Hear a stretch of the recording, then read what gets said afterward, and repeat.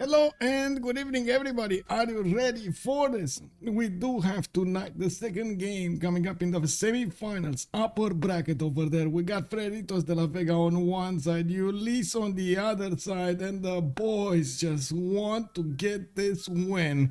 There's a lot of punches being thrown in the chat over here, throwing those knives all around the room, and we do need to see who's actually gonna snatch that victory tonight. We did have Ulyss managing to get the first victory in the game, in the first game. Now we do need to see what's gonna happen tonight on the Pangea Classic Ridges. We're gonna have them fighting in, of course, the CWC rules, and we do need to see what kind of civilizations are we actually gonna get to watch in the game. Looking at the pre-game bands over here, we do have Chandragupta, Ptolemaic with Grand Colombia and Arabia. And let me actually get this going over here. Let me put it in the chat. We do need to see what the players are gonna go for and what kind of civilizations they're gonna ban.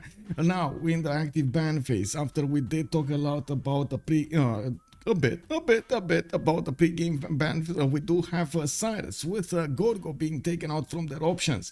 Let me actually put really quickly on the screen what the map name is. We do have Pangea CR Classic Ridges. I do want to say also hello everybody. Iron Klaus, good evening sir. We got the message. Hello and good evening sir. Welcome. Moosrath. Oh my god, you had a big weekend my friend. I hope you enjoyed LCS, and I do hope you're gonna enjoy this stream as well. Hello there sir. Linda, good afternoon ma'am, and welcome. And oh, how do you like this, boys? How do you like this? Thou shall be knighted primer.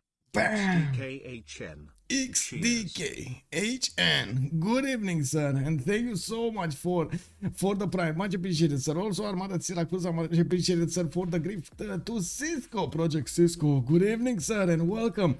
I did also notice, wait, there's actually a hype train. Oh my god, this is one of the few times I actually see this happening. Salty Capybara, good happen, ma'am, and I hope you're gonna enjoy your time with us. I did see Plasma 0009. Good evening, sir, and welcome. Nospan Goblin, good evening, sir, and welcome. Funny Guy 2223, good evening, sir, and I hope you found the information over there of the CWC that you were looking for. If you didn't, then just feel free to ask in the chat, and I'm gonna do my best to answer your question. HDW585, good evening, sir, and welcome.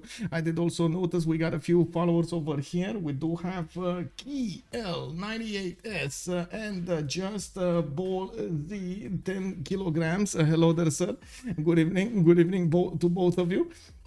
Let's see. Also, let me see. Heinig Dave, good morning, sir, and welcome. Oh, I see a big call out over here to actually get a lot of points in the prediction, boys. Girls, are we going for the 2 million today? Can we fill the 2 million today? Going for another one of those records. Belisario 37. Hello there, sir, and welcome. I did also notice. Let me see. Golga. Bonsoir, monsieur, et bienvenue. How are you doing tonight, sir? Comment ça va, monsieur? And I do want to say, hey, hello there, ma'am. Steph, how are you doing? Steph Tastan is with us in the chat. I hope you're going to enjoy your time with us tonight. The Big Z 9092, good evening, sir, and always glad to see you in the stream. I do have to say, I did update those GIFs over here for the redeems. I have been working with an AI. I gotta say, it's still an ongoing process to see how it works, but I do hope you're gonna like the GIFs. Also, Barfi, hello there, sir, and welcome. Hype failed. I don't know what happened with the hype. I guess, yeah, no hype tonight. It is what it is. Maybe later. We're gonna see. Let me actually take a look at the active ban phase here and talk a little bit about their choices. We do have Nubia with Khmer with Catherine de Medici, the Black Queen, and Zulu showing up in the ban phase. Of course, since this Pangea, this is Classic Ridges, they're gonna go for quite a few war civilizations. The land allows them to actually go for those war civilizations, and we might see them stomping their opponent's grounds from an early stage. Bartsake is gonna go for Rome. We do have Phyrsos that needs to pick up next. And I do want to actually give you an idea of who's who over here. We got Bartsake with JR, Sprig, and Tidube showing up tonight for Freritos de la Vega. On the other side, we do have Hazaggi with Chuck, Astikos, and Phyrsos showing up for Ulyss. No Leech tonight. Ooh, is he in a vacation? What? Yes, I did get a haircut. Just today, I actually did get a haircut. Man, it was a long time coming. You know, my hair was actually popping out of my hat for a few days now. Yeah, I needed to cut that out, man. Phyrsos is gonna go for Dominus. We do have Astikos on Nader, Shah by looks of it, immediately going for these two world civilizations. We haven't seen actually the Immortals do their job anymore. We gotta see if Astikos is gonna make them work or whoever's gonna play it. JR is gonna go for a direct counter to those Immortals. We do have Kongo being picked up, the original, the man, the OG Kongo. We gotta see how Nzinga's gonna do tonight, and we gotta see if these Kongo Mvembas are actually gonna stomp those Immortals. Also show haircut. Okay, there we go. You know, little hair, just a little bit of hair there. Ulyss needs a Legion sexy bald head full of brains to win. Well, yeah, I mean, that is definitely not the same Ulyss without Leech. I gotta admit that. You know, it's Leech, man. You know, you gotta give it to him. But I do think they have really good players on their side also. You know, very good team all around. We do need to see also what's gonna happen in the next few bands over here. We do have Mapuche being picked up next with 3 more choices for them to go for. We need an Nzinga, the original denounce as a chat emoji. Oh, yeah, that's a good idea. Also, the giving 3. Hello there, sir. Thank you, sir. Let me actually check out. Did I? Yeah, I like that. The image could be high resolution. Yeah, I guess it could be high resolution, but it just doesn't scale any more than this. I wish it could be high resolution, but that's what it gives me. No high resolution over there. Or let me actually check. Can I check? I don't know if I can check. No, it doesn't actually let me create that. So it is what it is. I cannot actually do that, unfortunately. It is what it is. It's the one thing I can do right now, and it's actually awesome that it can do some animation over there. I found it extremely fun with the, you know, the glowing eyes just getting bigger over there. Woo, yes. Now let's actually take a look over here. We do have Rough Rider being picked up next as a ban, and Sejong is going to be taken out from their options. We still have Mongolia, Genghis Khan, if they want to go for that one. Of course, still the other Nzinga is available, Mubande, and we still have quite a few world civilizations available for them, or I should say civilizations with very good unique units, or even going for flexible bonuses like Kree. You know, nobody banned Kree, nobody talked about Kree tonight. Where is Kree? I mean, we might actually just see him being picked up over here with Kongo and Nzinga. It does seem like we do have a bit of a more flexible way of playing things, while on the other side, it kind of seems like war. You know, like it seems like Ulyss came out to war everybody in the game here, with Dominus and Nader Shah being picked up. They're not really well known for their sim abilities, but they're really well known for their military options. So we're gonna need to check out how they spawn, and there we go. Big with Genghis Khan is being picked up over here. We're gonna see those Keshiks just running around the map everywhere and trying to take out their opponents. Sprig is up next with Tidube to pick up the counters for them, and of course we do have Hazaggi that needs to pick up the last civilization for Team Ulyss. Oh yes, it's happening. Japan is there. We got chat over there asking for Japan. Yes, we need some Hojo in our lives, man. We need some Hojo. The other Korea is also open if somebody wants to try to get to those Hawachas, but it is kind of dangerous to go for it. We've seen Sejong actually withstand the attacks of Mubande. Oh my god, big brain over there managing to outsmart his opponent like that. That was impressive, and we gotta see how he's gonna do tonight. Hungary, yeah, there we go. Nemesis is asking for Hungary. That could be something. Sprig is going to go for Alexander. Oh my god, man. This is just worship after worship after worship. Guys, what is going on? This is... I don't know when I saw more of a stacked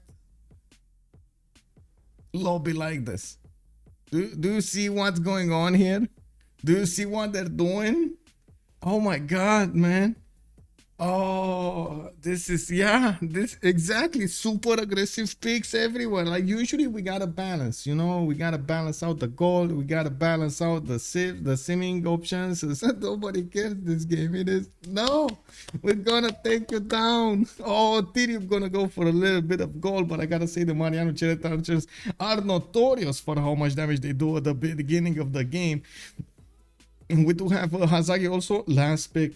What is he gonna go for? For the Vietnamese leader, Batriu, with those Voigians, the tons, he's still gonna be competitive when it comes to those generals. And I gotta say, who's even gonna pick generals? There are 4 generals and 8 civs, 8 war civs. How is this gonna go? Everybody's gonna make projects and gonna rely on chops. They're gonna buy builders for each and every one of them. How are they gonna mix this? Oh my god. Anyway, we're gonna need to see.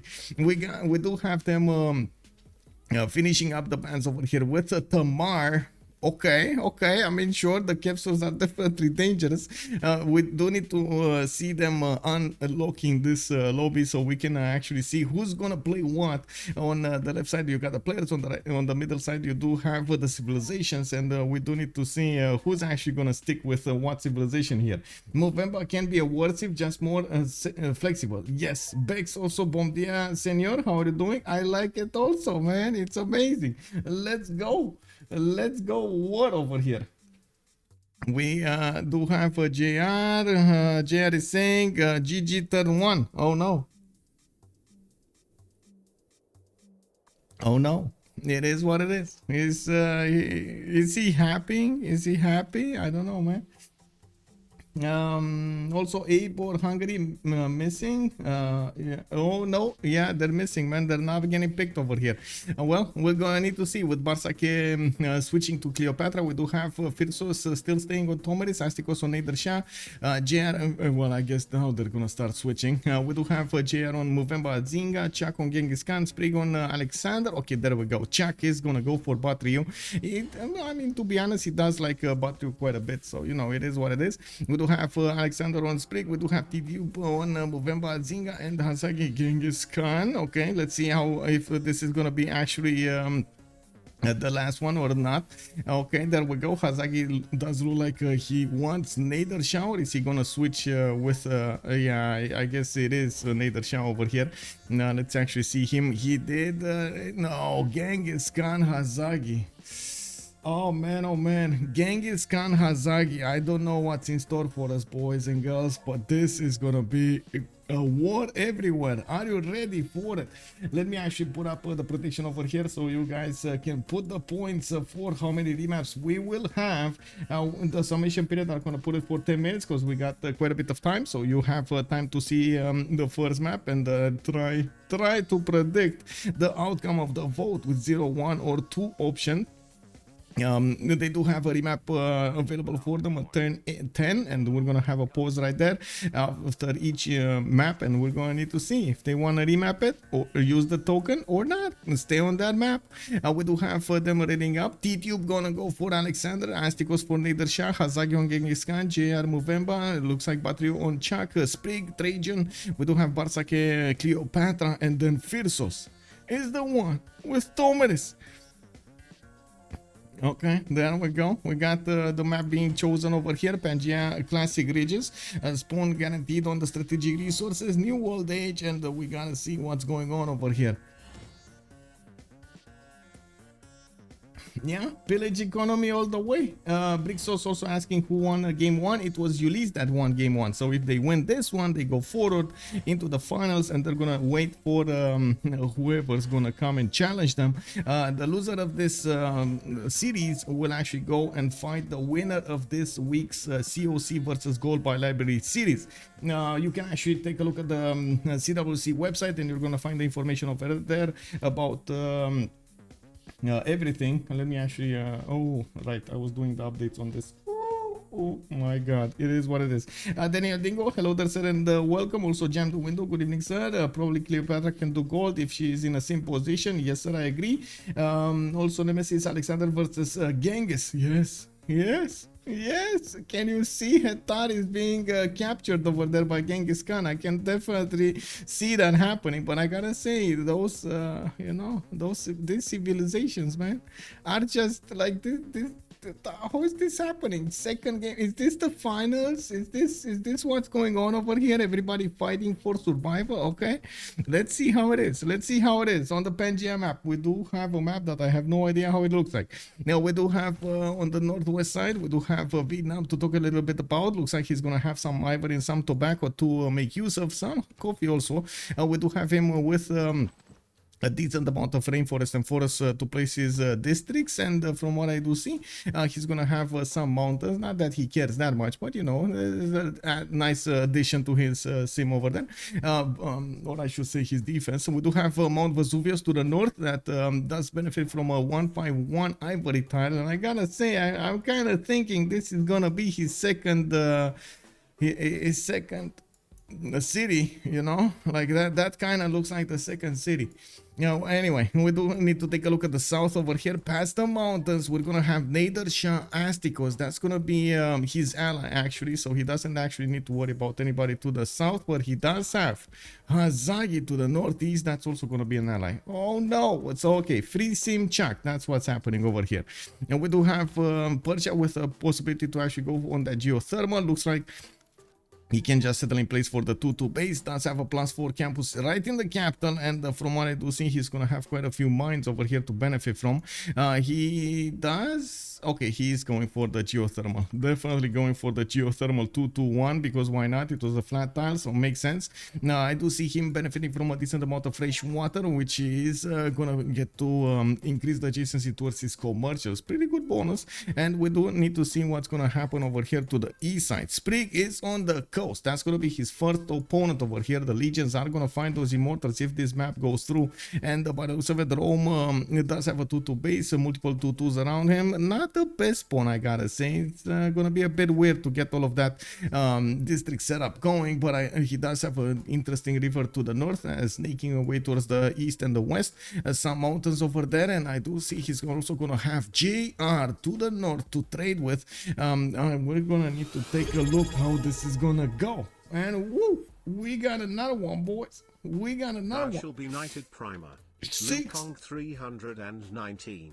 Luke Gang, thank you so much for the prime, sir. Also 16 months, much appreciated, sir. Joined the round table. Thank you so much. Also Joker Knight, how are you doing, sir? Thank you so much for the follow. We need to take a look at Mongolia. Hazaggi coming up over here with Karakorum on scouting 3 turns. Looks like we do have some sheep tiles over there for him to use. He does have horses in the third ring, 2 of them. Not the best idea, but oh well, it is what it is. To the west side, he's gonna have the rivers to go towards Batrius. Sorry, to settle over there, but he's gonna have an ally, so it's fine. Now to the east side, anybody, that's gonna be Kongo. He's gonna be fighting Kongo. That's actually mid distance from them. Look at this. They're gonna fight for this river in the middle if this map goes through, and Hazaggi is gonna meet JR on the battlefield. One with Civ6, the other one with Kongo Mvemba. I gotta say, JR is in a prime position over here to stop Hazaggi's advancements. Then we do have Kongo also with his 2-2 heal, or maybe he wants the Titan, I don't know, we're gonna need to see. He also has a decent amount of fresh water south and north, 2 Titans that he could settle, one in the south and one right next to him on the lake over there. 3 of them, oh my god, another one there, another one, 3 Titans that he can settle, because why not, you know, you need some tea in your life. We got him also with some mountain settlers next to the lake with fresh water, and I gotta say, He's gonna get pretty good campuses over there. To his east, quite far away, there is Phyrsos. That is gonna be another opponent of JR, but he's kind of far away to actually send units very quickly towards JR. We're gonna need to see if those Sakas were actually gonna stomp those hoops on the JRian units. We do have Phyrsos with his 2-2 base. He does have bananas and the 1-3 to make use for his production and food. I do see he's gonna have a pretty good second settle over here next to the other bananas, or if he wants to, he can directly settle the gypsum and invest into that 2-3-1 spy style. Not the best choice, but I guess, you know, sometimes players do make some sacrifices for their amenities over there, for the gypsum, the luxury resources. Now keep your people happy, man. To the southeast, we do have Bartsake, actually. That's gonna be his opponent, and by the looks of it, Bartsake's warrior is starting to move towards the cities of Pokrovka. We do have a rocket with his 2-2 base. A decent amount of floodable terrain spawned next to the cities of Egypt. He does have a scout coming up in 2 times, and I do see a possible settle over there on the marble tile towards the north, with another one to the east next to the fertile. Oh my god, actually he has quite a few resources over here that he can benefit from, because why not? Is this a single continent? Yes, it is one big continent with a lot of resources. Okay, sure, it is what it is. We got scouts pumping out of the cities of Raket, and we do need to see if he's actually gonna go for wait, is this a stone circle settle, or is this a Lady of the Reed settle? Because I do see so many of these quarries can actually be built over here. 1 2 3 4 5 6 7 8 that I can eat. 9 10 11. Oh my god, that's a lot of production. But anyway, we're gonna come back to this when they actually settle on the map to talk about their choices and talk about everything that's happening. Now, Macedon did manage to pump out another scout. It looks like Tidube is going to be to the east of Egypt and to the very far east of Phyrsos.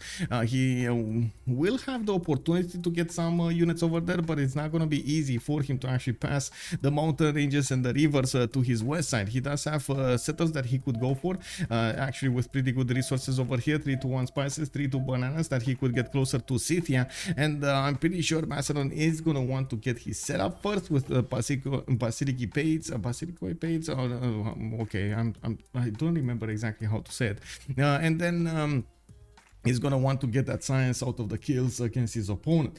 It's Ptolemaic band, yes it was. Team names, yes sir. Let's actually put up the team labels over here so we get to see who's who. We got Ulyss on the left side, bam, opened up, and then on the right side we're gonna have Freritos de la Vega. Freritos. Oh my god, Freritos. There we go. You know, sometimes I click buttons and yeah, I need to check and get them team names up. Yeah, I did, man, I did. Now okay, let me see. Glitch is asleep. Whoa, yeah, you need some tea in your life, man. Yeah, you do. Let's actually see if they're gonna find each other. Looks like Kongo did meet Mongolia on the battlefield. We do have a settler coming out from Karakorum, a settler coming out from Mbanza, Kongo.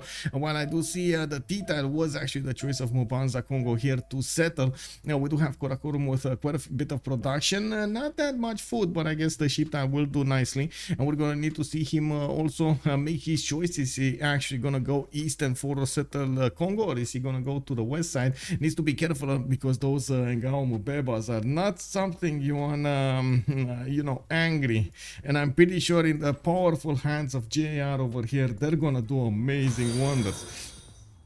Zero Oot has joined the round table. EW Wood, hello there, sir, and thank you so much for the follow. Rome will want a remap. What is happening to Rome over here? Yeah, it does look like Sprig doesn't have the best spawn. He can play it out, but it's not the best spawn in the life in this game. We do have him with a decent amount of settles to the east side over here. He does have Gobustan to benefit from, and I do see he's gonna have a decent amount of fresh water. This land to the west is not really, I would say, prime real estate. You don't really want to come here, you know, and make a city. Floodable terrain, you might get floods over there, you might, you know, your houses might be carried away by water. You don't really want to be there. But in the north and the east, next to the mountains, he's gonna get the resources, he's gonna get sheep to actually handle. And I do see over here to the east side, he's gonna have some natural wonders to help him out. No remap, please. Moonstrat is calling it out. Yeah, who gets the river first out of Hazaggi and JB? Well, I gotta say, this is the moment we're waiting for, and it looks like Hazaggi is saying, you know what, I'm gonna take that river from you. What is JR gonna do about this? He's kind of late on the settler. He's actually 2 turns late, and by the looks of it, Hazaggi has already started moving to the east side. And Baza Kongo does have a nice opportunity to actually get the settle there quickly. Wait, is this a flat tile? This is a flat tile. So he can 1, 2, and then bam, settle on the 3rd turn. Basically, when Kongo starts moving, that settler is already there. We're gonna need to see how this is gonna go, because yeah, doesn't seem like he's gonna be happy about it. Tanglong did settle next to the volcano. Volcano started exploding, and by the looks of it, he did take out the ivory tile and the tobacco. Got some improvements over there from the volcanic soil. Not bad, not bad. And we do need to see where each and every one is gonna get their choice, especially in that remap vote that we're gonna have at the end of this turn. Just a few more seconds and it's gonna be put up. We do have Egypt actually meeting Scythia to the northwest, and by the looks of it, he knows where his city is.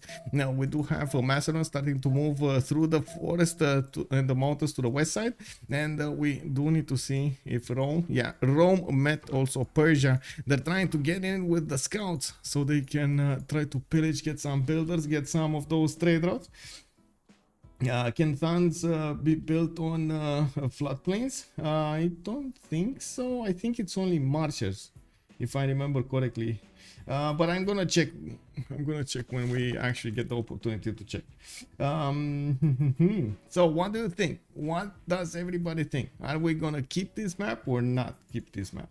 Let me actually take a look over here. We got 012. A lot of viewers are actually thinking, 49 viewers are actually thinking we're gonna have at least one remap this game. Okay. No, suns can be built everywhere. Yes, it's the districts. Yes. Pepega. Pepega. It's the districts of how to say it, of Vietnam that cannot be built everywhere. Yes, that is true. I think they can be built everywhere. Yes. You're correct. I'm sorry. Okay, so we got a remap. It is what it is. I didn't see who remap, but we got a remap. Got distracted. It is what it is, man. Okay, so Mongolia did go actually for the horse style over there. It was the fastest way towards the river, and by the looks of it, we got Sprig already initiating the remap. You lost your points? No, Rafifi.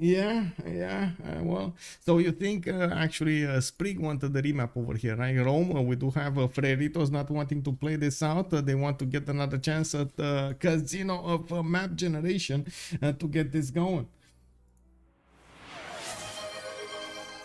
Oh, 5 gifted subs over here from Armada Siracusa. Thank you so much, sir. Much appreciated. We got Davi 322, C27, and we do have Steps. That's that. Hey, man, we look at that. You got a sub over here.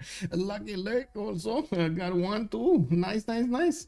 My usual 153 points. I will get back them in a few minutes. How many remaps for the game? Usually it's 1 remap per team that they can use a 10-10, and it looks like one team, Freritos de la Vega, did choose to use it.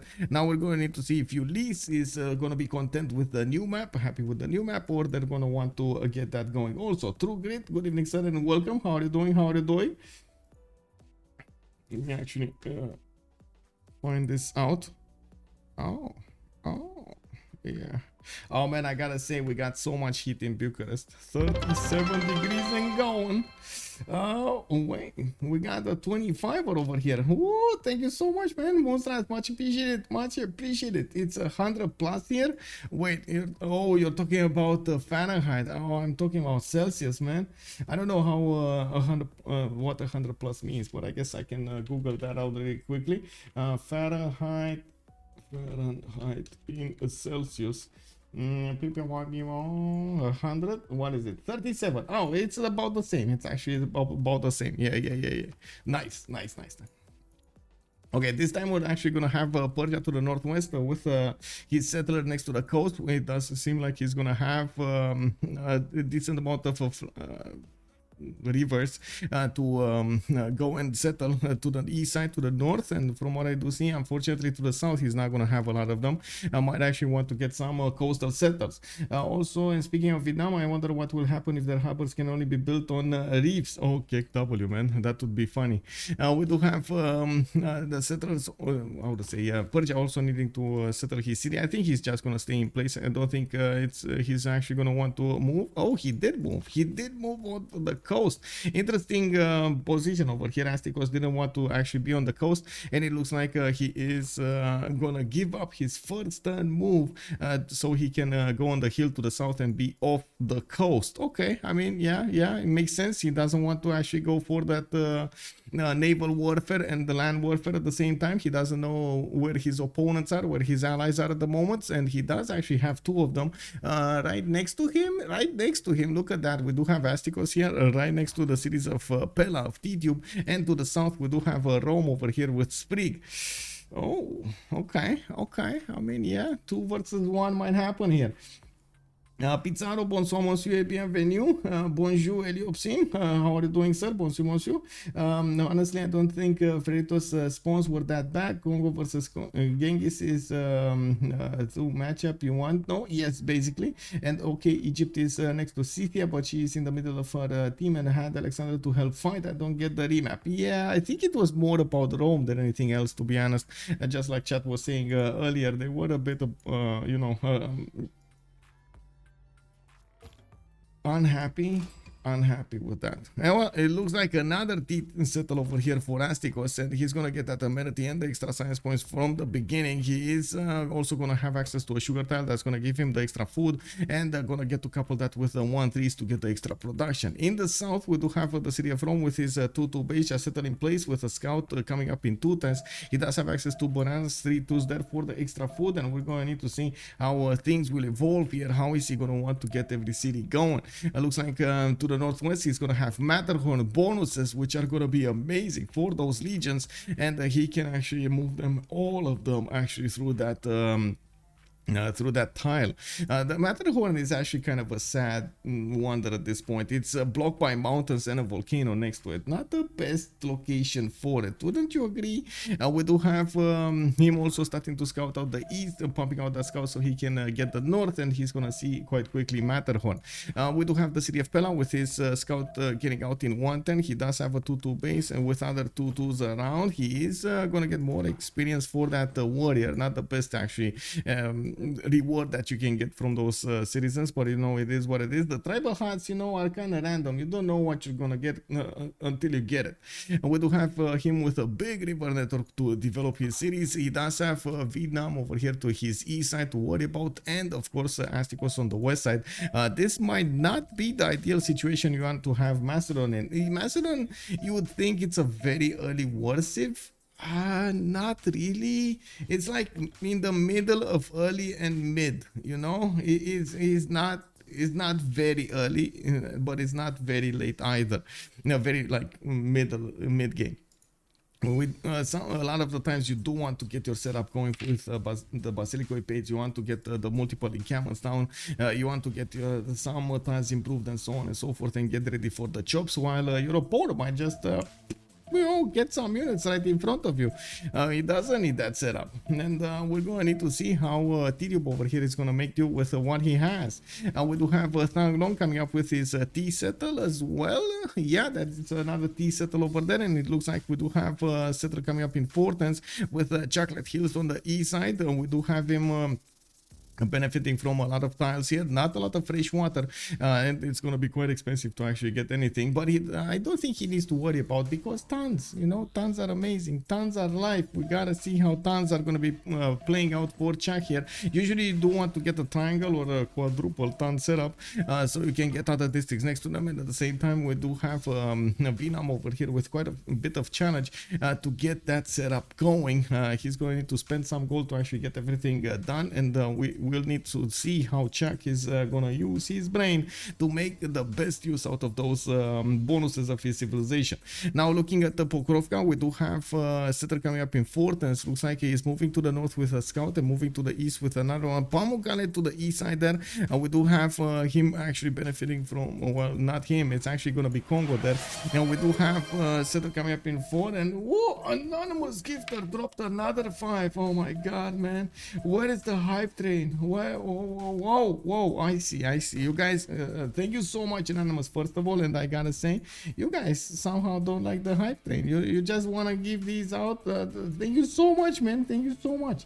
Matic, hello there, sir. Papa chilling. Good evening, sir. And there we go. Tier one, sir. Welcome to the round table. Honey Get, hello there, sir. Starbuck and Looney Go, hello, sir. Whoa, another one.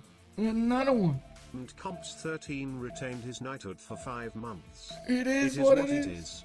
It is what it is. MD Jobs, thank you so much, sir, for the resub. Much appreciated.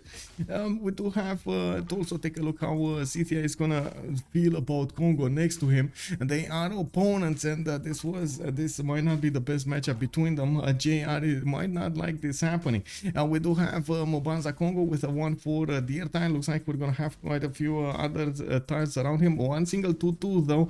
He's gonna need to discover horses to actually benefit from another one pretty close by. He does have some bananas for the extra food, and I do see he's gonna have Pamukkale in his possible second settle, and there's like no amazing tile on Pamukkale. A single 2-2 to make use, otherwise he's gonna need to break that bank and try to get the other 2-2s that are at least 2 tiles out. Well, at least he's gonna have a +5 campus, you know, like you can't stop that. But I gotta say, this is not a bad Pamukkale. Not a bad Pamukkale. Also, Nemesis is saying it'll be funny if you change knighthood to manhood. I don't know about that, man. Do Thans give PvP culture since they are not a specialty district? Are worthy? Hello there, sir. Good evening. Every district should get it. But I guess we can check if you want. Let's see. We do have Mongolia coming up here. If I remember correctly, they do. But anyway. Maybe I'm messing that up with the other one, you know? Messing that up, bro. It is what it is sometimes. You can't help everything. I don't believe they do. Grams to the Meat comes out with an answer over here. He doesn't believe they do. Well, we're going to need to count those culture points up, and we're going to need to see. Daniel Dingo says, yes, I don't know, man. It's at the moment they're still checking. I got to say, we do have a remap. That was quick. What happened here? Now we got 2 remaps, and we're gonna need to see how this is gonna go. Let me actually put up that remap thing over here. Let's go. Choose the outcome. 2 remaps. Who's gonna get the prediction? Who's gonna get the points over here? Let's go.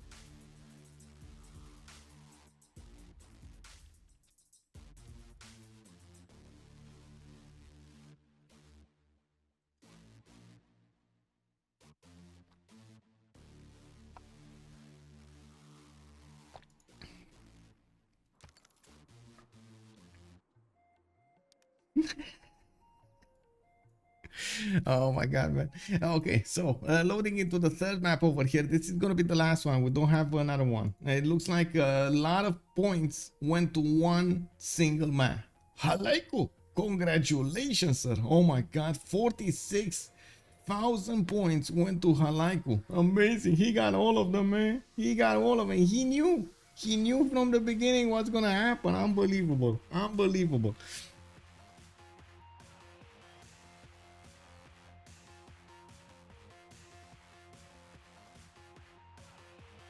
Let me click through buttons over here and check YouTube. Oh, hello YouTube. I gotta say, since we're early over here, and I'm gonna need to actually start doing this a little bit more often. Oh my god, what is this map? If you're coming up from YouTube, and if you're watching this on YouTube when I'm gonna upload it, please don't forget to actually throw it a thumbs up, and of course leave a comment down below, and don't forget to actually subscribe to the channel for the latest notifications over there. Click that bell button. Also Kuwait, hello there sir. Yeah, nice map. It's, I don't know, man, I don't know what this map looks like, to be honest. We're gonna need to see, is this a fish map? Is this like one of those prehistoric dinosaurs or something? A fish map?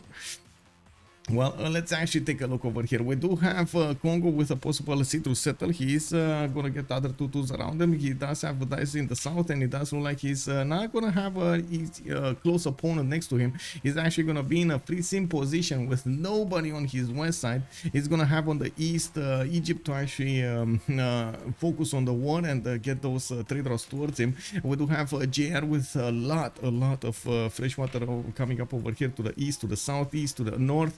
And as you can see, the rivers and the mountains are going to help him get every bit of adjacency towards his cities, towards his districts. We do have him focusing on the scout first, and we do see he's going to benefit from horses in the capital in the first ring and an iron tile in the third ring to the north. That's going to be a bit more expensive than usual, but I gotta say, you know, he's not really going to need it at the beginning unless he actually wants to give it away to his ally over there, Rome, to get some legions going.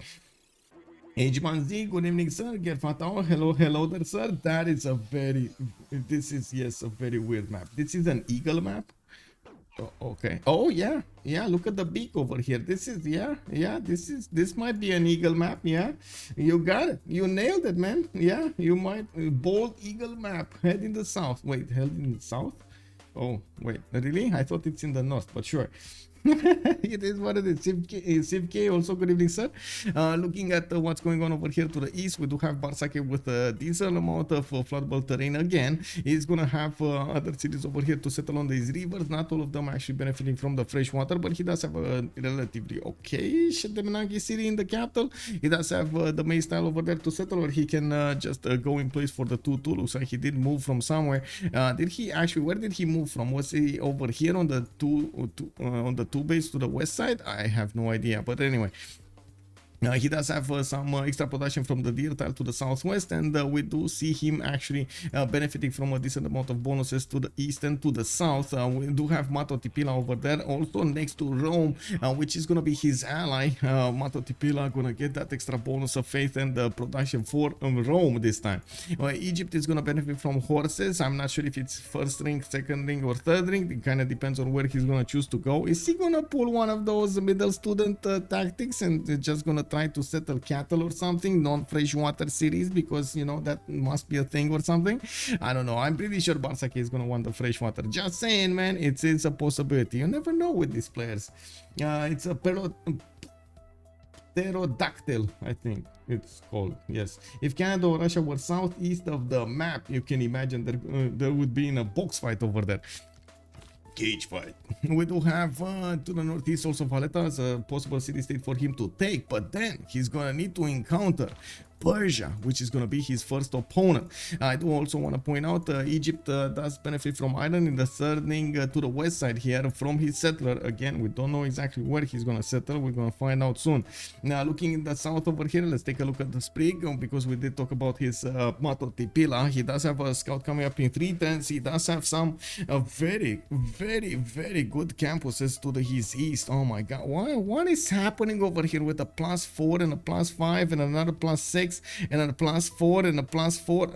Are you for real, bro? And a +4? Like, this is amazing. He can easily settle a city over there on the geothermal tile, get some food from the citrus, but unfortunately he doesn't have that many tiles to work here unless he actually puts some gold in and get some builders to improve these tiles. And we do have him also with the possibility to go to the northwest and the west side on the coast. If he does go on the coast, he will have the opportunity to trade with Congo over here with coastal trade routes. That's going to be quite important. As you can see, the map does wrap around, and we might actually see I don't think so, but we might see somebody on the coast to the west trying to put some harbors over there and get some boats. I doubt it. I seriously doubt it, but anyway, you know, it's still a possibility in the game. We do have Rome coming up with the iron tile in the north in the third ring. Looks like he's also gonna have horses in the third ring to the south, and well, we do see he's gonna have a decent amount of fresh water to the east, to the north, and to the northeast. That amazing spawn to the east side, giving him so many benefits coming up from his geothermals towards his GCCF campuses. That's gonna be important. We're gonna need to see how fast he can actually make that work. He does have an opponent towards there. We do have Vietnam coming up over here on the Thang Long city. He does have a scout coming up in 310s, and by the looks of it, he's also going to benefit from some of these geothermals. He does have truffles 133, and by the looks of it, again, a bit of a problem over here with his ton setup. We're going to need to see how this works. Now, looking to the north, we do have Mongolia. Oh, never mind. Sorry, Tanglong is going to benefit from horses in the first ring. Easy to get. Iron in the second ring. Easy to get. He's probably going to grow into it at some point, and I'm pretty sure, well, he's gonna go towards tons to actually discover everything and put them down quickly enough to benefit from that extra culture. Now we do have let's take a look over here on Astikos. He's gonna have city state to go for the Valletta to the southwest and settle on the Dead Sea over here on the east side, where he is going to benefit from a few points of faith and a few points of culture. Not the best wonder that you can have, but still it's a wonder.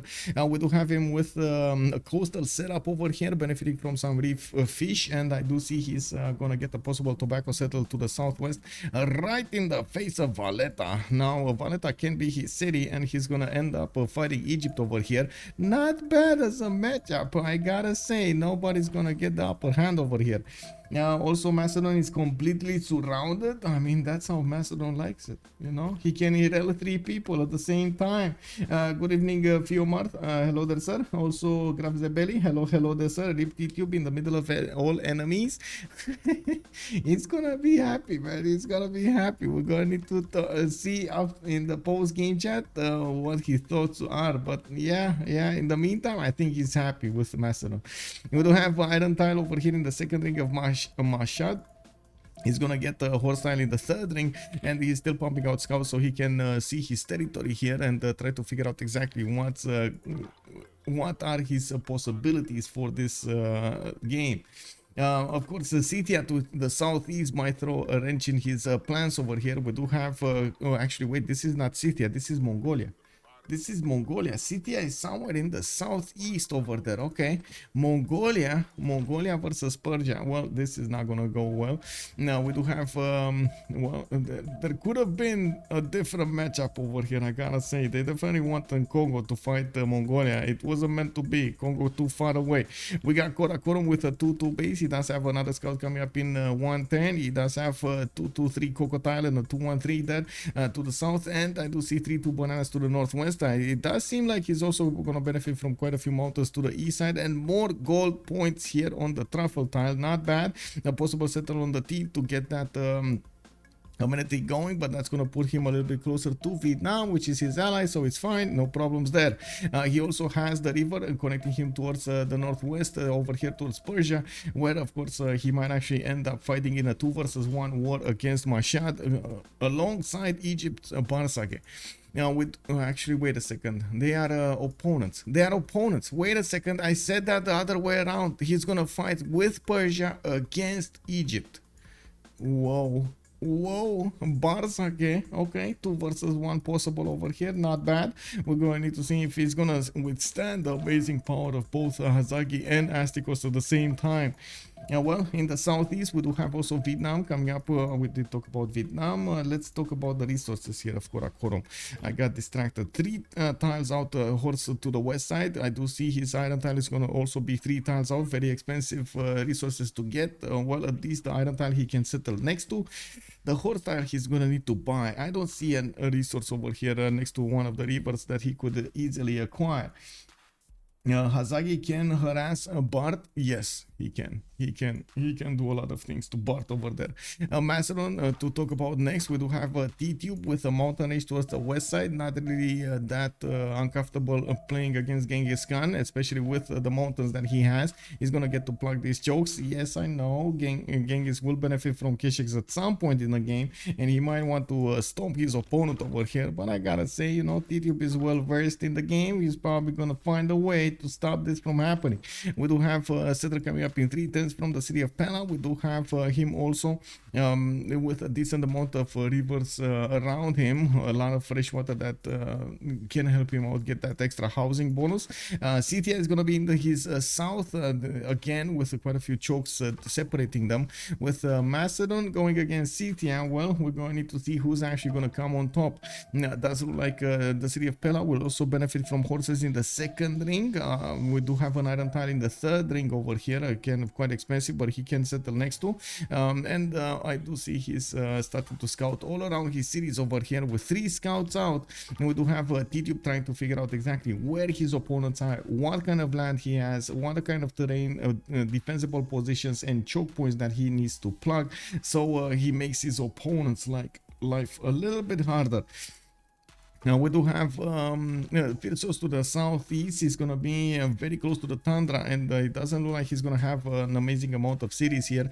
He does have his settler coming up in 110. He already improved his horse for a 2-3, and I think he actually got a builder from a hut. He also bought a slinger here to defend as much as possible these improvements and possibly the settler. Yeah, he can go to the northwest to actually benefit from the 2-3 deer tile over there and some stone tiles with the 3-1 sheep, extra food. We do have him also with quite a few incense tiles, but unfortunately those are not actually that good. And whoa, chopping from the beginning over here, using the builder charge to chop pre-turn 30. That's he's in a hurry. He is in a hurry against somebody. We're going to need to see what he's going to do over here. Phyrsos is the ally of Chuck to the west side. He could get some trade routes at some point. And by the looks of it, of course, on the seas over here at maybe at the late game, if this goes there, we're going to see Kongo try to get some trade routes with Big Boy over here. Wait, they're opponents. They're opponents. Never mind. They're opponents. Never mind. Pella might get this. This is what I saw. Wait, wasn't there a ship named Pella in what was it? There was a series over there on Amazon. Was it? Oh my god!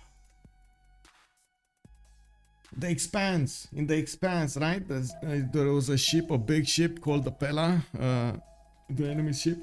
+6 food production and amenities for the Hui. Okay, you're talking about the lake somewhere. I bet. He'd rather have land tiles to place his Thang setup. Yes, I bet so. On Thang over here, yes, I bet he is. He would prefer to actually have that going. Also, yeah, Vietnam, you're correct. Okay, so let's see, let's bounce around the map over here and see if they actually started to pick up pantheons. I don't see some. Mobanza Kongo did grow into the dice style, and by the looks of it, he's still working his 2-2s. Is he? He's making 2 faith a turn. He definitely is working the dice style there. As settler coming up in 5 turns, and I do see his first settler is moving over here next to the mountains to the east side. He will get the opportunity to actually get a lot of very good campuses next to the mountains here with a +4 possible, and well, we're going to see if he's gonna put some more. City can be placed on that marsh tile, no problems for him, and I'm pretty sure Kongo over here is gonna need to be the gold maker for his team. We do not have him with a war position, nor I think he should actually go to war at the moment. He's a bit too far away from his opponents. We've got the city of Thebes being placed in between all of those floodable terrain tiles, and it looks like he's starting to work on Temenaki from his second city, not the first one, where he is already working on another settler in Rakedet. I do see him also meeting Mongolia to the northeast. Persia still needs to actually go through the units of Valeta to get to the city of Thebes, and we're going to need to see if that warrior is going to manage to slow down at least at Temenanki. Let's take a look over here. Wait, did JR? Whoa. Did he move from the dice tile, by the way? He's not working the dice tile anymore. Now we do have Rome over here getting invaded by Vietnam's warrior and the scout, and I think I got a message. Give me a second. Oh, I see. YouTube, what's going on YouTube?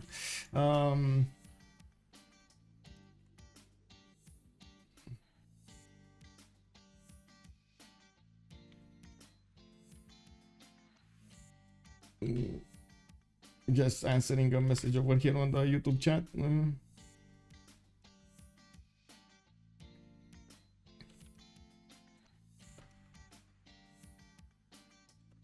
Okay, there we go. Asking for clarification. We do have a settler coming up in 2 turns here. Third one from Rome. He is going to settle Matotipila first and benefit from that extra faith. We do not have actually Sprig choosing to go for the faith God King card. He's going to go for the production one. Makes sense because he's going to get the faith from Matotipila tiles. He's also starting to attack the units of Vietnam over here, which might actually punish the Slinger for his insolence. We're going to need to see if that warrior is going to manage to take that Roman Slinger down, coupled with the scout. Chuck does have a promotion on this one, and of course he's not using it now, so he can use it for the heals. We do have also in the north, by the looks of it, Mongolia is trying to get in, storm that Dominanki to the ground, while Persia is moving from the north there through the hills, so he can get to the city of Thebes. There is no extra scout over there from them, so it's going to be hard for them to actually do some damage here, but still moving through, or at least towards the Egyptian land, he might actually force a slinger by or something to defend themselves. We do have Hagmatana being placed on the tobacco tile towards towards Valletta to the southwest. I do see Astikos still needs to move his settler, third one from Mashhad, and looks like he did meet the Dead Sea. He is going to move it to the east side here somewhere. I would say right style, but I guess we're going to need to see what he's going to choose. He does have a scout over there on the, yeah, there we go, on the right style, starting to move to the north to see what's going on. It's kind of close to the tundra, not that big of a problem. And I gotta say, the only problem with this is not that many hills. Yes, he does have some 2-2 deer tiles, and yes, he could get at some point, you know, some hills improved here to the east side, but you know, expensive, man, expensive. Now we do have Kurakurum being okay, pumping out another settler. I do see Urumqi did get settled to the east side, while Macedon did get some warriors over there to the west as well of him. We do need to see if Mongolia is going to try to keep this choke. You do see Macedon is going to want to defend his territory there. There is a possibility to go all the way around to the north of Urumqi and through the mountains to get to Dion. Now, while we do have a trader coming up from Dion, we do have another settler coming up from Pella. Let's see. Okay, there we go. He's moving to the northwest. He's gonna try to get that settled towards his ally over here, Persia. While Persia is putting his traders to work, he's gonna create that road towards the city of Hagmatana. Working those internals is also gonna give him some extra science, because why not? Yeah, lots of Alexander the Great references for Marco Inaros in The Expanse. Oh, there we go. Yeah, I nailed it, man. I remembered something, you know. Ooh, points for me. Now we do have Vietnam coming up with a campus setup over here as quickly as possible. He's gonna get this plus 2 over here and another plus 2 over here next to the geothermal. He's gonna get another settler moving towards the northwest side, and it does look like Chuck is right now going for his bronze working. It took him a little, he did take a little bit of a detour from the normal meta that we've seen being played out on Vietnam. We do have, or I should say, the Malmonian meta over there. Meta. Now we do have him getting his trader going to the second city, and I do see a builder coming up from Thang Long in 3 turns. Okay, I gotta say, we're ending up on turn 18. We kind of talked about the Civs here. We're going to need to wait for them to pick up the Pantheons, and oh my god, War Pantheon immediately chosen by Phyrsos. We do have initiation rites showing up over here on the cities of Scythia. He is going to get that ability to get more faith from building units, and guess what he's going to build? Units. He has Macedon in the north to fight. That is going to be a massive war. We do need to see what is your opinion of this game over here. Let me actually put it up as a prediction over here on the screen. Slash prediction. Let's go. Start prediction. Who will win? Freritos de la Vega or Team Ulyss? Team Ulyss is ahead with a 1-0 against their opponents over here, Freritos. So you can imagine Freritos is very incentivized to get this win. We do need to see what's going to happen here. Alex is going to lose a settler. Let's see. No, he's not. Hazaggi was not that quick on the buttons. Nor did he actually see that. I don't think he saw that because of the forest over here. Looking at the vision, you see he doesn't see this time. It is what it is. The forest blocking the vision. Leo Coldheart, it was Ulyss that won the first game. MS Doll, hello there, sir. These pics sure look interesting. Yes, they do. Good evening, good evening. Will Scythia get faith from initiationites for buying a camp with faith? That's a very good question. I don't think you get it from buying with faith. I think you get them from building. But I guess we're going to see and take a look over there on his faith generation whenever his faith total numbers whenever he's buying out units. Now, I haven't seen Macedon in a hot minute. Mario, hello there, sir. Good evening, good evening. Oh, man, he's going to be in quite a hot water over here. Tidube is going to have 3 opponents around him. Actually, you have 4 opponents if you take into account Chuck behind the mountains. I gotta say, it's he's kind of lucky with the mountain range to the west side. He does have some chokes too close to the south, and of course we're going to see if he's gonna manage to plug them out. We do have a third city from Mbata. I do see Kongo is using his internal trade routes of, oh no, externals to Thebes. This is going to Thebes. And oh my god, what's happening here? Oh my god, was there a flood or something? Oh my god, Lady of the Rich Marshes activated. It looks like they were forced to buy a settler. Now both Astikos and the other warrior probably just kept on attacking that city, managed to find it in 10 strength, and did quite a bit of damage. And we do have Temenanki 10 turns out from finishing. I do see Stonehenge is gonna finish in Iraq dead. Now Egypt won't have really quick holy site, so a second city to actually get that religion going, but still not bad as a setup. We do have Neken coming up with a dice style. I do see Aquilea being placed in the south here, and I do see a lot of builders are coming out from his cities. Now we do have him getting his trade routes going, and I'm very curious if he is actually going to trade with his ally over there, Bartsake, or not. They could get the goal going from the beginning, just like JR is getting it. 8 gold per turn over there at the moment for big JR. We do have Hazaggi ahead when it comes to, actually 3 members of Ulyss's team are ahead when it comes to science, 777. We do need to see if that's actually going to give them significant advantages against their opponents. With fertility rights being picked up over here from Astikos, he's gonna get a free builder. He's gonna get also some extra food coming up from his maze and his wheat tiles. He already improved 2 of them to the east of Mashhad, and he started improving his horses. Now looking at the tech side, he's going for currency in 2 turns, and I do have to say his iron is quite close by. Going for a 4 settler here from Mashhad. Pasacarte gonna get another builder, and he did set up the rice tile over there on Pasacarte next to the Dead Sea. Pokrovka did put 2 of these encampments down from Makeup and his capital city. I do see he's improving his southeastern city, and he's gonna get a pretty good kurgan over here. The builder still has 2 charges, and he can put that kurgan between his 2 cities. Already built 1, getting that faith generation going for the next era. We gotta see what he's gonna do. Oh, okay. So choosing first to go for the pastures. No kurgan over here. Kurganus Maximus, no? It is what it is. Big Rusty B, hello there, sir. So aggressive Civ. I know, it is. It's happening, man. It's happening. I did get a message before the stream. They were saying, oh, we got a surprise for you. You got a surprise. And I was like, whoa.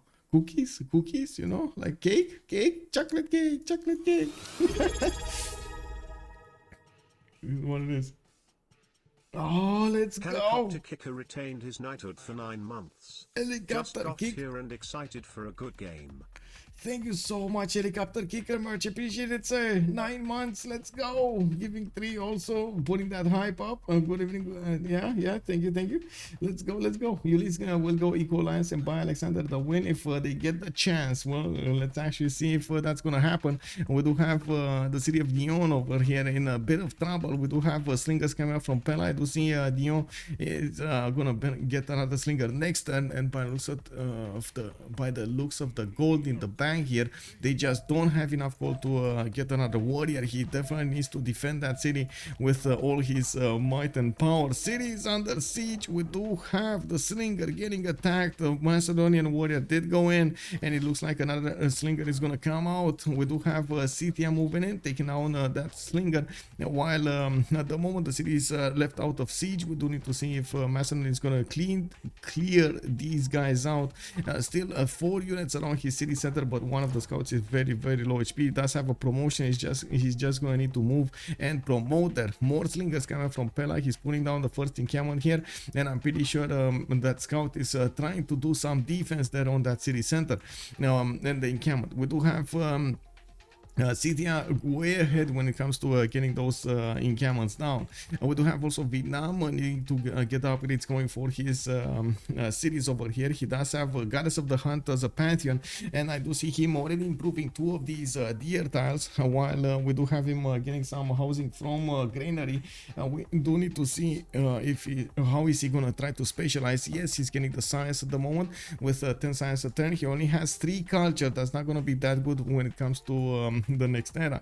We do have Rome also getting his improvements going next to the Mato Tipila. This is a wonder that doesn't explode. You can get that production going and improvements going next to it, no problems. A 4th and a 5th city is also coming up from Rome and Aquilea. I do see he did get the city patron goddess pantheon, so he's gonna get 40% towards the first district in the city. We do have Vietnam coming up over here with the warrior. He did get the upgrade going, but he did get pushed out of this. And looking at the Macedon, it does seem like Scythia is now moving. Did he lose a... Wasn't there another scout here? But anyway, it is what it is, man. It is what it is. Well, there's another encampment being put down. I'm pretty sure there was a second scout. What happened to that second scout? Did it die? How did it die if it died? Anyway. Now, in the cities of Persia, we do have another settler, the 4th and the 5th settler coming. Magnus internals for him. Still 7 turns to go until the next era. Second scout must have died. I think so, but how did it die? What happened there? We got 4 turns for Temenaki to finish. I do see he did get a 4-2 tile there, probably from a flood, and I do also notice he pushed off his opponent's units. Persia is trying to figure out what's going on in the west. He did meet the Kongo. And I do see Kongo did get God of War and Plunder as a pantheon. Going for his commercials first, he's going to want to be very competitive when it comes to the merchants. And of course, I'm pretty sure Mashad is going to try to go for the same thing over there. Astikos did go for commercials. He didn't put them down yet. Although he did manage to put 3 of them down. He just didn't start building up. He does want the settlers first and then work on those. What do you think is the best Civ that is not DLC for pubs without mods? Rome probably. And yeah, Germany also. Germany is pretty good, man, pretty good. Now we do have Moksha coming up here in Rakedet. I do see he did manage to get the first religion with divine inspiration, giving him that faith from the wonders. He's also going to get sacred places for the extra science, culture, gold, and faith for each city following the religion that has a wonder. It's not per wonder, unfortunately.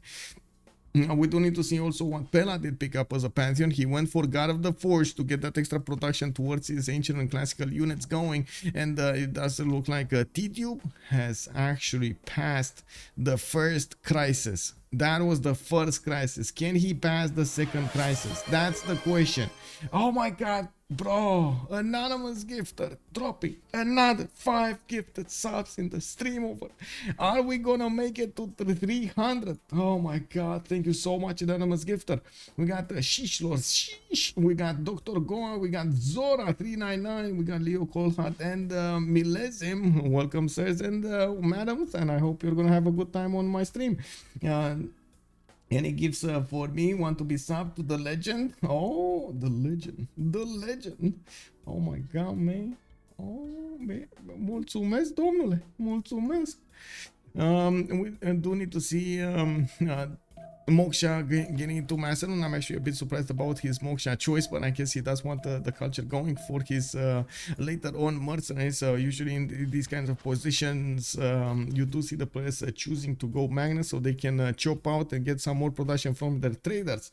We do need to see also over here with Kongo starting to get Moksha in the city of Mbanza, Kongo. Looks like he's going to choose to get the goal for his teammates, and I gotta say on the other team they do have a lot more goal going. We do have Astikos with 13, Hazaggi on 11, Chak on 12, and then Phyrsos is on 8. Phyrsos doesn't have a lot of science and culture. He is choosing to go Magnus. He is getting a 4th and a 5th settler out, and he did build his first 2 encampments, starting to roll those great general points in.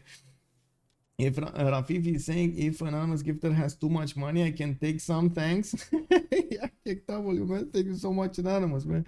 We gotta thank Anonymous. Much appreciated, sir. We do see Phyrsos over here is gonna prepare his builders for some chops. I'm pretty sure he's gonna wanna wait for Magnus to establish. He does have another builder coming up from the city of Isik, and by the looks of it, in the Great General side, we're going to need to see who's gonna get one. And with only Mongolia and Scythia making some points over here, I'm pretty sure Macedon is going to want to get some, and you do see Macedon did get a builder here with 3 charge next to the city of Pella, where he does have an encampment going. Yeah, he can chop out the maize tiles, but that's not going to give him that much production. I'm actually curious if he's going to go try to go and get masonry so he can chop that other one down with the stone tile. We do have a horseback riding coming up in 11 turns for Tidube. He doesn't want to delay that much. I don't. Does he know? Does he know? He doesn't know about the encampment being placed over here from Mongolia. And an anonymous gifter gives. Oh my god, man, he did. Ave Machiavelli, good evening, sir. Happy day today indeed. Oh, look at this draft, Machiavelli. How are you doing, sir, tonight? Mario Shiba, welcome. Welcome. How are you doing, sir? You got it, man. You got it. He's based over there. Yeah, he knows, man. Anonymous gifter, man. Unbelievable. Thank you, sir. Whoever you are, or if there are more than one of you, thank you so much, guys. Thank you so much. We got the encampment training projects coming up from Karakorum. We do have Hazaggi wanting to get that general as soon as possible. Looks like he did stay on 3 cities over here, and I do see a builder coming up in one from Urunki as well to help him out with the chops. We do have him getting a 3rd one in the city of Aksu. I do see also Etemenaki is going to finish in the city of Thieves in 1 turn, while Moksha is establishing Rakete slowly. He's going to need to start improving these tiles, and especially his strategic resources. We don't have that many strategic resources acquired over here on the right side. We got 4 and 0 horses on team Freritos, while on the iron there's 0 across the board. Wait, this is not good. Like, everybody from Team Ulyss has resources. What is going on over here? This is not good, guys.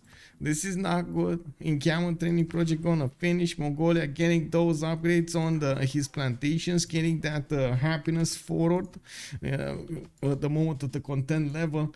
We do have Vietnam also moving to upgrade his iron. He did improve his horses over here. We did have a pillage. Wait, oh, his campus was pillaged. He's getting the Than set up on the west side with only 1 Than over here to the south of Thang Long. We'll have a 1028, and by the looks of it, well, let's actually take a look over here. Let's see, check on 10 culture return. He does have, where is it? This one, 2 and a 2, right? It's a 2 and a 2. Okay, and this one is another 2, another 2. So 6 culture return coming up from Chuck. A little bit later than usual. He does have 34 production, and he does have 10 science as well for that extra culture. Going for Magnus, he might actually look to get internals going for the extra production. That's exactly what's happening here. Fualu to Thang Long, and 4th and 5th settler coming out soon. We do have Rome prioritizing getting his commercials up, and I do see 4th settler is going towards the west side somewhere. Is he going citrus? Why did he cross the river if he's going citrus? Where is this one going, man? Where is this one going? We do have a commercial hub being built in 2 turns in the city of Rome, and I still don't see his strategics getting improved. He does have a 5th settler in the southeast of Rome, and I do see he actually chopped down his commercials to get it faster. We do have a government plaza coming up over there in his capital city, and I do see Antium is going to give him the ability to actually improve his horses next to that city center. No city over here, man. No city to the east. Yeah, let's go, man. Alex also, 2005, hello there, sir. Macedon is to be left out to defend to themselves, but there is no way they can handle multiple civs as one without massive gold and strategic resource support. It's just impossible. I tend to agree, and we're going to need to see how they're going to feed over there at Tidube with their resources and, of course, their gold. The gold, it looks like they're going to start making it quite nicely. We're going to see their strategic resources. There's just no no strategics over here. It's only JR that got his horses. Tidube got his horses as well just now, and it looks like well, Bartsake still needs to get some. He did want to get his Sphinx improved for a 3-2-3-3-1 tile. He does have over here horses, and I really hope he's actually gonna go for them. We do have a +2 campus over here to the south of Raketet, and I do see more campuses coming up from Thieves and Necken, while we do have Astikos starting to get his commercials down. It doesn't look like he's actually gonna put down encampment here. He does get his markets going for the extra trade routes, and I do see he's gonna just settle on iron. Is he gonna just settle on iron? Because why not, man? Let's actually take a look over here in the tech side. We do have Astikos going for irrigation, getting his political philosophy in one.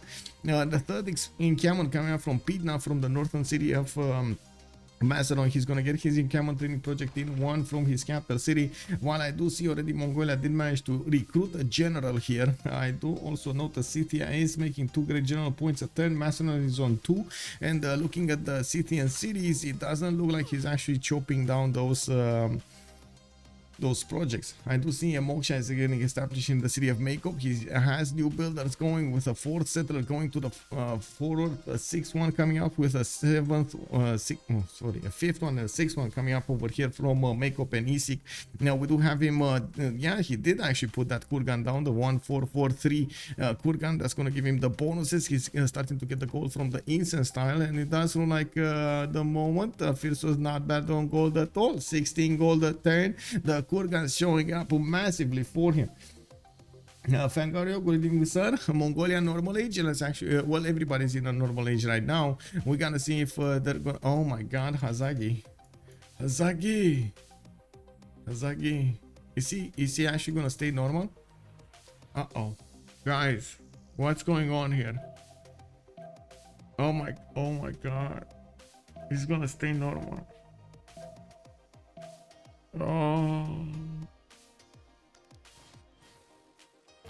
Oh, he was 1/3 of normal age Hazaggi, man. That's too late, bro. Hazaggi, Warlord's throne from Urumqi. Tidube managed to get his golden age. We got everybody else in the game managing to get his golden age. Salty, we need your help over here. What is happening with Hazaggi? You gotta make us understand what's going on. Yeah, this is a bit of a problem.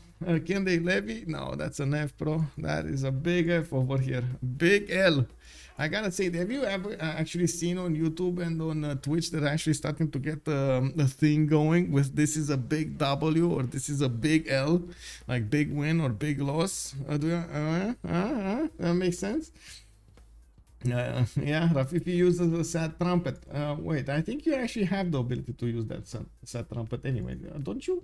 Anyway, we do have Phyrsos coming up here with a spam brush and voice golden age on Tomedes. I do see we do have him getting his builders going and starting to get his governor plaza from the city of Makeup. I think actually there we go. The culture didn't activate over here on Chuck's or on Phyrsos for the pen brush and voice. We do have why is he making only okay, there we go, he didn't have it either. So 13 culture at 10, 7 science, 14 gold at 10 and 34 production. We do have Chuck on pen brush and voice with 15 science and 20 culture. He does have the culture going and the science going from his districts with let me see, what is this, is 1, 2 and that's it, right? 1, 2. So I'm pretty sure he actually is getting the extra culture from the Thans. By the looks of it, we do have commercials over here. I don't think he has a single monument. Oh, he does have one there, granary here and granary here. Okay, granary getting in there, and he does have let's see, 2, 4, 6 from the Thans. That's gonna leave him on 14. Okay, and I'm pretty sure from the city centers he doesn't have a lot of culture. There's 6.8 over there in Donghoi, but that's actually with everything. But anyway, granary meta, yes, new meta. First, Fire Fist Ace, hello there, sir. Also, Solid Cleopatra making a comment over here. Now, can be fully fine? I already saw players intentionally not caring about the Golden Age in order to fully focus on war preparation. Have you seen Tidutes? We remember Tidutes, right? We remember Tidutes, bro. Anyway, Ulyss won game 1. Yes, he did. Plus. Also, let me see. Ave Machiavelli, man. This is June 23rd here. All over again. I'm so excited. I started feeling cold. Oh, I see what you're saying. Okay, let's go. Let's actually see what's moving forward here. Hazaggi coming up with 12 science and 21 culture. He does have normal age, unfortunately, but he did manage to get general. We do have him building up Warlord's Throne in the city of Urumqi, where he did get that government plaza going and putting Pingala in that city center. And he does have good campus if he wants to in the north. He did build one over here in Karakorum, which was a +3, but he was 1/3 off from getting that golden age. Now he did manage to get goddess of festivals as a pantheon, and we do see that extra culture starting to appear over here on his plantations. We do have him upgrading his cocoa tiles, getting some gold in, and I do see he plugged the choke to the east side with encampment. He's going to need to get some units though, because Macedon is definitely going to want to keep that defended. And we do have also Astikos with 14 science and 20 culture. We do have him with 1, 2, 3 traders already going towards the city of Macedon. He does have the moment 4.6 merchant points at 10, with Kongo being on 6.6, Rome is 3.4, and Vietnam on 1.1. Now we'll see quite a few players are making the projects for the good merchants. Already one got picked up over here, and I do see another 2 generals got also recruited alongside that Mongolian general, Boriga on Macedon and Trungtrak on Scythia. Now we do have to take a look at the points here. Looks like Mongolia is going to be very close to the next one, while Macedon is 4 points a turn. I don't think he's going to get another one going. Yeah, he's building up his Bartsake page, and I do see he's deploying his general to the south here, while Scythia just keeps on expanding. And we do have Bartsake with 23 science and 24 culture on Egypt 3. Oh my god, very nice land over here. The city of thieves is booming. He did manage to build one of these campuses over there. I do see him.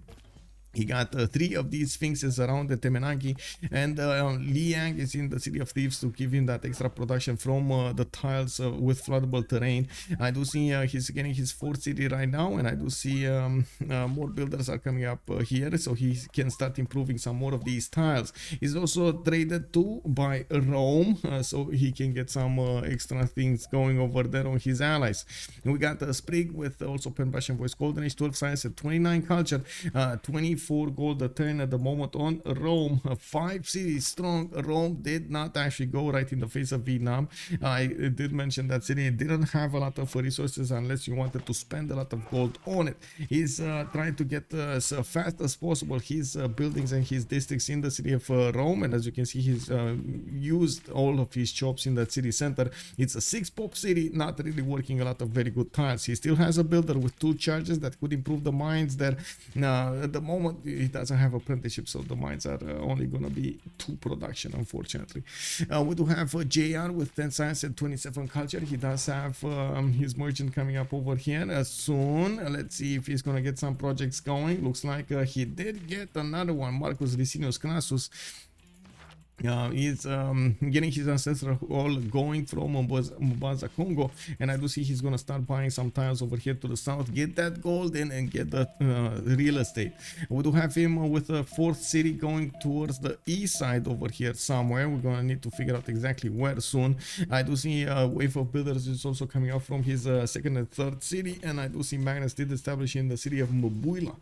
We do have his traders building up the pathways towards Egypt that of course are generating a lot of gold right now. We're going to need to see what's going to happen when he's going to need to build an army. I'm pretty sure he's going to want to use these also. We do have Tidube with 10 science and 24 culture. He's in a Pen Russian Voice Golden Age, and you do see his 3 cities right now, with Magnus establishing the city of Dion right after he chopped most of the tiles that he could chop from the city of Pella. We do have Hetaris coming up on the fight over here. Oh yes, let's go Hetaris. Now let's see how Tidube is going to want to use them against his opponents. We do have Ordos coming up here from Hazaggi.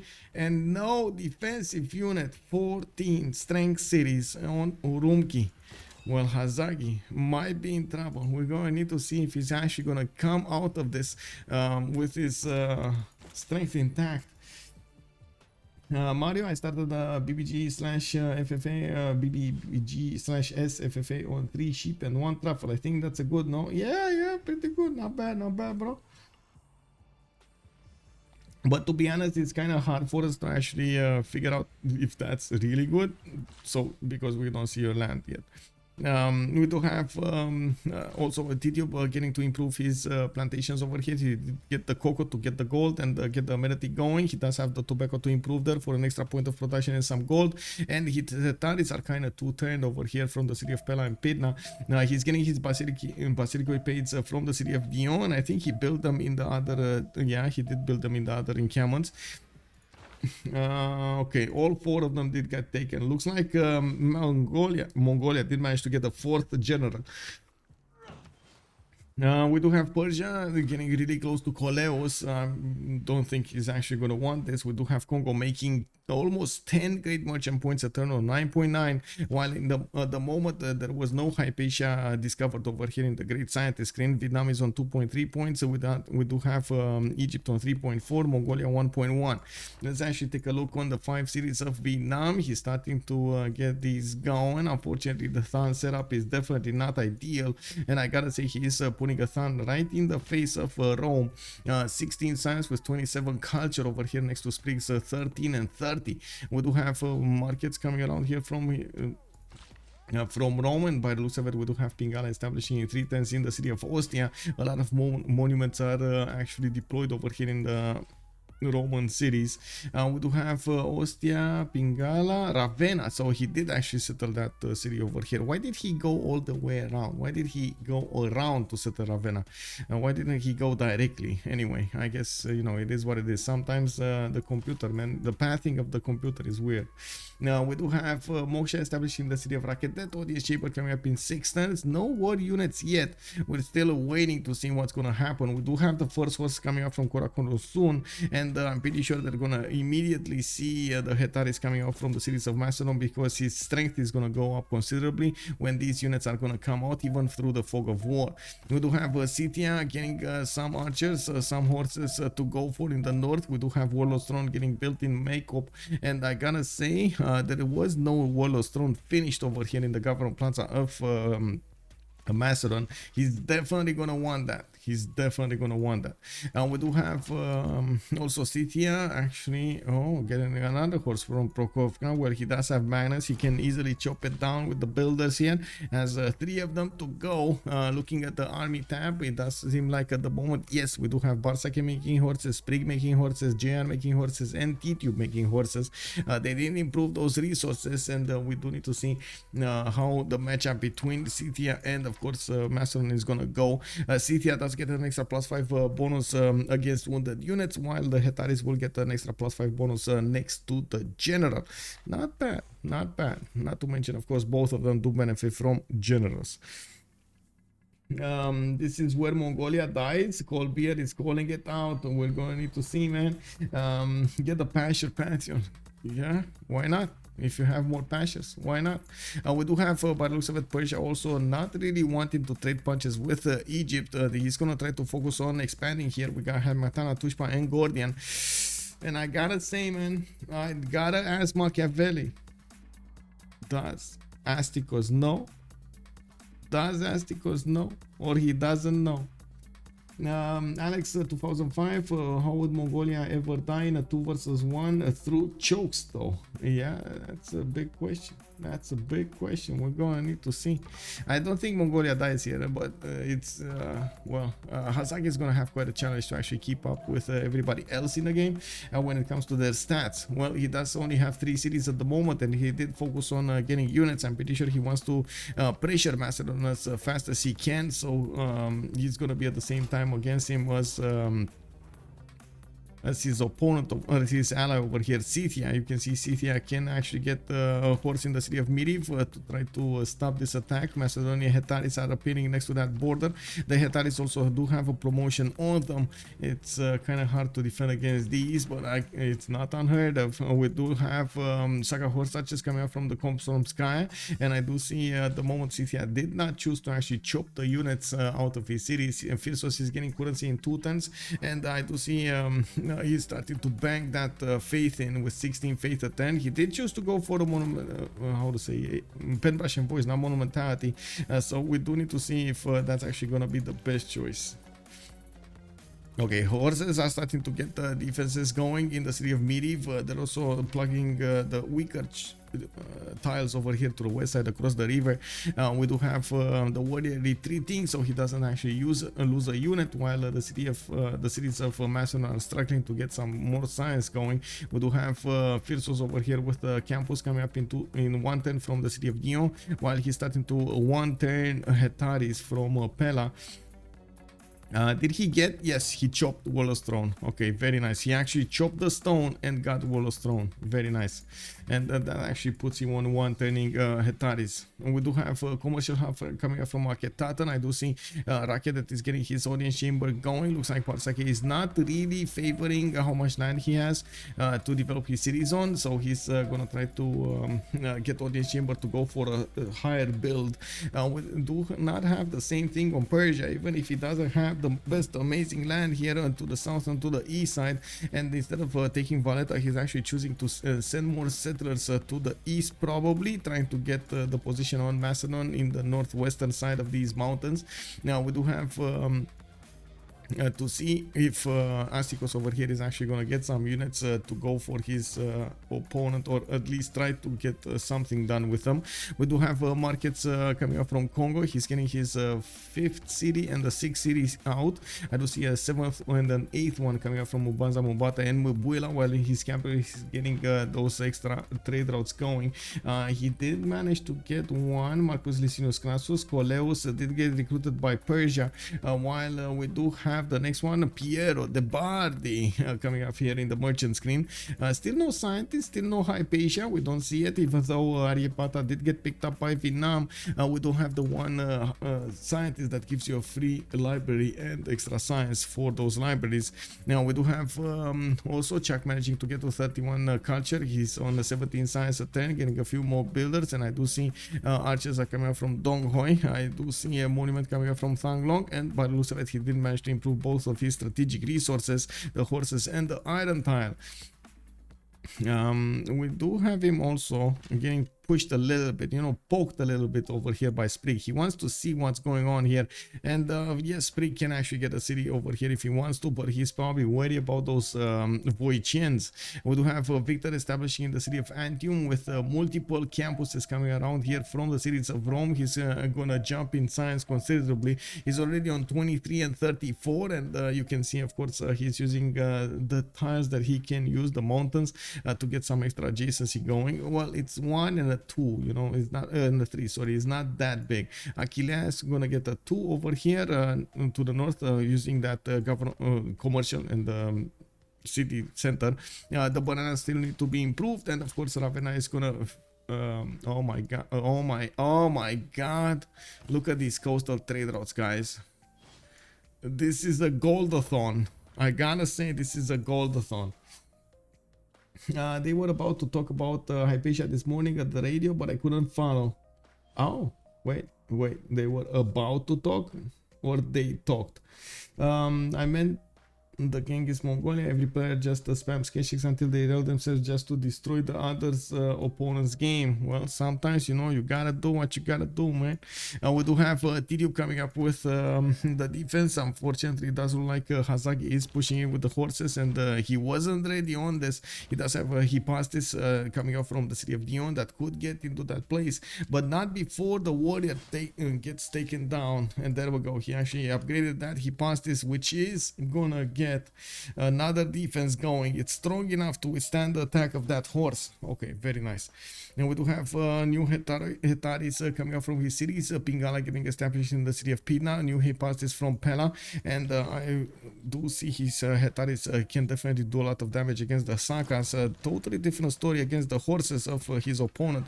Scythia can do 48 against the Hetaris 54, especially if they fight in ideal terrain over here, where he's getting the defense going from the forest and the hills.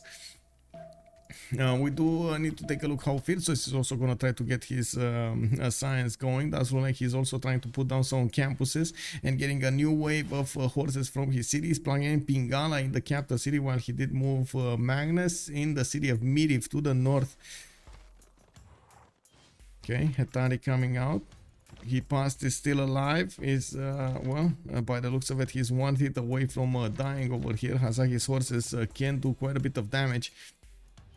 We do have Hazaggi sending some horses to the west side, while Bartsake is getting some defensive units over here for him.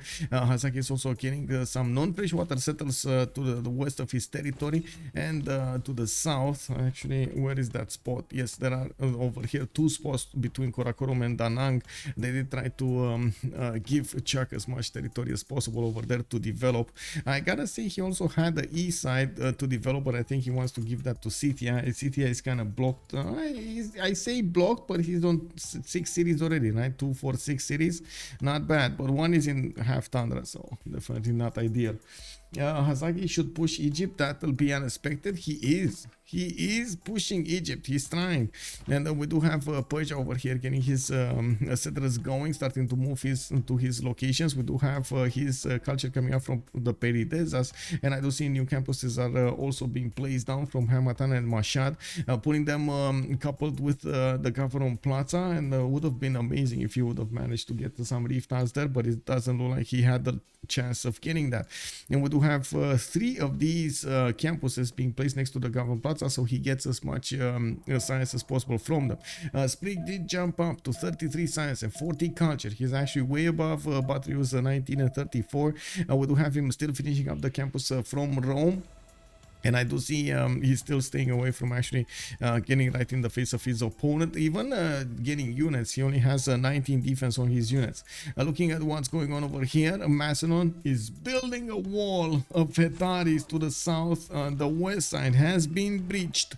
We do have a Mongolian horse that did manage to take down the improved Hepastis, but I gotta say, Tidube bought himself 1 more turn so he could get the units in the correct positions. Now this choke point is plugged, and we don't have anything else that Mongolia can do. He needs to wrap around to the north if he wants to attack into his opponent's territory. We do have archers coming up from Pidna over here, and I do see Phyrsos put the post on. He got the post going. Zhang Heng also got recruited. Let's actually see. No Hypatia? No Hypatia yet. Or maybe it was a Hypatia that they had picked up, but we can't see it. Now we do have a commercial hub investment coming up from Mobaza, Congo. Looks like he wants to have the most points over there to be ready to pick Marco Polo or Zankian. Or Zankian did get picked up. Anyway, Marco Polo Ifatlan or Zankian. Now we do have a religion over here being spread into his cities. That's the religion of Egypt. And we do have commercials being put down from his upcoming cities as well. He's going for the economy, and he's making 49 gold a turn at the moment, while Sprig is on 58 and Bartsake on 45. Tidube is also on 17, not that bad for his position, especially with World of Throne lowering his gold per turn that he's putting into the units. Project Cisco, how's the game going? It's going. We got a pause. I don't know what it is. Has the 4th general been taken already? Yes, Mauski. It was actually Mongolia that didn't manage to pick up 2 generals. He got the extra project going. Or did he actually get the extra project going? Or he had a lot of passive generals points anyway. Looks like East versus West with a little bit of Macedon in the mix. It's not really a East versus West, but yeah, it's gonna be hard. Macedon over there between 4 opponents is whoa. I gotta say, Macedon over here is definitely gonna have a problem settling cities in the north, especially if Persia comes close to him. And you can see how Persia is getting these settlers going, and they're definitely moving east. We're gonna need to see how is he gonna settle these cities. Yeah, exactly, right? This is where you want Macedon. Yeah, I agree. This is exactly where you want Macedon to be. You know, in between all of his opponents over there, trying to erel as many as possible.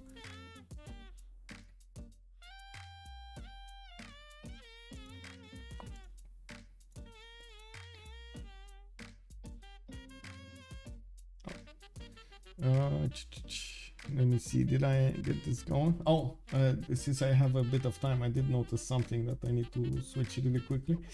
This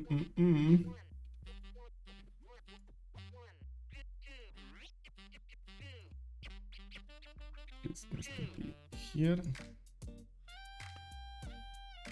Okay. This is good. And this needs to be here. There we go.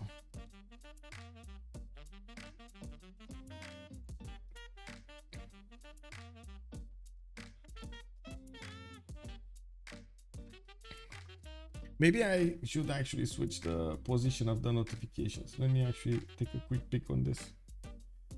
What is this? This? Yeah. Put it over here somewhere. Or maybe here.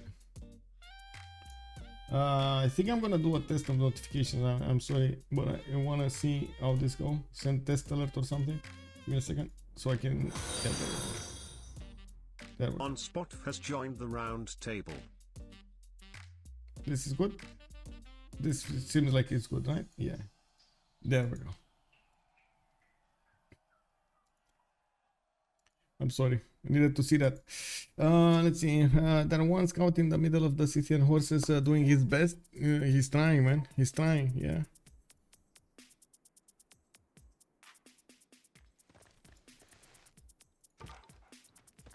This, I think this Scythian scout is actually thinking he's a horse. You know? He woke up someday and he started thinking he's a horse. He's cosplaying a horse, I'm sorry. He's cosplaying a horse. How could I abuse the AI in pubs trade-wise? You can, well, I shouldn't really talk about AI abuse, but you can send resources and get gold from them. But in pubs, not in CPL, CWC, totally different rules. You are not allowed to trade at all with the AIs. Peace, and that's about it. If you wanted to show the round table, you could have shown the invocation from Final Fantasy. Yes, but those are copyrighted. This is not copyrighted. This is AI generated. I just plugged the text in and the AI generated it. Okay, we get the commercial hubs investments coming off here. It looks like we do have in the center screen Euclid.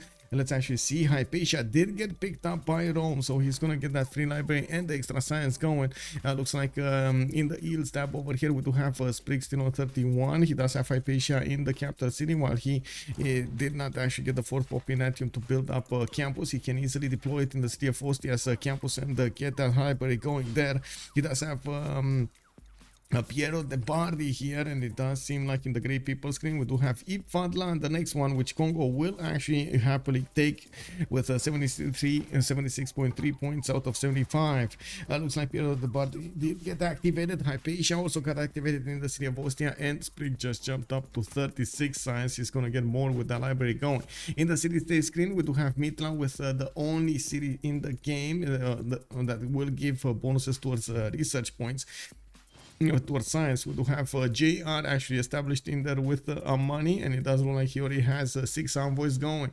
We do have Hong Kong, Johannesburg, Auckland and Brussels coming up for the industry. We do have Candy with Arma coming up for the religious bonuses. A Cat, Valletta with Lahore and Preslav showing up in the game for the military bonuses, and Muscat is going to be the only one for the trade bonuses. I gotta say, no trade, no culture city state in the game. That's a bit unfortunate, but it is what it is. We do need to see if also Persia over here is going to start getting his armies going. He's getting that science, 25 science and 45 culture, while Bartsake next to him is 34 and 36. We do see the new libraries are getting built over here in Mashan. Haimatan are going to finish that campus. Next to his Kafron Plaza is going to be another +2, and we do have more settlers getting deployed to the east, so he can benefit from all of this fresh water from the rivers. Not a lot of production throughout this territory, but still he's going to want to make those viable, especially with Magnus internals over here and the extra science he's going to get from that. We do have Mongolia just poking a little bit Egypt, forcing him to actually do a military, so he doesn't focus everything on his sim side. We do have also Hami being placed in a non-freshwater position. Mongolia does get the benefits of gas of the festival, so he can get the cocoa improved and get some culture going. I do see Tita also over there in that city center, so that's quite a bit of science, gold and culture that he's going to get to acquire. Do see Mongolia is trying to figure out if he can go through the north. Macedon is deploying an archer there between the choke points of the mountains to see if there's anybody passing through. That archer, unfortunately, is not going to withstand too many attacks of the horse, and we do need to see a few stronger units appear over here to the northwest of Pinda. A massive two-sided wall over here to the south of Hetaris did get deployed. Macedon might actually start pushing against Scythia with his Hetaris. We do have them at the moment without the benefits of the promotions, but I gotta say these Scythian units are actually, oh no, they're being fortified, guys. They're actually being fortified. Oh no, fortified horses. The oasis is 4 foot. Yeah, something happened over there to the oasis. I don't know, maybe it was Habub. You know, Habub, the strong Habub, wakes up in the oasis, puts his hands down in the water, and raises his feet. Yeah, exactly, his feet. Then a lightning struck from above, hit the ground in front of him, and created a rose. Yeah, no, don't put. Yeah, exactly, right? Don't fortify. They already used it, so it's not really pocket. Yeah, it's not pocket. It's how to say? It's revealed. The city-state did declare war as the second he got that going. Macedon getting his promotions going. He went for the barding.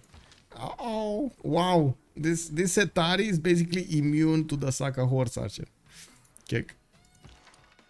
And to the horse. Man, 66 strength Hetari. Kick W, bro.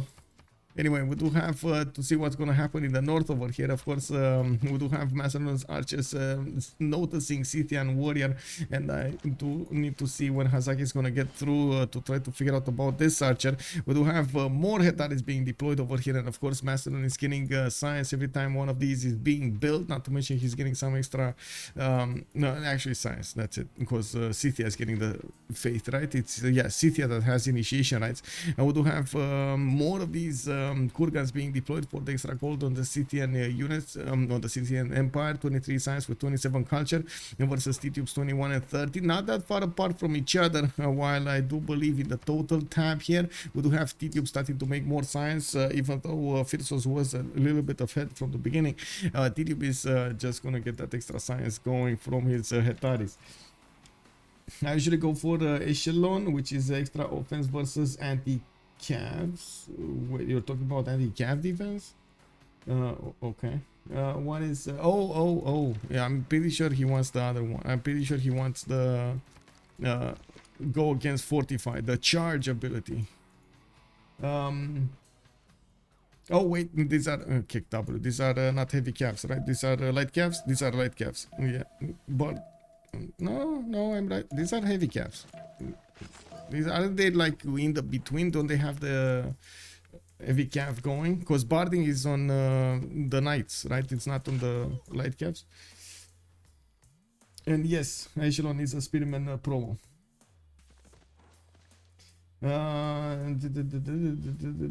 Mongolia is doing sightseeing in Egypt. He's trying, yes, he's trying, but Egypt did manage to get more horses going over here, and by the looks of it, Mongolia did manage to get the general, while of course Egypt did not. We do have multiple Marianos getting deployed to the north of Sheret. He does have Governor Victor established in that city center, while the Mongolian units do try to figure out the weakness over here in the defense. It does look like those Marianos are going to be weaker.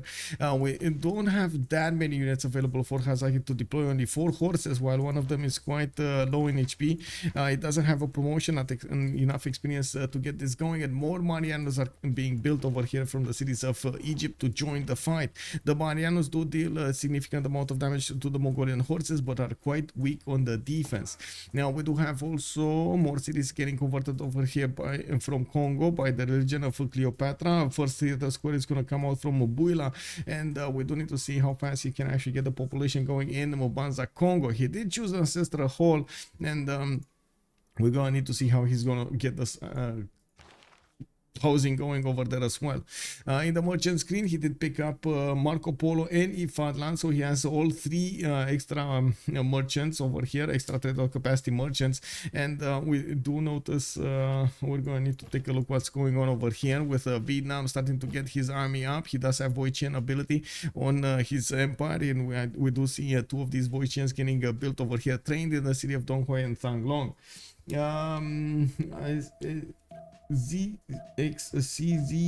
KSQ, hello there, sir. Does someone remember bands? You can actually go back on my stream, by the way.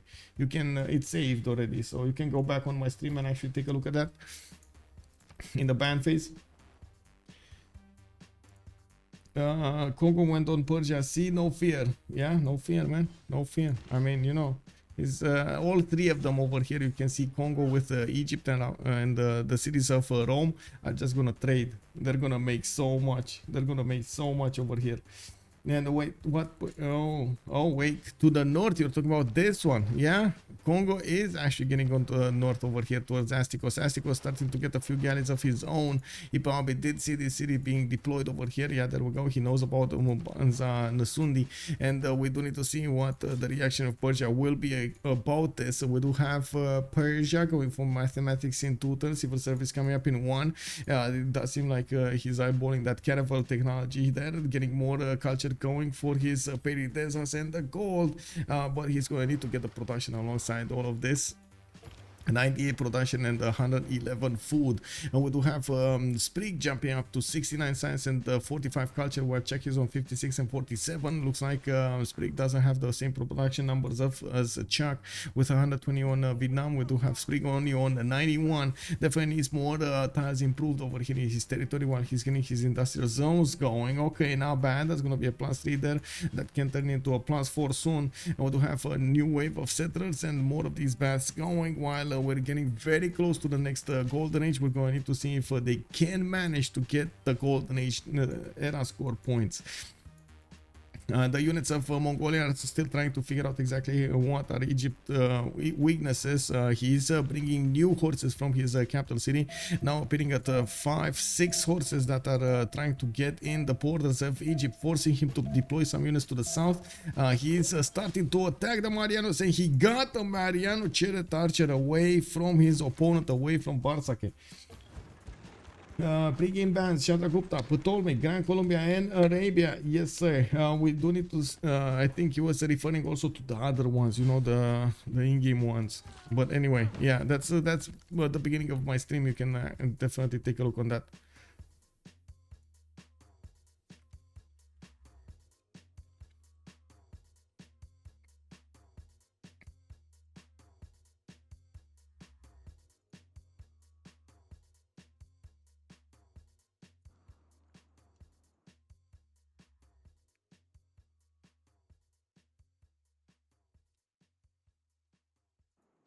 Oh, and another one.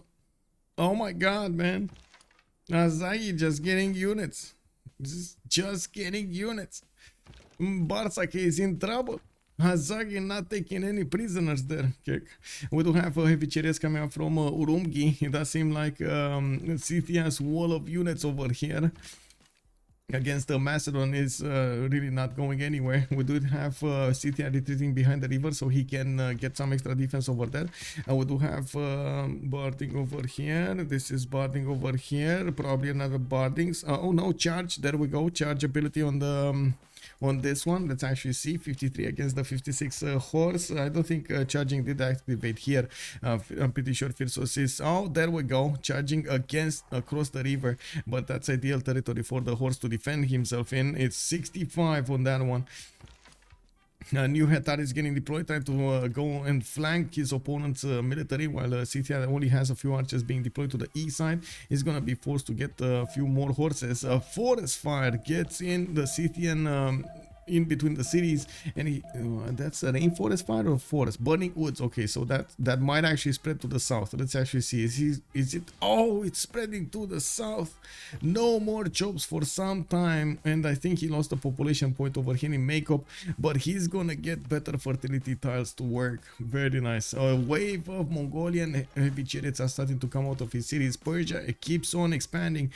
2, 4, 6, 7 cities, 9 cities, 10 cities. Is gonna be very quickly on a big empire there. The same can be said about Congo on the west side, already on 2, 4, 6, 8, and I do see is starting to get builders out of course, with whenever he's gonna plant one. He got another city in the south on the coast, and at the moment I don't actually see him getting his population quickly in Mubanza, Congo. He did put down campus over there to the north. That's gonna be a 2-pointer, and I gotta say he does have the theater square already giving him some bonuses over here with writer.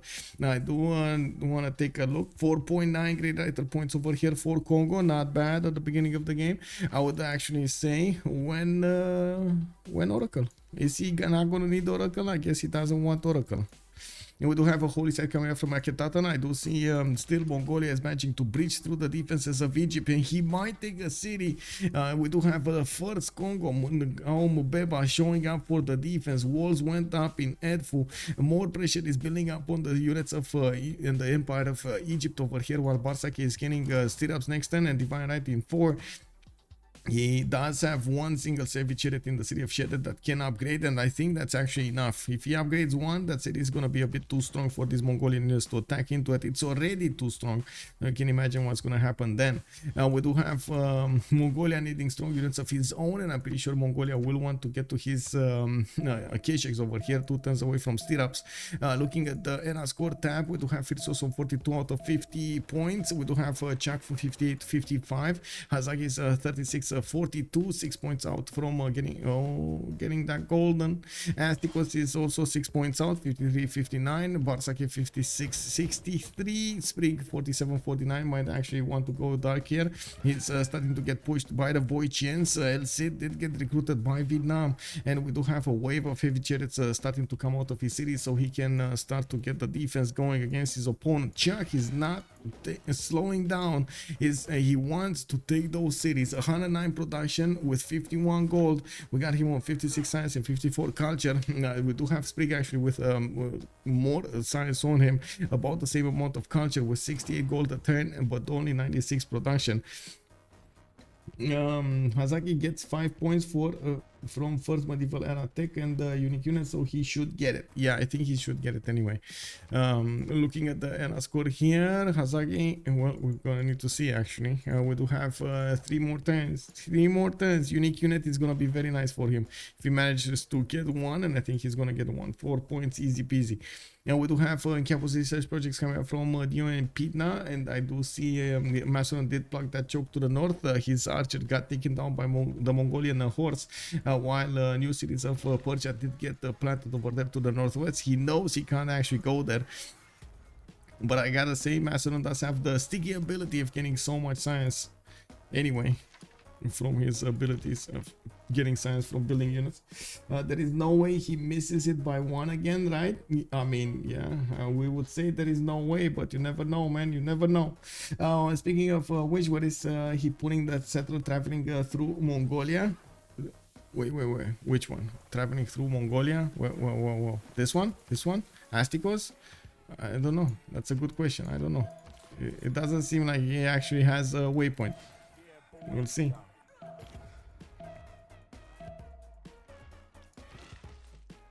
Nemesis Persia should do a course push from north into Macedon. Yeah, well, Persia, I think, is a bit too busy on the coast over here. He's trying to take out that Kongo city, and he does have quite a few galleys. Looking at the tech side here, we do have Astikos going for battles. He's going for the caravels, and he's getting a few immortals. Looks like Valletta also did get levied by, well, not levied, but also, how to say, soothed by Bartsake. We do have Mongolia still getting attacked by Egypt. We do have the Knights getting deployed to defend the southern borders, while and other cities shed that are starting to get the spearmen out for the extra defense. Rome did put a city to the northeast as well, and it looks like the Voicians are starting to knock on his doorstep. We do need to see the heavy chariots get upgraded here into knights, and I do see Sprig 1 turn away from stirrups and 2 turns out from getting mercenaries. And there's quite a bit of gold banked up on Bartsake here. They should withstand the initial attacks of their opponents, and well, we're going to need to see how they're going to come back against their opponents here. With the entertainment complex coming from Buila, we do have Kongo going for probably Colosseum. He's getting his Mobanzas going, and we do see Kwila did get set up over here next to the Chocolate Hills, getting that +4 campus on the city of Mobanza Mobata.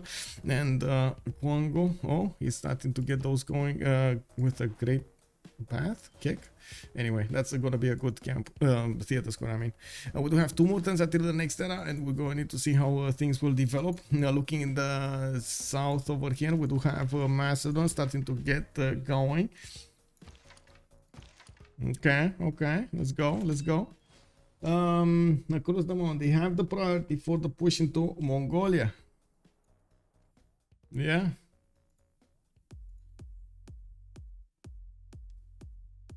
Oh, whoa, hello there, Mario. Bine venit pe Discord. Big one. Oh, big night push from Mongolia incoming. Yes, a lot of them. Look at that. 1, 2, 3, 4 with Keshex in the next round over here. I'm pretty sure he's going to want to hard build them.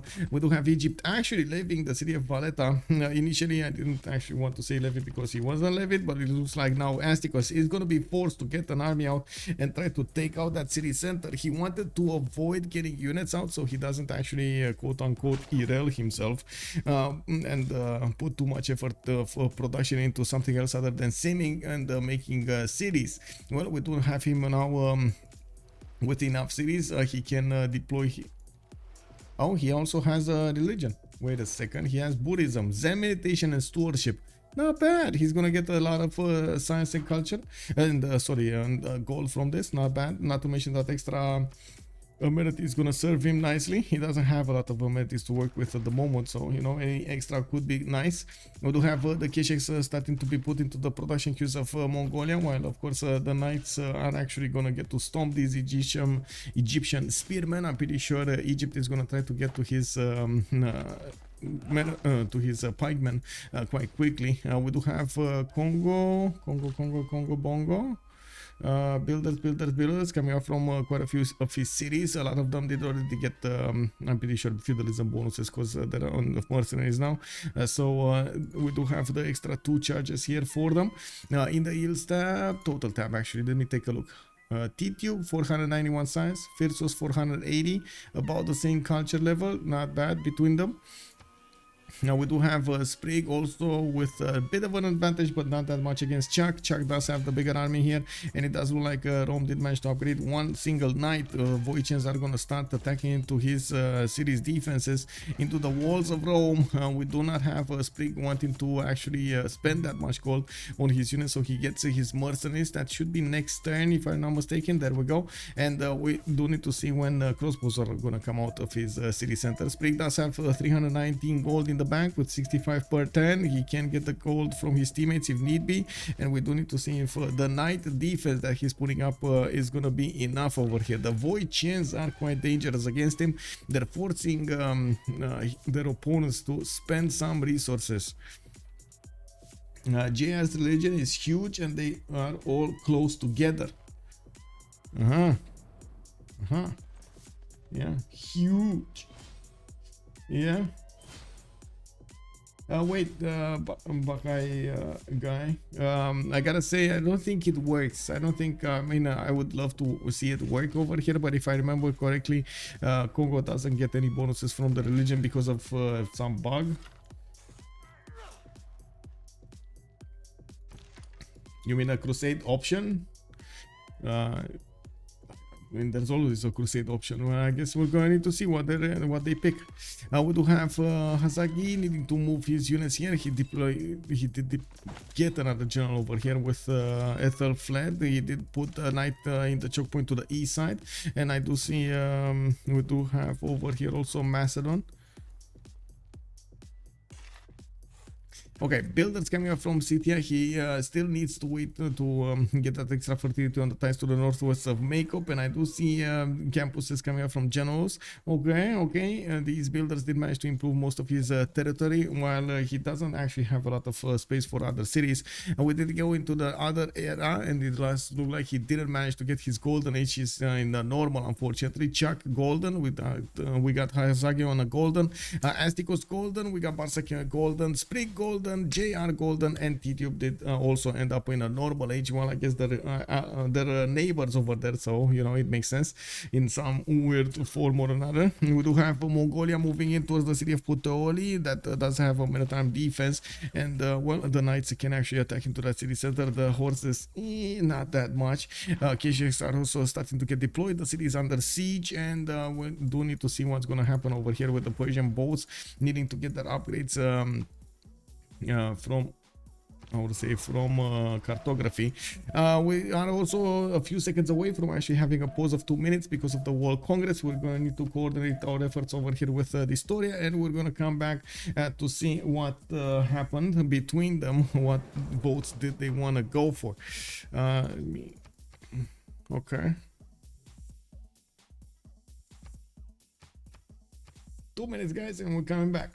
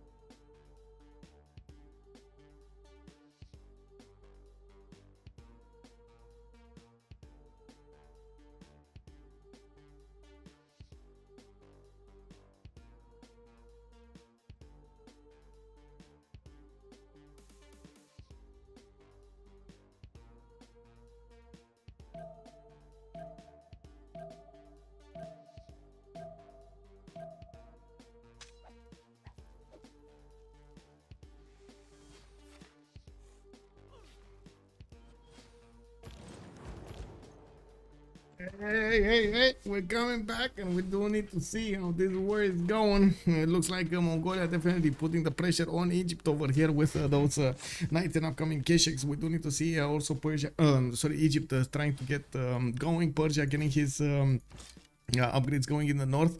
Astikos did get celestial navigation, and by the looks of it, well, he does have a quadrim over there for an upcoming frigate.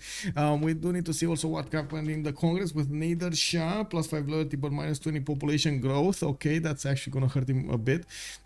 A scientific city-state getting do not provide a unique Surer bonus. This is Mitla. It's a bit unfortunate.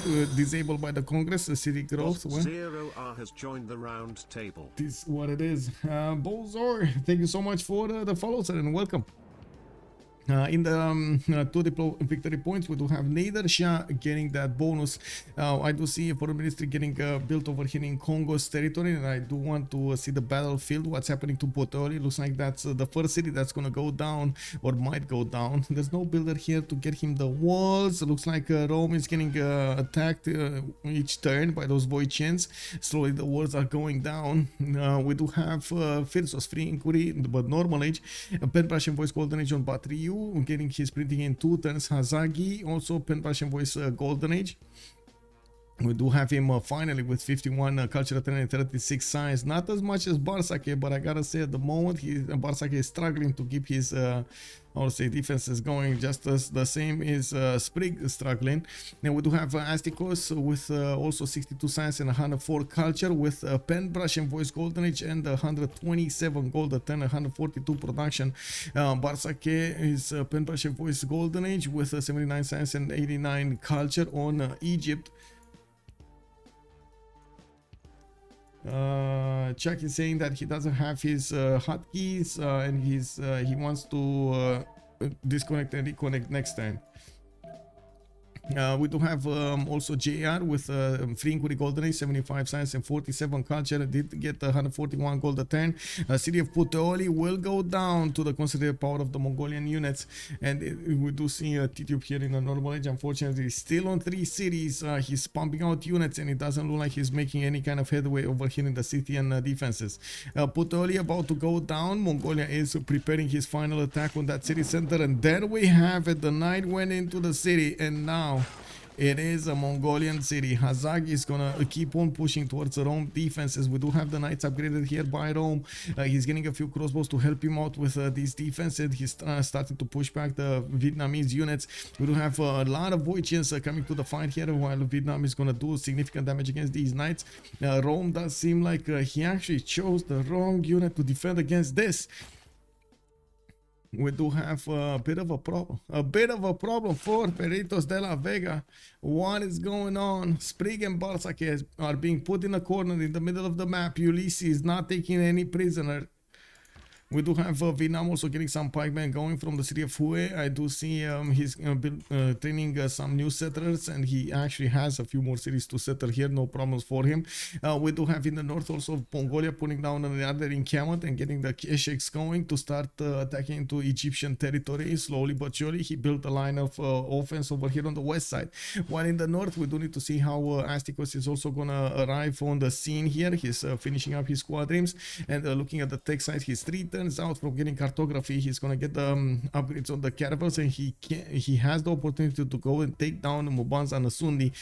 He doesn't really have an opportunity to get out of the seas over here. It's way too much land to pass through until the end stages of the game. Okay. Chuck is saying he's gonna disconnect at the beginning of the next turn to try to minimize the connection problems. Rome never put a city in the front. Yeah, he never did it. But I gotta say, he probably didn't trust his tempo, and he wanted to be as far away from Vietnam as possible. But it would have been a bit more easier. Maybe. I don't know. It's kind of hard because these Voicians can actually shoot and move. That's one of the best things about them. Looks like the Maritimes is also gonna be not that strong enough. Rome doesn't have a general. I think that's what's hurting him. Rome doesn't have a general. He never put down an encampment, and he doesn't have a general for these units. The Vietnamese units just do way too much damage. It would have been better to defend in the hills. Well, he's still defending in the hills, but it's yeah, not that great, man. Not that great. Freritos de la Vega is in trouble. Big trouble over here. Even if Rome did manage to get that science going, it doesn't look like it helps him that much at the moment.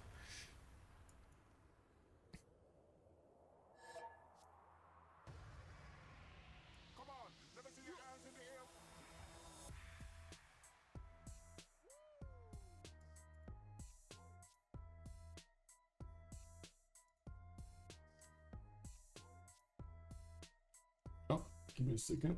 I just remembered something.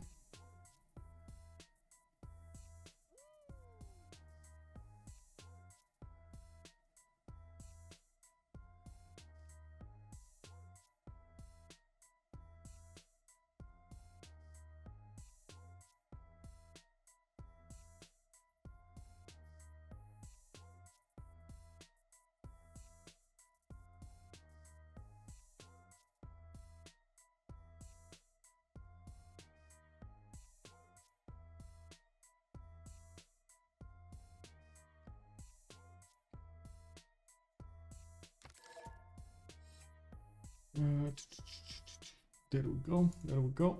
Okay, so it looks like what is this? 17. I don't know what he wants with the 17. Anyway, it is what it is. We're gonna see how this goes. Looks like Mongolia did choose to actually raise that city state to the ground. He does have Keshiks being deployed. You do see the pikeman is actually taking quite a bit of damage from these Keshiks. It's just a numbers game, and Mongolia will deploy some more. We do have him hard building as many as possible. He did get the orders in most of his encampments, not in the new ones though. He's gonna need to build some in the new ones also. We do have him also with intelligence agency coming up from Urumqi, and that's something that I didn't check over here. He doesn't have the extra intel on opponents. It's actually Egypt that has the +3 on him, able to defend quite well at the moment. Rome does have a problem though. Oh no, Rome also has a +3 intel on Mongolia, so it's fine.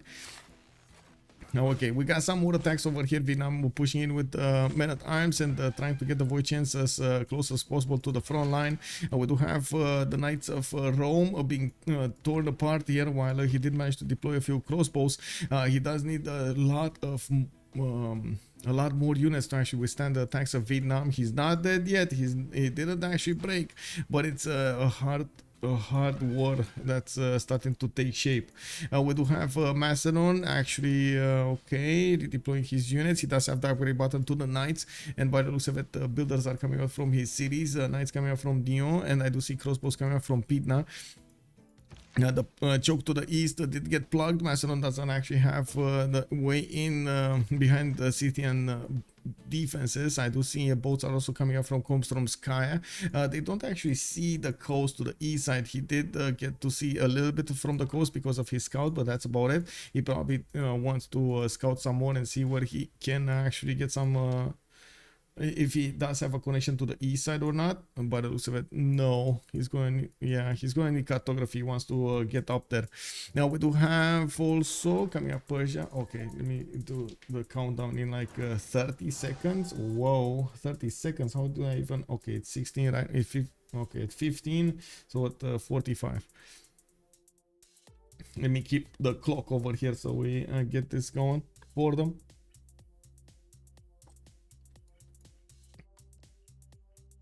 Okay, 13, 10 more seconds. Now we do have harbors coming up from the cities of Persia. Even if he actually put commercials down, that's actually quite surprising. Not really well known to see civilizations use both commercials and harbors in the same city, especially since they don't. He doesn't really need the admirals. He's only gonna take one city down. Okay, let me do this countdown over here. Actually did talk a little bit too much over there. Went overboard with like 7 seconds, but I hope they're gonna forgive me. Let's go. Ditto Decat has joined the round table. Ditto Decat, thank you so much for the follow, sir. Much appreciated. I feel Astikos shouldn't put so many resources just to take out one city. Yeah, I mean, you know, yeah, true. He did put a lot of resources into this. Persia might have been a bit worried about other cities getting over here. He probably did see right now that he doesn't have a lot of galleys to take out. He's getting another quadrim here from Ashad, which I guess he already had 2 of them, so I think 2 were more than enough. I'm a bit surprised he still didn't take down Valletta. Egypt is making good use of it, buying out walls with its face generation that he's getting anyway for free from these Sphinxes. We do have Mongolia trying to get into the borders of Rome. Sprig is managing to stabilize a little bit here, but in the south, in the north, but in the south, he has major problems. Multiple Voygians are starting to get in there. Pikemen also getting in there, and you can see the damage from the Pikemen is considerable against the Knights. 67 against that Knight of 56. Now we do have new possible knights coming up from the cities of Rome, going for shipbuilding, going for diplomatic service in one. The walls in Rome did get scratched a little bit. They're down to 54 out of 75 fortification. We do have some Macedonian knights starting to get in the Scythian borders and in the Scythian defenses, I mean. And we do see these are almost one-shotting the Saka horse archers, but those are actually across the river. On the ones that are on the same land, they can do one-shots. Now we're going to need to see how much gold Tidube can actually get from his teammates, because, well, they are making quite a bit of gold. Now we do have Tidube over here, the Chaos Maker. Vietnam is gonna pillage a mine from Congo. If Congo's not gonna be ready for this, looks like JR did try to buy a scout over there, so he takes out that warrior. He does have a horse as well to actually move over there to the north. We're going to see if JR is gonna be fast on the buttons here. Colosseum coming up in Mobula in 2 turns, and I do see Campus is getting out to Mobumbi. I gotta say, we've seen this before in the previous game. We didn't know who's gonna win until they won, to be honest. It took quite a bit of back and forth between them, with decisions and changes of decisions through the mid game that changed the course of and the outcome of the game considerably. We might see the same tonight. Also, what do you think? Chances of religious victory? Probably 0. Also, hello there, Blaze Cat Games. How are you doing, sir? Or, well, I say 0, but yeah, you know, it's not always 0.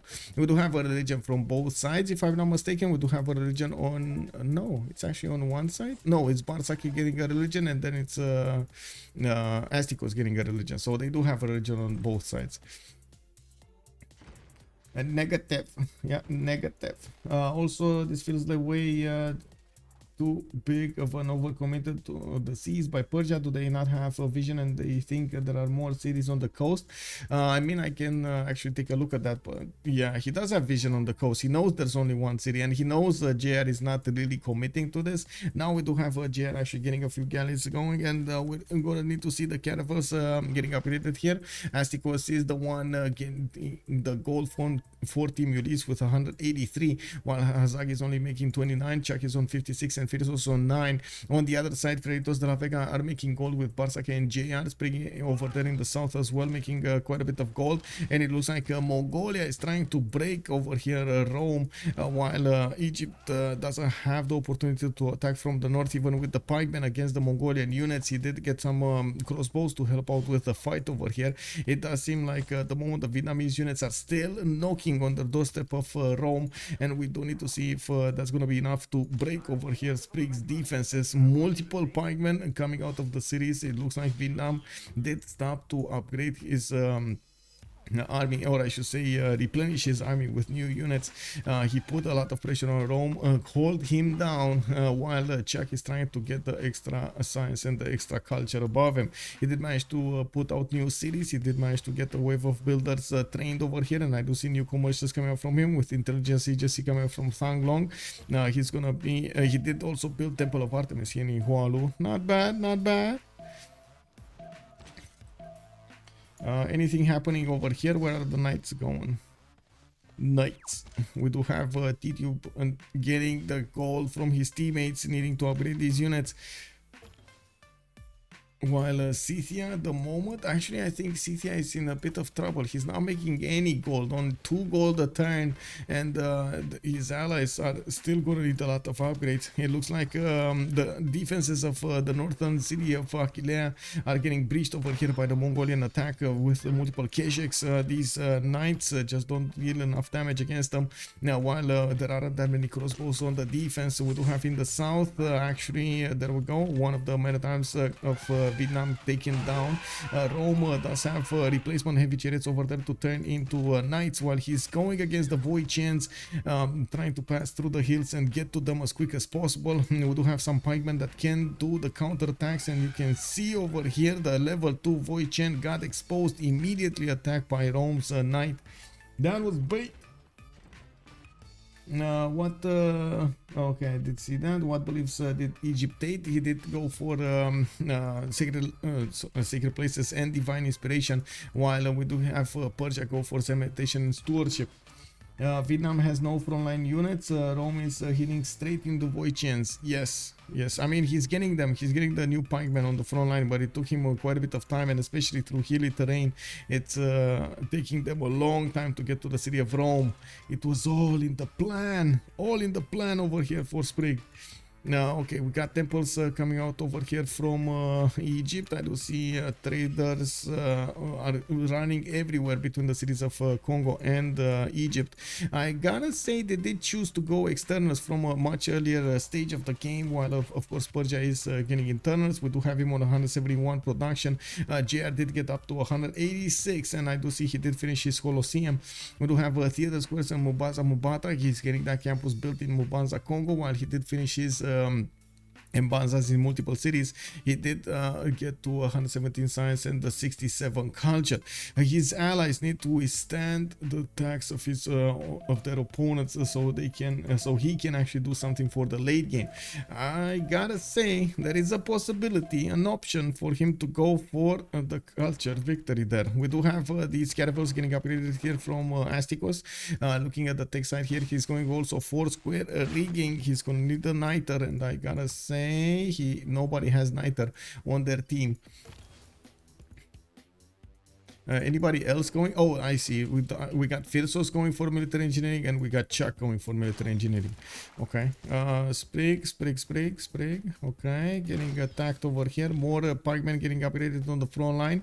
Looks like these pikemen are gonna get wrapped around by these Kesheks and shut down. We do need to see if there's gonna be enough experience points for these pikemen to withstand the attacks and get some promotions going. Very important to see that happening. The question is, who is going to sim better amid all this chaos? Yes, I agree.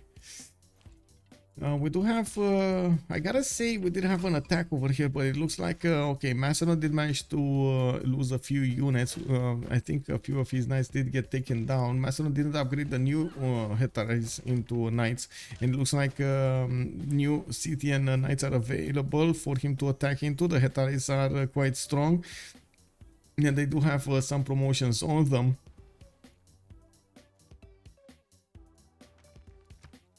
Not a lot of science for Tidube. 32 science, 26 culture. In the total tab is starting to slow down considerably. 749 points versus the 914 of Phyrsos over there. Not really the biggest numbers. And there we go. We got the Keshek attack on multiple pikemen. They didn't focus down this Egyptian pikeman though. Only 3 Kesheks can attack into it. Oh, 4 Kesheks, I mean. 4 Kesheks. You could have gotten another one. Just didn't move. The city of Rome. City of Rome is in trouble. We do have the crossbows that can attack into the pikemen, but can't do that much damage. The Voichens, 2, 4, 6 Voichens can slowly take down the walls, but I gotta say, of course, there was an encampment being built to the north of Rome, where he does have a crossbow deployed, and with the city's attacks, he can start doing quite a bit of damage against these Voichens. Try to defend himself. The Voichens attack doesn't do that much against Rome. It is an archer attack, so it does have the -17 penalty, less effectiveness against fortifications. I see the founder belief is actually significant because Congo will get it. I don't think he will get it. You keep saying he will get it. I don't think he will get it. Let's take a look over here. We do have Congo 31 faith. Did he? He's on 31 faith a turn, boys. 31 faith a turn. Did he get the founder belief? Because I know people were saying it's a bug and he doesn't get it. Did he actually get it or not?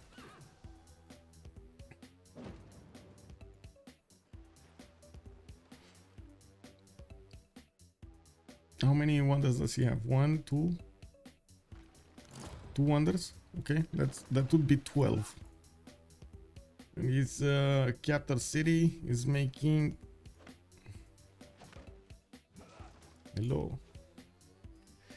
What happened to Potoli? Raised, yes. 17.5 he's getting from Congo with Moksha in there.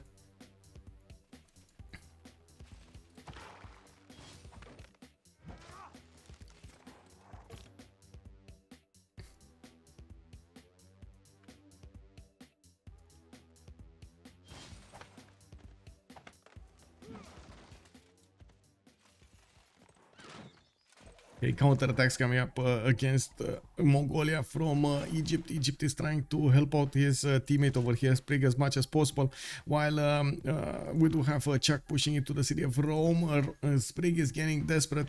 We do need to see him take down these units that can actually take down city-states, and of course at the same time try to hit in the backline directly against the Voichens. We do have new heavy chariots coming out as fast as possible from his cities, while he did manage to settle Arretium to the west side. He did improve a few tiles there, getting a builder to try to chop some units out. I do see crossbows coming up over here also from Ostia and his capital city. Now, while he does need to upgrade these heavy chariots as quickly as possible to the higher strength knights. Now, we do have Sprig managing to get gunpowder importance, but he doesn't actually have units to get into muskets. That would be amazing. We do have Bartsake on gunpowder in 2 turns as well, and again the same problem. He doesn't actually have units that will help with that.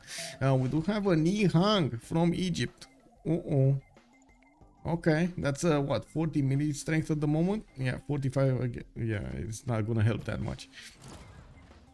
Anyway, we do need to see what's gonna happen over here with Mongolia pushing into Roman defenses. Does look like that knight is gonna go down over here. The Keshik can do significant damage. He didn't manage to convert it to his side though. He didn't have enough damage, and it looks like he's gonna lose a Keshik because of it.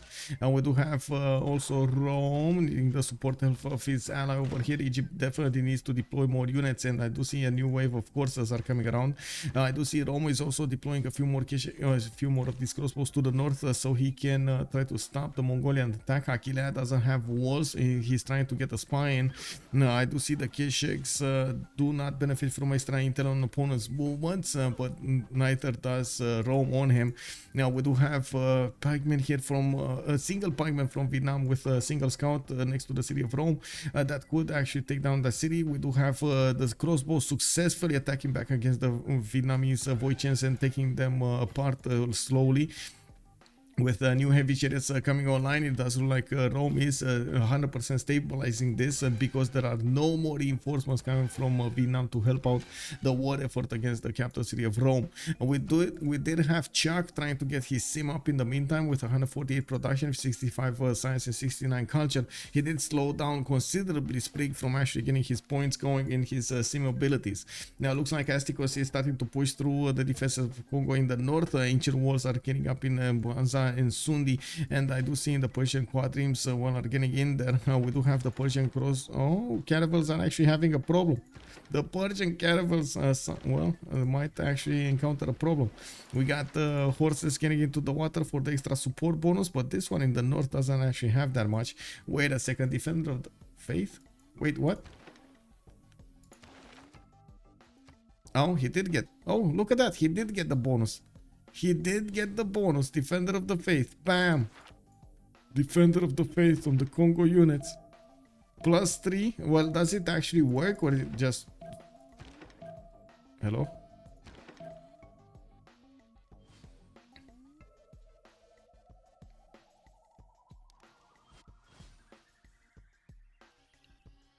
So it's 50...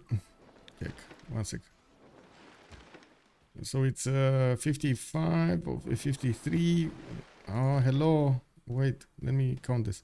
What was I? 53, right? Okay, 53 plus 5. Okay, 58 plus 3. That would be 61. And then plus 4 support bonus. That would be 65. It does work. It does work. Kick. That's amazing. Well, I know there was quite a bit of chatter on the channel over there, on the BBG server, and they told us it doesn't work. So it's working. Yeah, it's worth.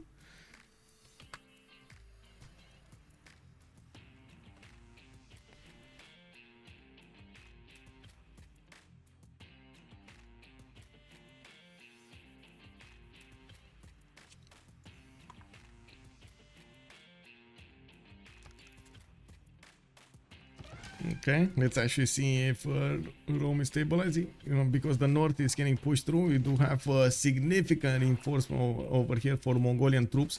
Also, Terracotta Army finishing up next turn for Mongolia. He did manage to deploy. No, he didn't.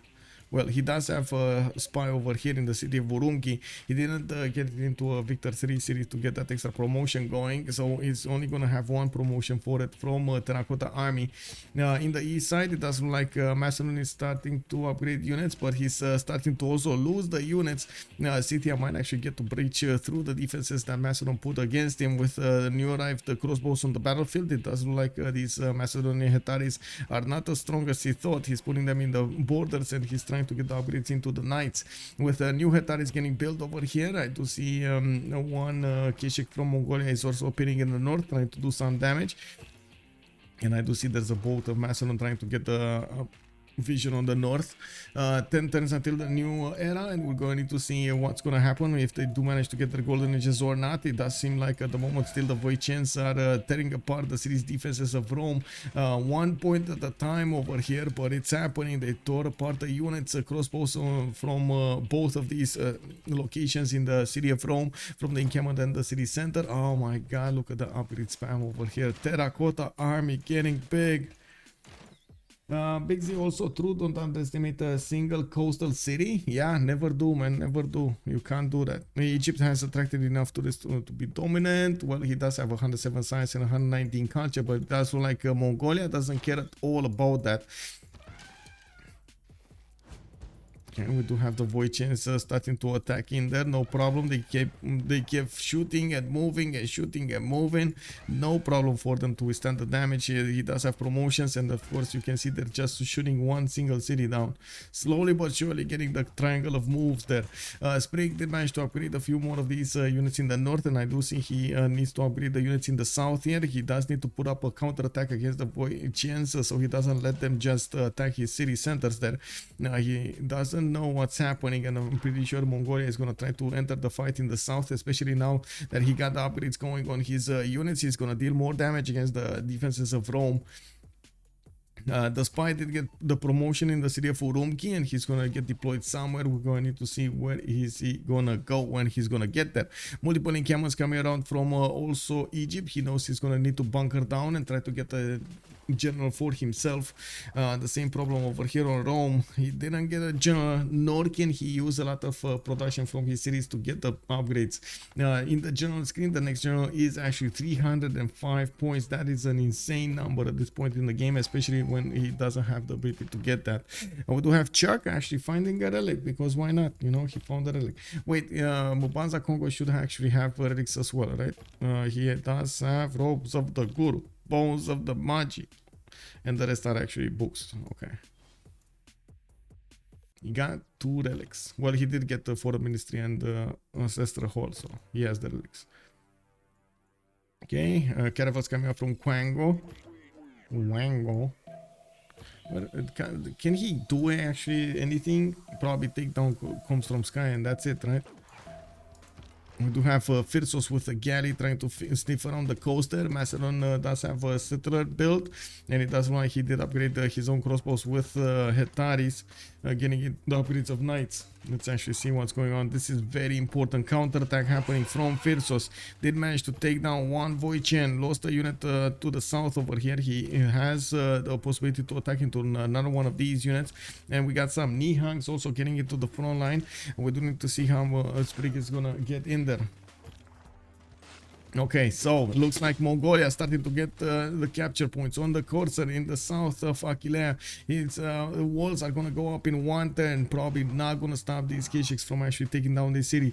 And we do have new heavy chariots coming up in Ostia. Also, we do see Sprig is scrambling to get as many of them upgraded into knights as he possibly can, while at the moment Egypt is trying to block the reinforcements of Mongolia from actually getting through. He did try to do that with Corsair that are getting captured in the middle. Oh my god, Hazaggi too big. Oh my god, man. Who's in the better situation? Just joined. Lorcan Gold. Hello there, sir. I would say actually Ulyss is in a better situation. They don't have as much gold as their opponents, but starting to look at what Hazaggi is doing over here and how Macedon is doing, it does seem like two team members of Freritos de la Vega are having a very hard time. Looking at just the numbers, we do have Bartsake with very good stats. Also, JR has very good stats, 163 and 130. We do have them with a lot more gold on Freritos de la Vega, but the words are not looking great, and we do need to see what can they do to actually stop Rome from dying, and what can they do. So Macedon actually gets to defend his territory. We do have some knights being deployed here, or I should say heavy chariots being deployed to the east side. It does look like Mongolia deployed a few defensive units there, and we do have the attacks on Mubanza and Nasundi starting up soon. The frigates did get upgraded, and they're gonna start tearing down the walls in that city center. Also looking at the production queues here, we do have actually a decent amount of advantage when it comes to Bartsake and JR, 245 and 222. We're going to see if they can convert that advantage into a win. Macedon only has 3 cities. That's interesting. Yeah, I mean, he bunkered down. He's between 4 opponents. 4 opponents, man.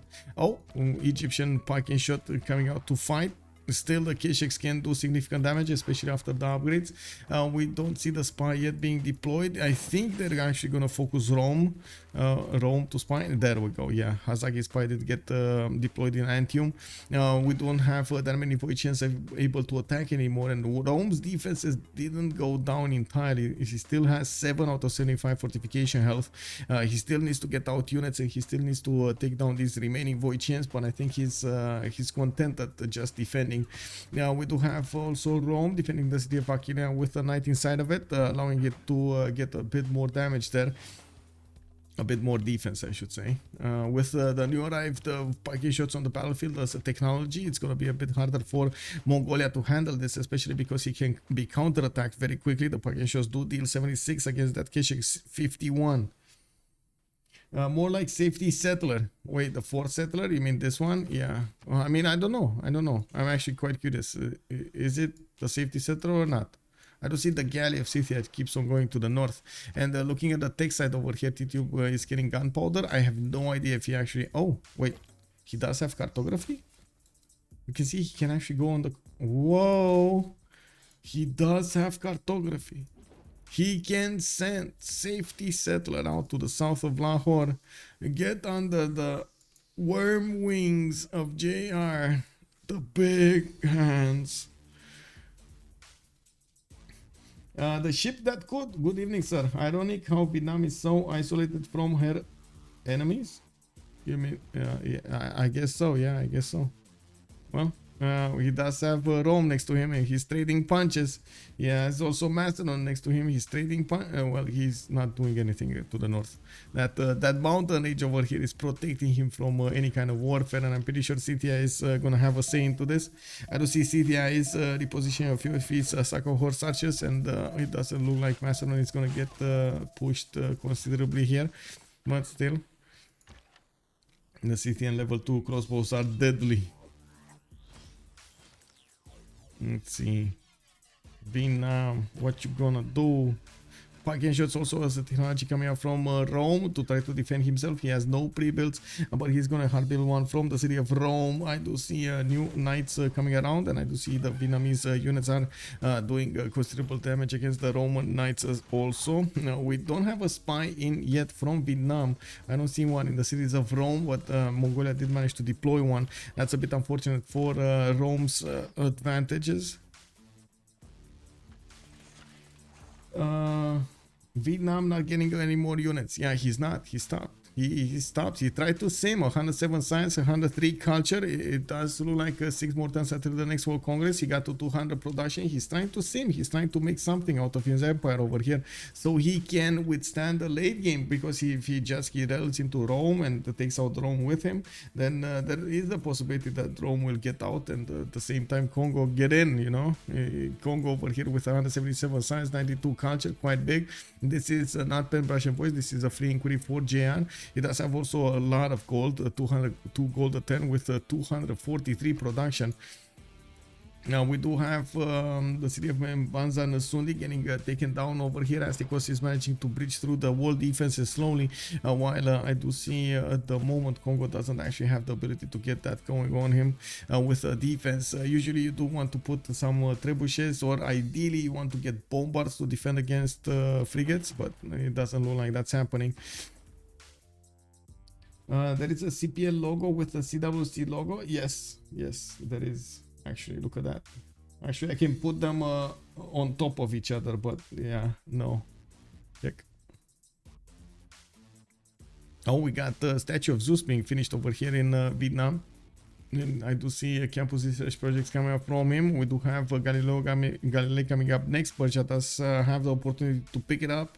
I do see Kongo is also going to get the bank merchant, or did he actually pass this? Because I see him on 505 points out of 244. I think he passed this, and Persia might actually take it. Oh, Isaac Newton getting in. Was that a last choice over there? What happened?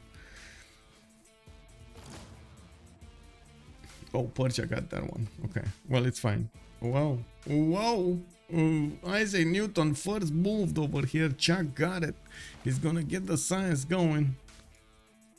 And I gotta say, we're also getting closer and closer to the Renaissance era. We are still 5 turns away from it, and we do see Astikos did manage to get his science up and his culture up. He's still in a pen brush and voice golden age, but he does have 155 science going. He did build up a lot of cities on the east side that still needs to get their districts going, and I do see he's getting his culture a lot from his Peridesas. I do see the settler of Macedon needs to get off the coast. The Scythian got in there, while Macedon does need to deal with the Mongolian units to the north also. With the Scythian units in the south, we do have Mongolia also just keeps on trampling all of the hills to the northeast of Rome, and it does seem like with the arrival of the pike and shuttles, the technology in the Roman cities, it's going to be much harder for these units to actually attack into that city center. The Voicians still scratching the walls if they need to. Still doing the damage. Rome did get the upgrade over here with the garrison promotion as a +10 for the crossbows. He does have 2 of them. Very nice. Very nice. But this one is not deployed in a district, so it doesn't work. This one works.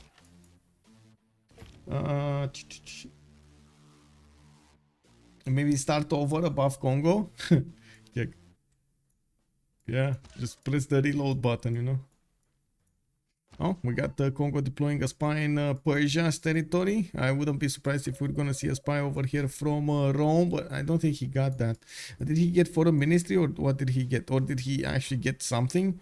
Oh, his government plaza is pillaged. Pillaged 2 times. He needs to rebuild it. Unfortunate. Unfortunate. Very unfortunate.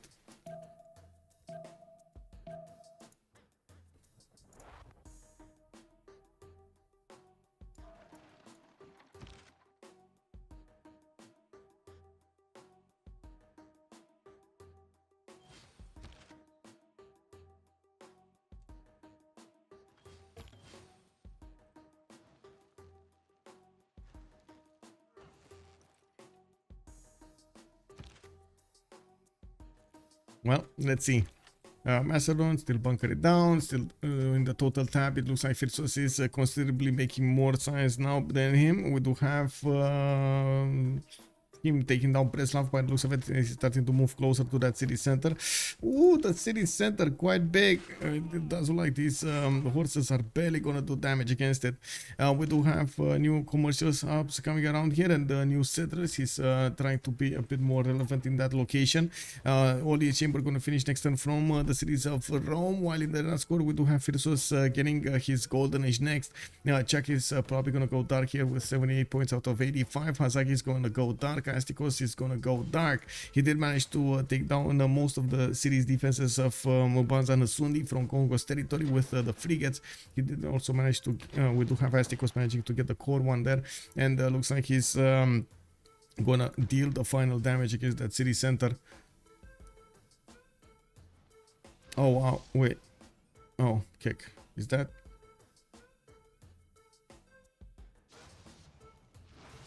Oh my god, didn't they take out this bonus out? +5 against the full health units. He's not really attacking into this. Oh my, whatever. This is weird. It shouldn't actually happen, but anyway.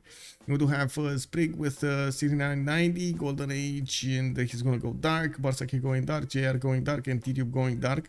Find it unlikely they're gonna manage to get so many points. We do have campus research projects coming out from Congo, and it does look like, of course, he does want this one. Ip Khaldun. We do have Rome also making a point of Egypt is making 15, while JR is 13 of his own. He's gonna finish 2 projects next turn. Doesn't seem to be enough though. 85 out of 155 points. Let's actually take a look at, well, I guess Rome is his ally, Egypt is his ally, so they can pass for him. No problems there. Okay, we'll see. Is Rome ever gonna get a general? I think that's the question here. You can see Rome is barely making 1 great general point a turn. It's not really helping out the problem. The defense would have been so much easier to defend with a general here. He just lost his level 2 crossbow also, a bit harder now.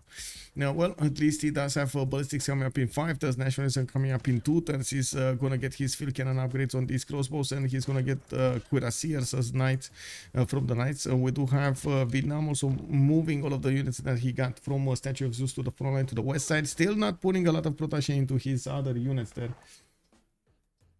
Congo going to lose Diplo quarter there too. Whoa.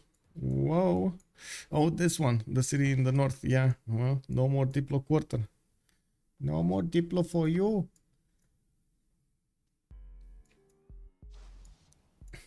Well, looking at the Diplo screen over here, it doesn't look like there's that much of a difference between them. They're close. Okay, let's actually see what's the culture number. 35, 46, okay, 46 on JR, while on the other side we do have 17, the biggest one, Chuck. Defender is at the moment Chuck on actually Astikos on 51. Okay, well, Astikos did manage to arrive at 171 science with 172 culture. JR is still bigger than him. We do have him on 225. Even Bartsake actually next to him is a little bit bigger with 181 and 148. Bartsake did choose to go for the Pembrasian Voice Golden Age, so all of this science is his science. We do have Bartsake with a bit more production and JR with a bit more production than him. Chuck did manage to get his production numbers up to 231, and he's starting to get up into the science and into the culture, 132 and 112. We're gonna need to see how these numbers change, especially with the arrival of the new era, when there will be no more Pembrasian Voice and no more free inquiry for them to benefit from. It does look like also the attack of Mongolia into the units of Rome kind of fizzled down. It's more of a stalemate over here with Vietnam not investing any more resources into this attack. Rome managing to get to parking shots. These cities are getting a bit too hard to get into. We do need to see also Mongolia try to get out of the IRL position. He's on 51 science with 69 culture, while they didn't manage to successfully fully IRL Sprig. He still has a 91 science and 71 culture. They did slow him down considerably. Now we do have to see also if Bartsake is with Egypt is going to manage to get out of this.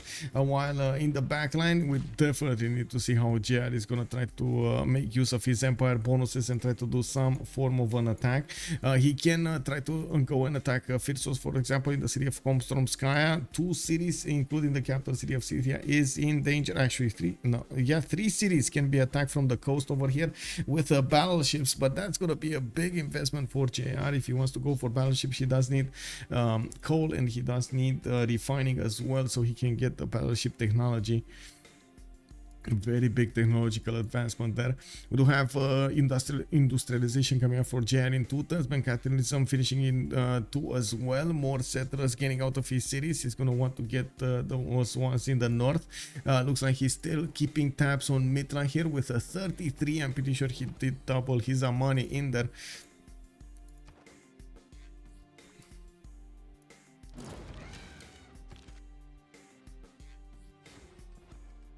Voichens still taking down Rome. Preslav did die. Scythia did manage to take 1 city. He deployed a knight over there and attacked it multiple times, benefiting from the farms and the heals.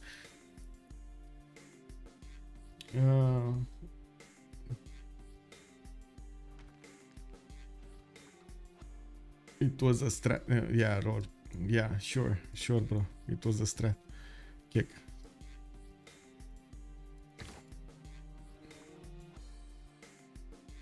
Look at the borders. Which borders? Not fish, not Hazaggi. Mitla is the biggest.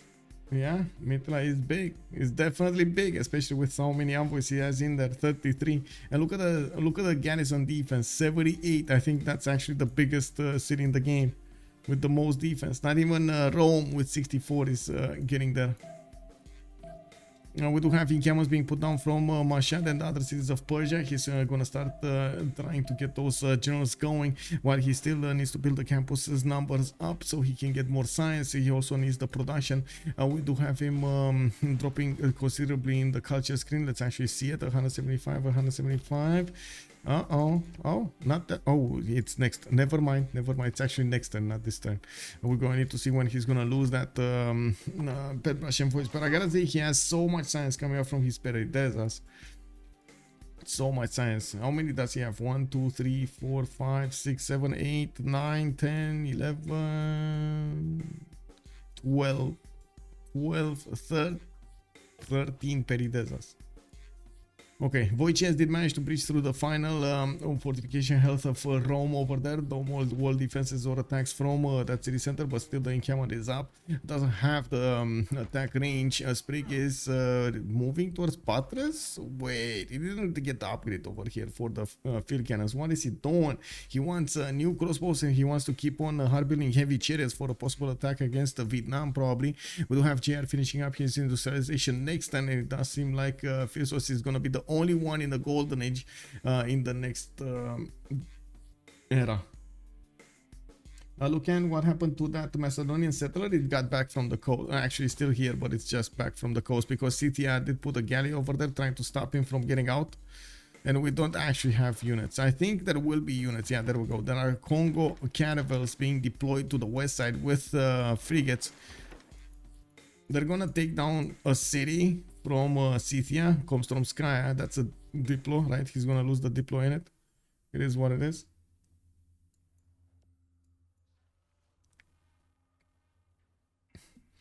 Fourth thing active for Mitla. Yeah, I mean he got that big, man, that big.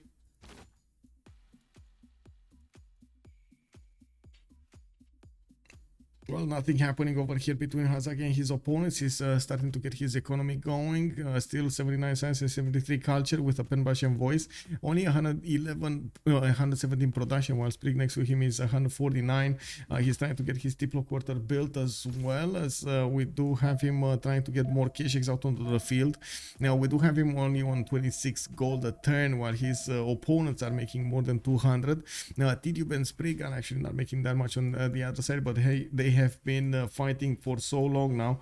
We might actually have an opportunity for Bartsake to actually go against Mongolia with cuirassiers. I do see him going military science one turn, civil engineering in one as well. We do see him getting a significant number of great generals over here on 16, while Mongolia is on 13. Scythia is only also on 44 and Macedon on 6. Now we do have the World Congress coming up in one turn, and looking at Phyrsos' choice, he did go for it from the coinage so he can get some extra gold, and they don't have that much gold, but to get per turn each, but together they make a decent amount, especially since Persia is going to start getting his banks going. In the middle of two empires of Rome and Congo, we do have Egypt over here, so they can trade to him, no problems.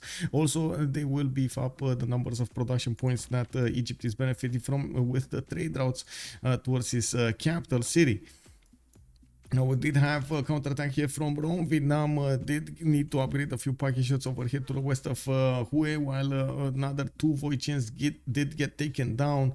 The remaining ones are not going to be far off from being taken out from the field over here, and we do need to see if Rome is going to manage to get his upgrades going for the next wave of units. Vietnam might actually be looking for a longer term gameplay here. He did manage to significantly increase his science numbers, and I do see his culture numbers.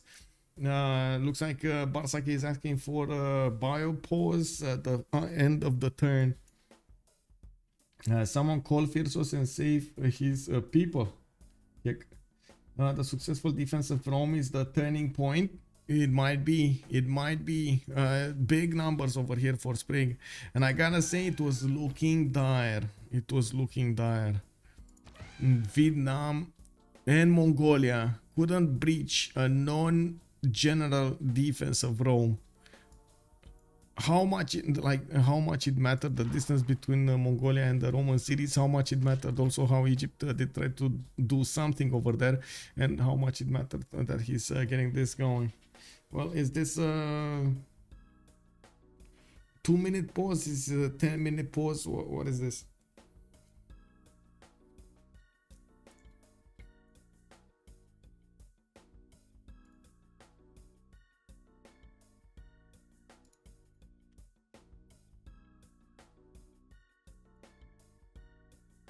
In Vietnam plus a 7 truffle camp.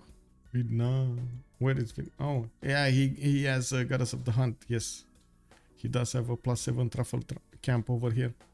It's a lot of gold, but it is normal. Missed the last 40 times. Is Tidube still holding strong? One more coffee. Yeah, he's holding. I wouldn't say strong, but he's holding.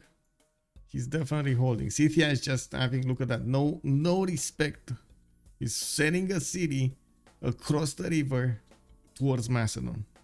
No respect, man. No respect. No respect, pa.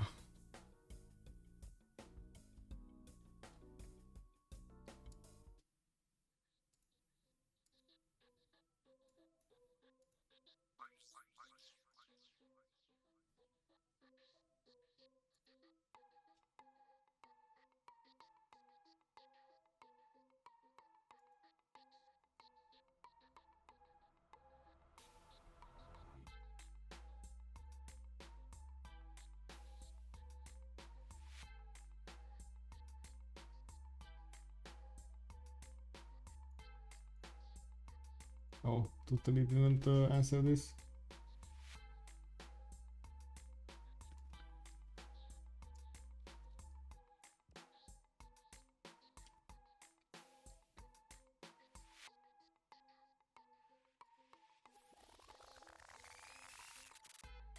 No, Ravenous Vlog, hello there, sir. Started watching you about a week ago. Awesome streams, love the content, but are the games live? What stops people from spying from the stream? If so, well, first of all, thank you so much for your kind words and welcome to the stream. Second of all, the games live? Yes, these games are live on Twitch, and yes, they are playing right now. I can actually show you the channels over here where they're talking about. I do have to say there's a lot of information that is needed. Sorry. First of all, to be passed from the team members to each other, so they can coordinate properly, and on the other side you don't have that much time during the turn. You might think it is enough time because for us it's time is ticking down differently than for them, which do need to actually think a lot of about their moves and each of their sim positions and so on and so forth.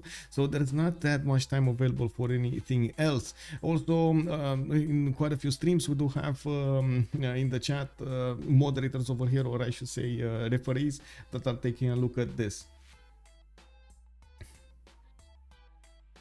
Yes.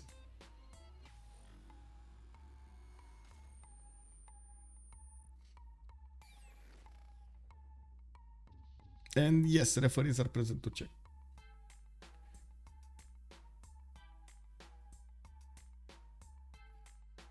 Most of the players do have, like, you know, big egos and stuff. They wanna win on their own powers and not by other means.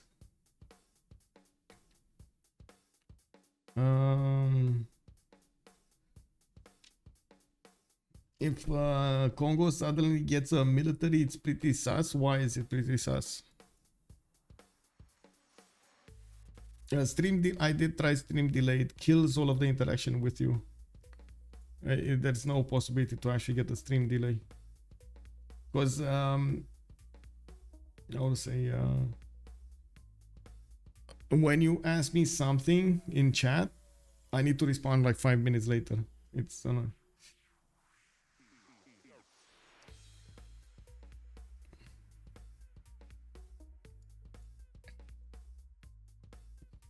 Congo isn't in the front lines with anyone, so them getting a military is suspicious at least. Not really. As in, so first of all, he does have the vision on others, so he would know what is going on. Second of all, he, how to say, if he is preparing for an attack against somebody, he needs to get the military, right? So just as he did right here, he got the information and he's going against his opponent.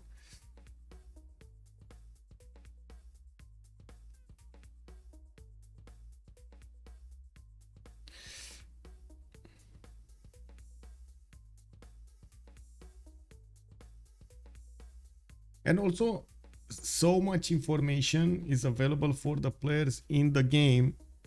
There is not a lot of, how to say, there's not a lot of advantage that you can get from this. There is some, but there is not a lot of advantages that you can get that you wouldn't get anyway with the information in the game about like military power, about the positioning, about a lot of stuff that you can do and see what is happening.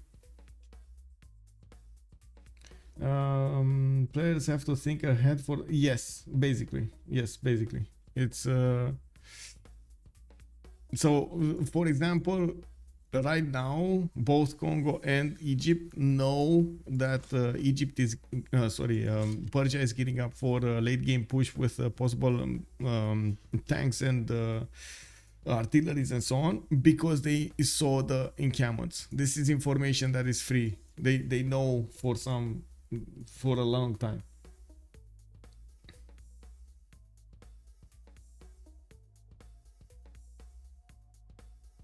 Yes, so much information is available that stream sniping is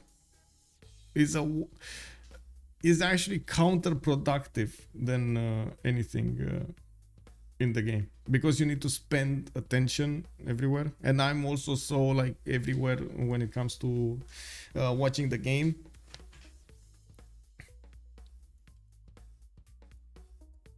Well, I guess we're gonna have the Congress anyway, so I'm gonna go to the bathroom and get a pause of myself. Be right back. 2 minutes.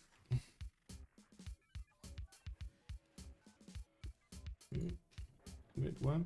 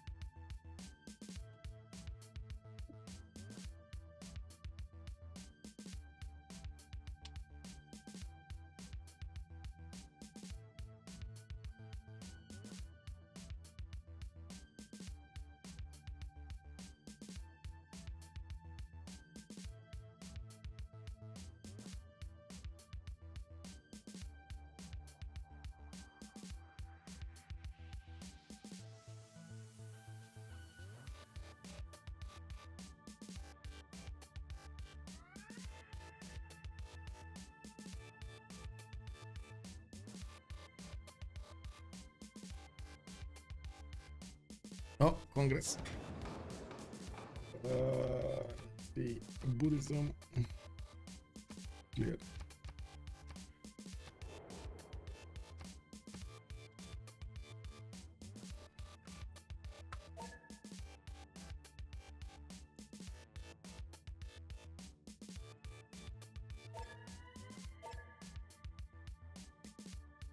And yes, anyone can see all Twitch users present.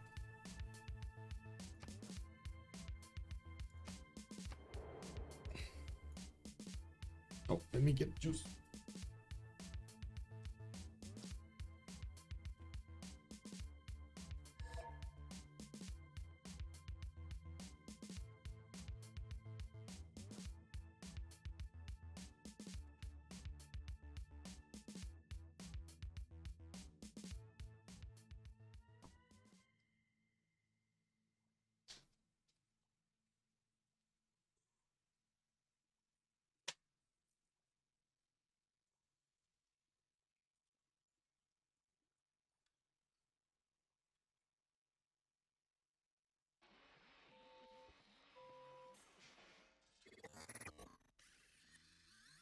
Always just a touch of space madness.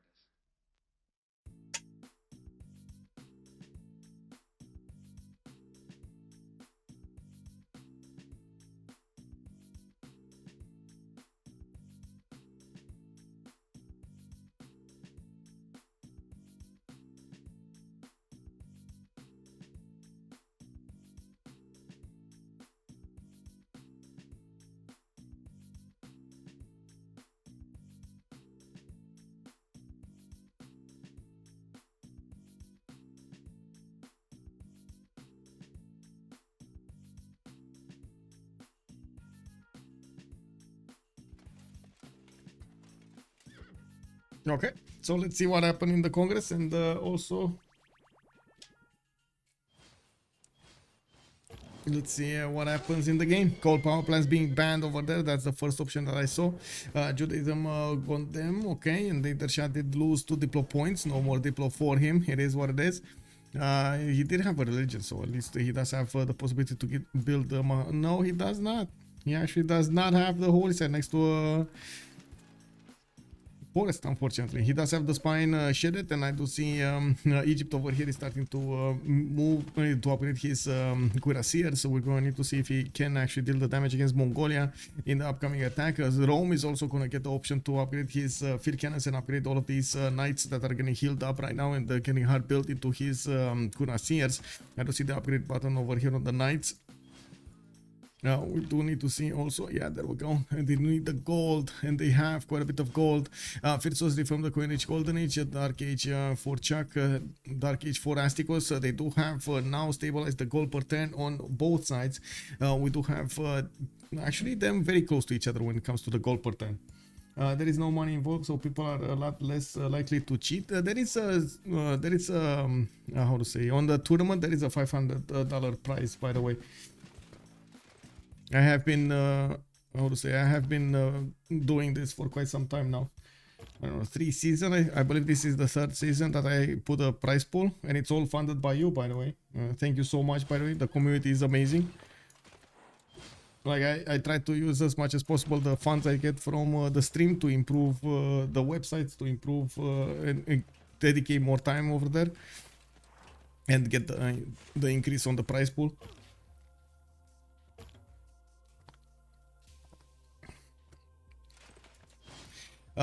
Sometimes there is money involved in speedrunning also, if I remember correctly, because you know, you can actually get money from YouTube. Hello. Especially if you get somebody like Asmongol to talk about your speedrun because you made some weird thing over there. Well, your video is gonna blow up. We cannot do delays. Delays kill Twitch streams. Now we do have Persia also expanding his how to say missionaries over there to the south, and by the looks of it we do have horses and okay, not many units coming up from Persia. I gotta say Valletta is still Bartsake's city. By the looks of it, it's gonna get soothed again.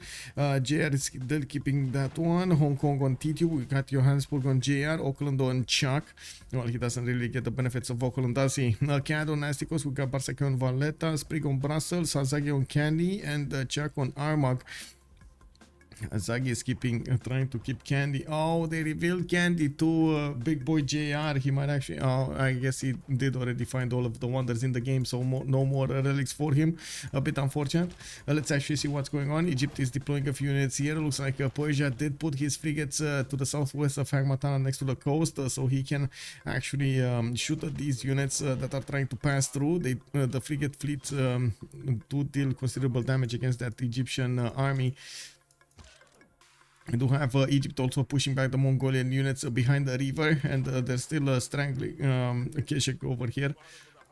The field cannons did get upgraded. They will do significant damage against any kind of attack from Vietnam. I do see Vietnam did put the parking shots in front now, and the pikemen, not enough. Not enough. The field cannons are going to chew through their defenses very quickly.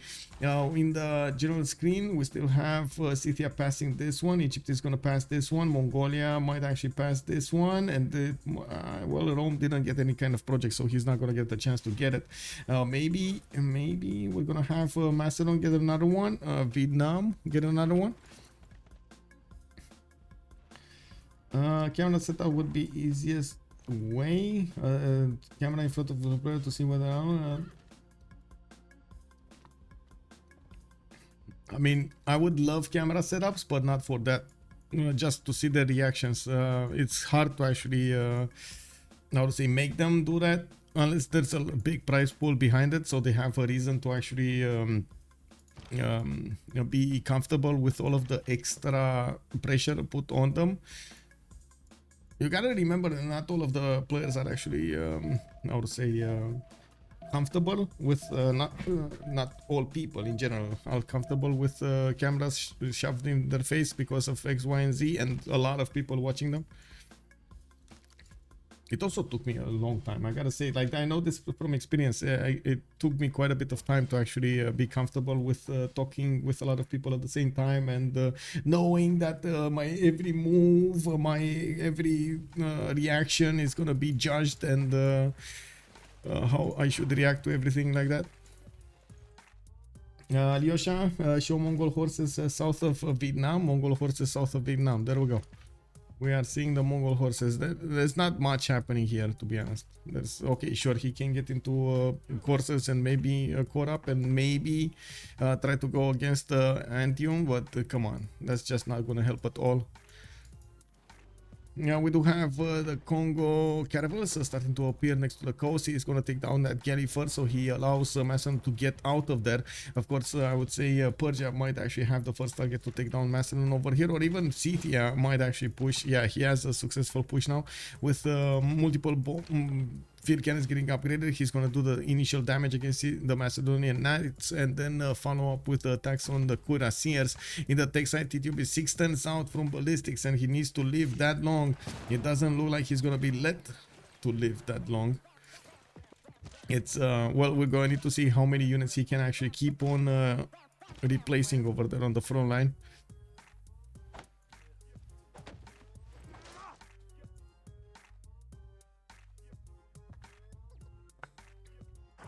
That one Scythian galley did such a great job delaying. Yes, I know, right? One single unit at the correct time. It did amazing work. This Macedonian settler is gonna take quite a bit of time to get there. It's gonna move so slowly to the eastern coast. Okay, I see Kongo actually about to hit the Komstromskaya. That's a 70 strength city, not easy to actually handle. He does have frigates coming up behind, but not enough. He only has one single one that can attack into that city center. Now we do have Phyrsos placing a few more of these campuses, and looking at the yield tab over here, we do have Phyrsos on 90 science and 41 culture. He did a lot of effort to actually hit, go against Macedon in the north. I do have Chuck with Astikos, the biggest science makers from their team. Bartsake with the JR on the other side. It kind of looks like at the moment it's coming to a bit of a, how to say, stable front line over here between them. Not many advantages being had. And we do need to see their moves. What are they going to do against their opponents to actually bring an advantage to their teams. Okay, new campus is coming around here from Vietnam. Looks like Egypt did also do a lot of efforts over here to get an army of his own. He does have cores available for him as a ability, and I do see he has quite a few knights turning into cuirassiers in the north of Edfu, while he's defending against Egypt with his parking shots on the east side. He did manage to get his military engineer to connect the roads to the north, and he's starting to get in common training projects, so he recruits one of these big boy generals. Dandara is the next one. We got him on 18 points a turn. Did he actually get a general? Yes, he got Amina. Got Amina for the industrial era units. We do have Persia, actually without a general. He's not that far away, or he shouldn't be that far away. Oh, he is. He is far away. He's gonna need to do a lot of work over here, a lot of projects to get that going. He's upgrading calves and building them as quickly as possible from his cities. While well, we do have Egypt deploying these cuirassiers. Can they do damage across the river though? Where's the core? I want to see the core, because I think this is the one. Yeah, this is the one that's gonna break that defense if he gets there. But anyway, that also forces Persia to look here, to look on the west and not look at Macedon for some time. I'm still thinking the cuirassiers of Scythia should be enough to break this defense, especially coupled with the field cannons, especially level 2 field cannons. Unfortunately, Macedon couldn't do anything to disallow this from happening, not allow this to happen.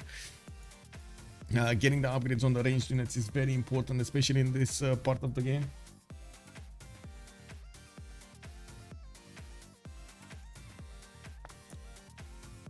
Vietnam seems so fast, yeah. Tight. It's going to tank. Yeah, it's going to tanks. It's definitely going to tanks. In the total tab, it looks like JR is steaming ahead over there with a 48-1. I see, yeah.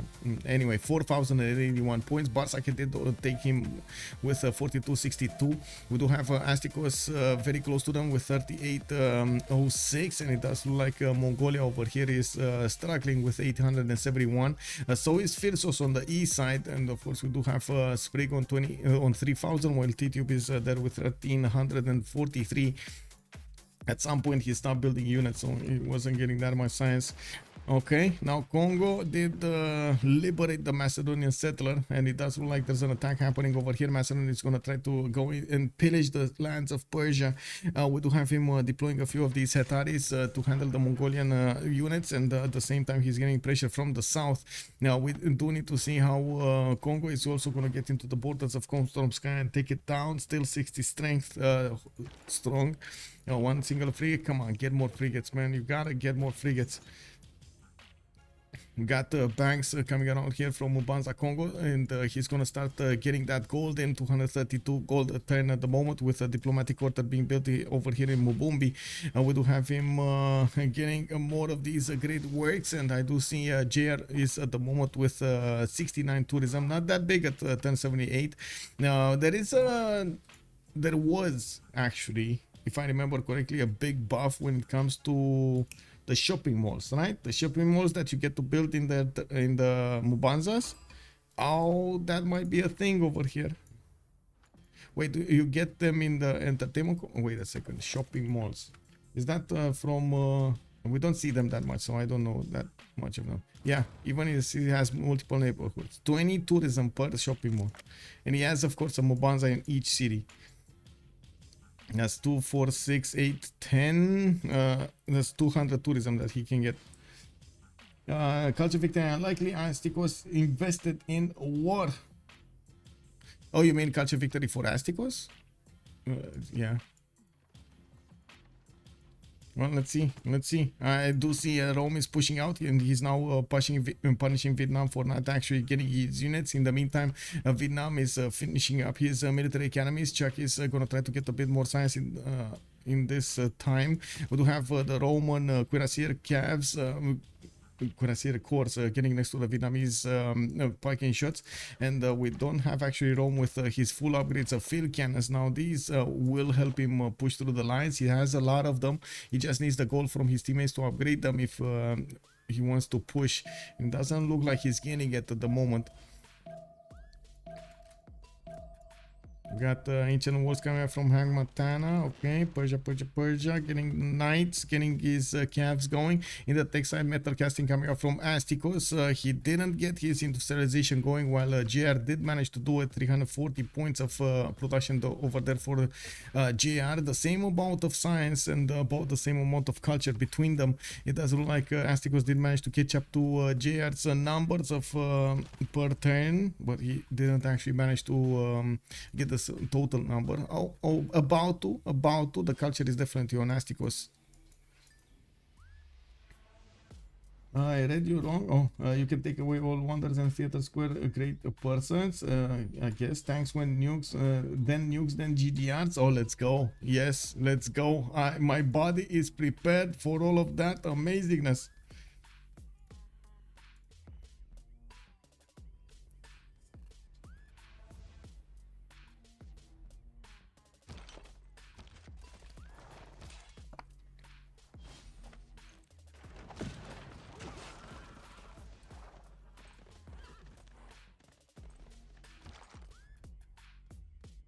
Mario Shiba, you can get a lot of tourism, but you should watch a video on it. There are about 50 million different things to know for culture victory. Yeah, there are a lot of things.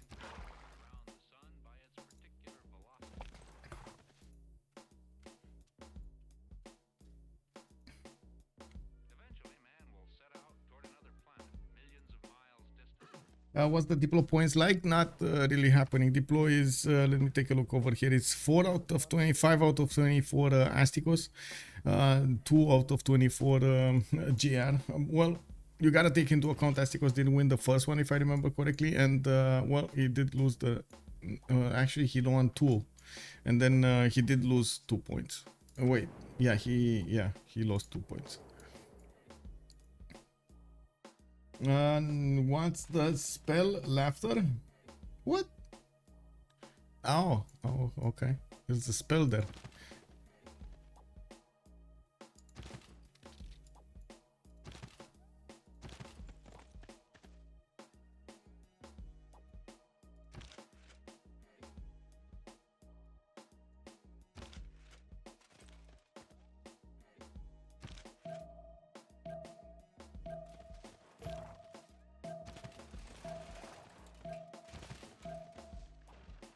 Well, Egypt can actually push through Mongolia by the looks of it with his units. We don't need to see if Bartsake is going to manage to keep up the effort against his opponent, while Mongolia doesn't have a lot of science and culture. He's trying to get to shipbuilding, and by the looks of it, he does have the core ability on his units. KW, he did manage to get to nationalism. Now these cuirassiers cores of Egypt will do quite a bit of damage. We do have Egypt over here coming up with his field cannons and moving on the south. Looks like Mongolia cannot withstand multiple attacks from these units, especially the swordsman, and we do see Mongolia is trying to hit back and do some damage on return. He's also putting more effort into building up units, training them, and moving them to the west side. A military academy is coming up from the cities of Egypt, and I do see the cuirassier corps are getting in there. They do enough damage. Ooh, one of them got captured by Mongolia. Very nice. It will be probably taken down, but still, that's a major victory for him, getting a cuirassier on his side. Egypt definitely needs to build a lot more units, and he's gonna try to flex this 311 strength of production against his opponent. While it doesn't look like Rome still needs to upgrade his units, he did need to retreat his cuirassier corps, especially from the front of that Vietnamese field cannon. Now the pike shots are just not gonna be able to withstand that much attack, and we do have cuirassier corps getting out of the cities of Vietnam. He did reach 391 production, and he's hard building a lot of cuirassier corps from most of his cities. Now it does look like Rome is just gonna need to keep on defending. Maybe Potato might have a video explaining it all, or you can watch certain gameplays is too good. Yeah, they might have.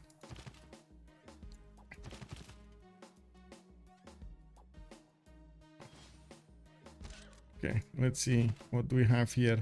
Looks like Macedon did manage to get his cuirassiers and upgraded a few field cannons of his own. Scythia still has the bigger tank. We do have Macedon starting his voyage towards the east side, and he's gonna try to get somewhere between Lahore and Mubanza Wembo. By the looks of it, it's gonna take him a long time to get there. What's the number over here? It's 18 turns to get there and settle, 19 to settle. Now we do have Egypt also managing to get a few of these theater squares, not bad ones. I gotta say, we got the first production centers coming around from Congo, and he's gonna start getting those points in. I do see also he did get Oracle in Mubanza Mubata with Pingala in there. He's getting his banks going, and by the looks of it, in the Great Merchant screen, Congo is on 45 Great Merchant points a turn passively. He also has 22.5 Great Writer points a turn, and I do see him on 29 Great Scientist points. To be honest, I think this is him getting up for late game culture. We're going to need to see if Bartsake over here in the meantime with Sprig is going to manage to withstand the attacks of their opponents until that happens. We do have Egypt getting in, not managing to do much though, not managing to do much. In the tech side, he's 3 turns away from steel. Chuck is refining in 2 turns. We do have Astikos going for his rifling in 3. He's a little bit behind, but not that far away. He does have the same amount of science as Bartsake, and I do see him with a little bit better culture. Now, from the east side, Macedon is getting in. He did attack the city of Persia, but now Persia did manage to upgrade his cuirassiers. Now, there's still quite a few pillages going on over here, and Tidube is not gonna give up on this. Are building a few more field cannons, getting some few more knights out to upgrade as well. You do see the infrastructure being built here from Sprig to actually get this going.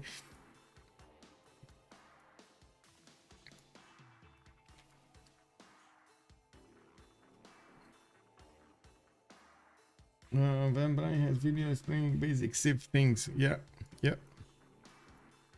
Okay. Where is Van Bradley? By the way, what happened to Van Bradley? I haven't seen him in such a long time. Such a long time.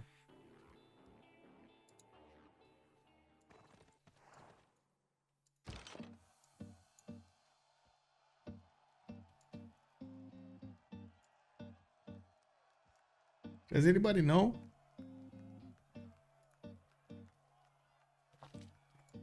Anyway, yeah, well, it kind of seems like Bartsake is gonna need to do this attack against his opponent. We do see Rome is stopping from attacking into his opponent. The goal per turn at the moment is being placed on Bartsake, so they can actually, he can actually get all of his units upgraded and repositioned over there.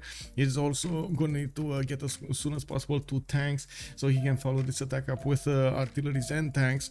Now we do see him also managing to get a few more of these encampments down. He does need the military academies in them. He built quite a few of them, still keeping his attack going against Mongolia. The K6 are falling quickly, while we do need to see if he's gonna have enough units to keep on attacking against Mongolia. Mongolia are getting to his calves, and I do see he's hard building as many as possible.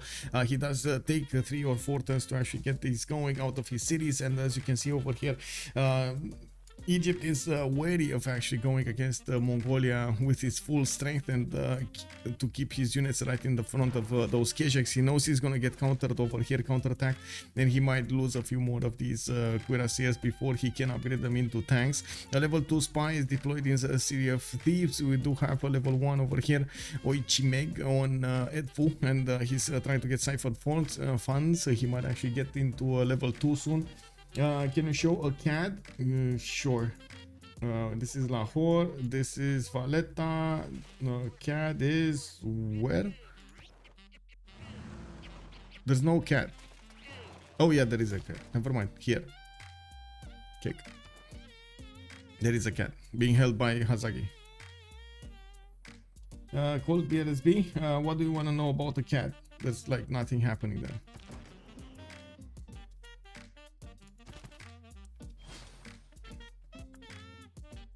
How, what? You mean how long helicopters? Not quick enough, I would say. It's Astikos is 3 turns defining. He's going to need steel walls, and then he's going to need combustion, and then he's going to need plastics, and then he's going to need how to say synthetic materials. No. Macedon got the heli. Oh wait. Oh. Okay. He got the one. Oh. How heli is the general? Isn't the general? No, yeah, the general. Rani Lakshmi Bai. He got the general. He got the general.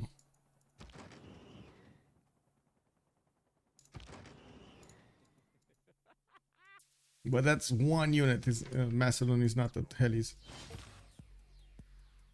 Yeah. It's a big unit over there.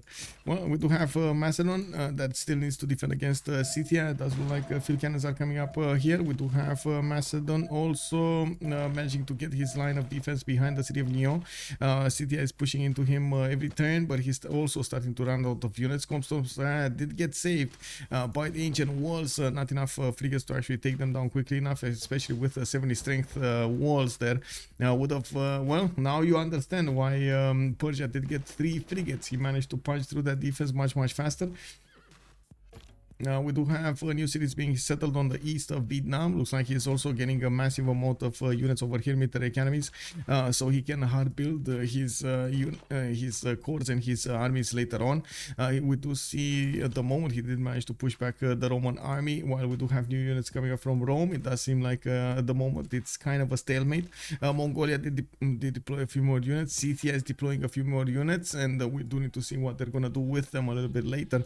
Now, while Egypt cannot push successfully through the north of Mongolia, and we do see a lot of calves are being upgraded over here in Persia's territory, and a lot of cuirassiers are getting also built. He's gonna get steel walls in one.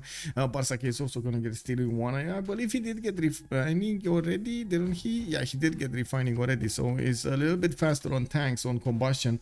Now we do have him hard building a few bombards over here from rocket shed thieves, and he's gonna upgrade those into artillery soon, or actually they're gonna pop into artillery soon. To be fair, converting barbs in Timon is a bit underwhelming. I mean, kick. Yeah, well, we do have one helicopter here with a promotion that did manage to get next to Pasakate. That one helicopter, bro. One helicopter. But to be honest, it will die. Like, if it attacks, it dies. The only thing keeping this helicopter alive is its ability to actually get the promotion. And that's about it. You can see the cuirassiers do take a lot of damage, but they're encircling him. So if he attacks, he's gonna take some damage from attacking into that city center. Then he's gonna take 2, 4, 5 hits from the other units.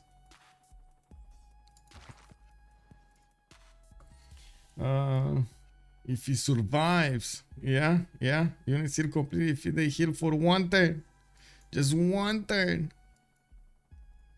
Yeah, Rani Lakshmi Bai died in 1858. Helicopters were invented in 1940. I have no idea why they did that, but sure. I guess they just wanted to. Oh, it attacked. No, it's getting attacked. It is getting attacked. Yeah, this helicopter is gonna die. Is he gonna get into the water? Yeah. No. He did. Oh, he got a promotion. He got a promotion. Oh my god, fast finger Tidube over here did manage to get the promotion going. Very nice, very nice. What is it? Comparison. Okay.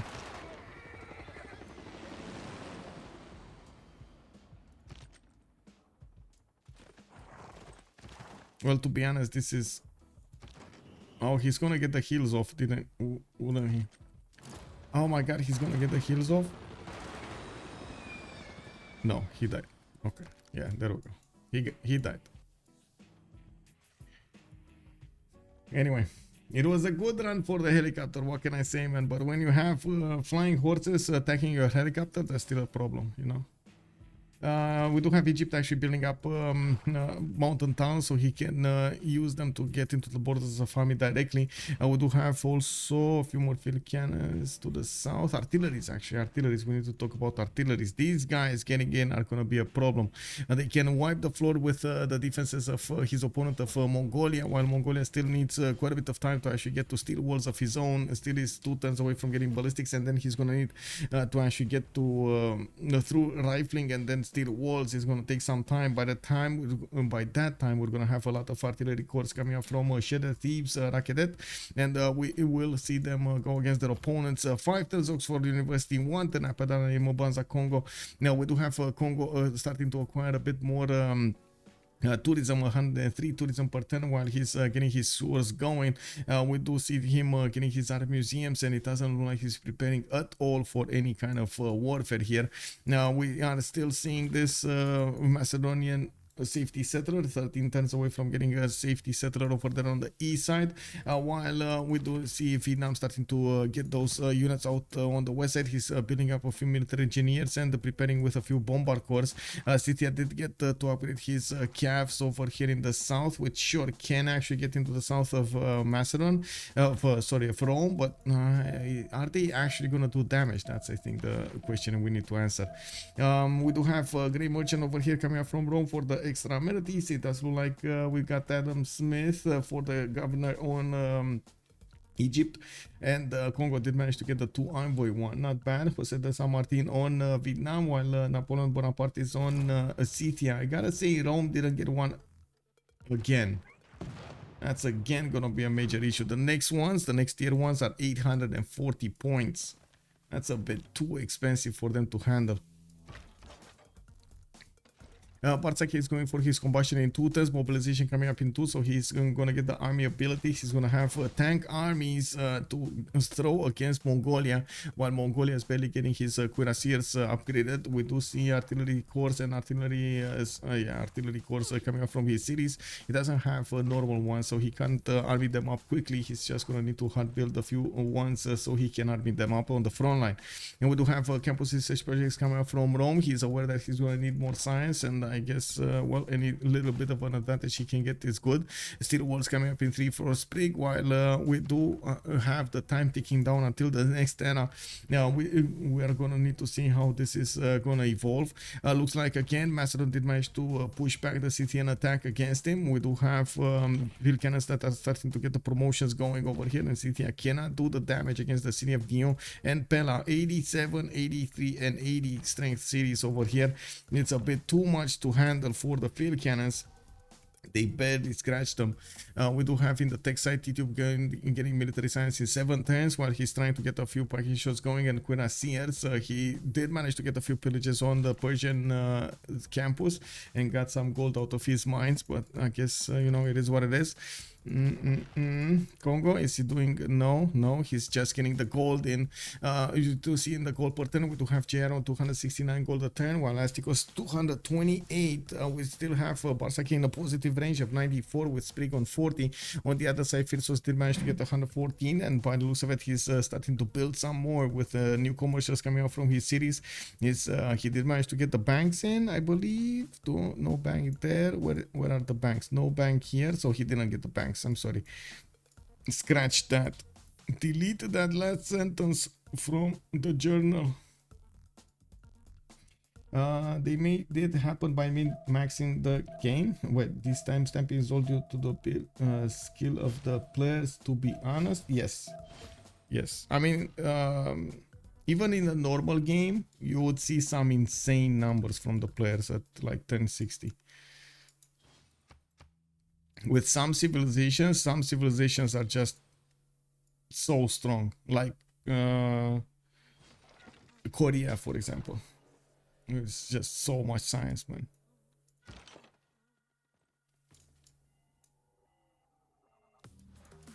Okay, how many units, how many tanks are we gonna have? 1, 2.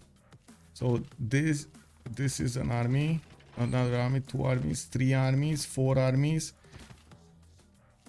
4 armies and a lot of corps. You can see how he's actually keeping the cuirassier corps next to a normal cuirassier, so he can army up very quickly, and he doesn't want to upgrade those that fast. Bartsake getting his combustion next turn. In the science screen, it does seem like JR did jump a little bit ahead with 294 points.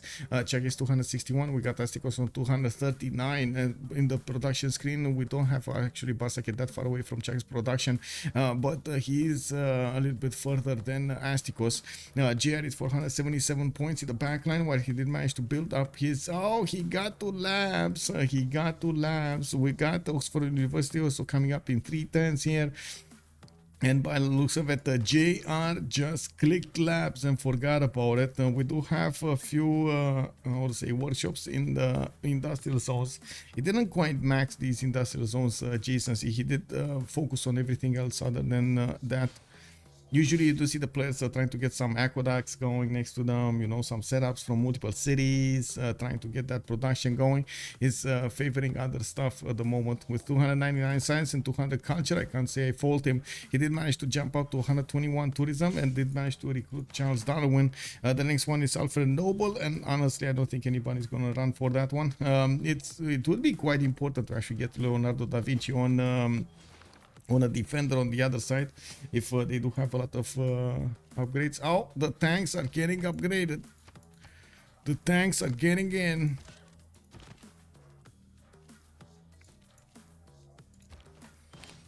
Damage from the tank core. Tank armies are just gonna stomp through this defense, by the way. Doesn't look like there's enough strength on these Mongolian cav cores to actually withstand this. Not enough units at all. Did Kongo get the scientist which provides minus 50 production to labs? Let me actually take a look over here. Yes. No, that was actually Rome. That's Rome who got it. Rome did manage to get to 169 science and well, he's only 48 culture. I do see tanks are starting to get in to attack the Mongolian units. Mongolia is starting to reposition them in the south, trying to attack the field cannon over there. New tank corps getting into the front line, and as you can see, Mongolia is trying to body block them as much as possible with just the knights, with the knight corps. Artilleries are also available for Egypt to use. He's just going to need to move them. He does have Dandara as a general to actually add that extra movement and the extra +5 against his opponents, while unfortunately he couldn't actually manage to get a level 2 spy. Only has a single point of extra diplo. No, not even one actually. His opponent does have +6 internal opponent's movement. I do have Persia also getting his combustion next turn. He's upgrading his cuirassier corps also next to the city of Tushpa. Doesn't have a lot of them, but still bringing some more from the north and trying to build a few more cavs so he can upgrade into helicopters a little bit later on. We do have Persia with cuirassier armies. Come on, yeah, only 2 of them, 3 of them. Okay. Oh wait, how many? 1, 2, 3, 4. 4 of them. Okay, that's not bad. Not bad at all. It's Egypt that's going to have an advantage when it comes to the artillery. And a lot of the times actually between tanks versus tanks, the artilleries are going to make the difference. No balloons though.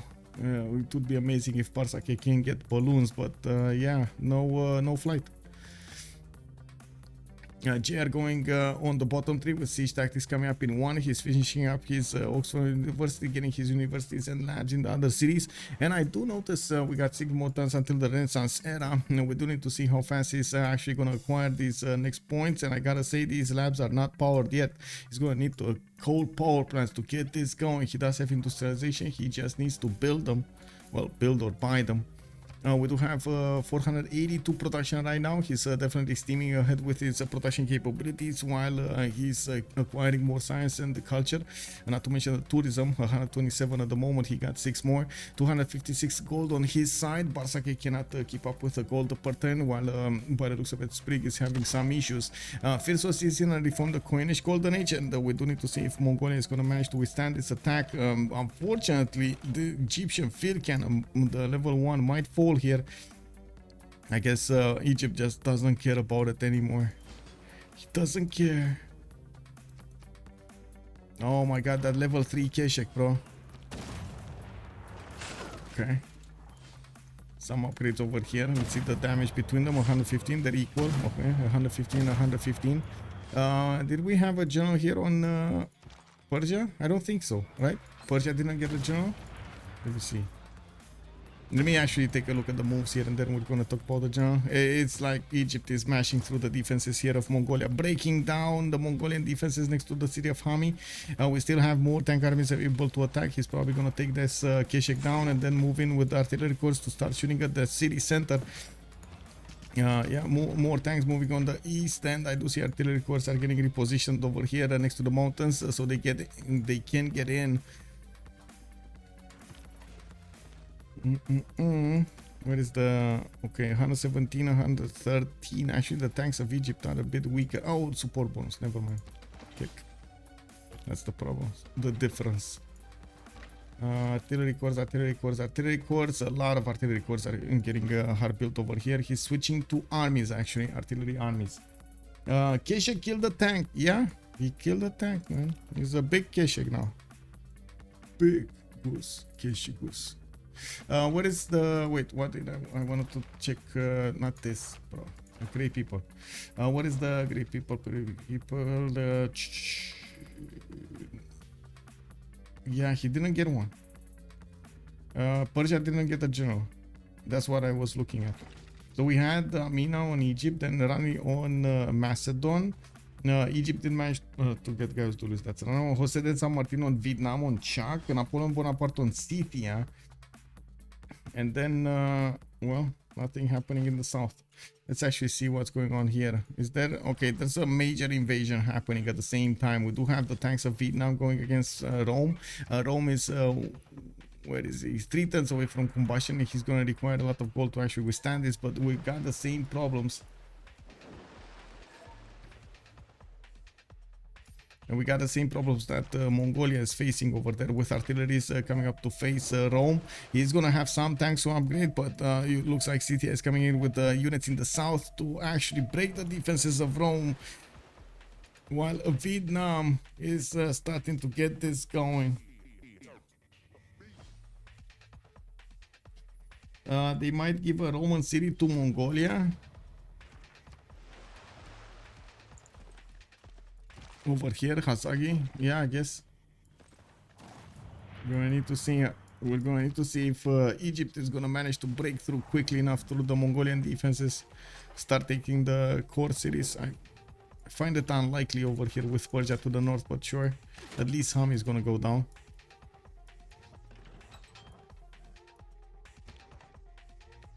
Let's see.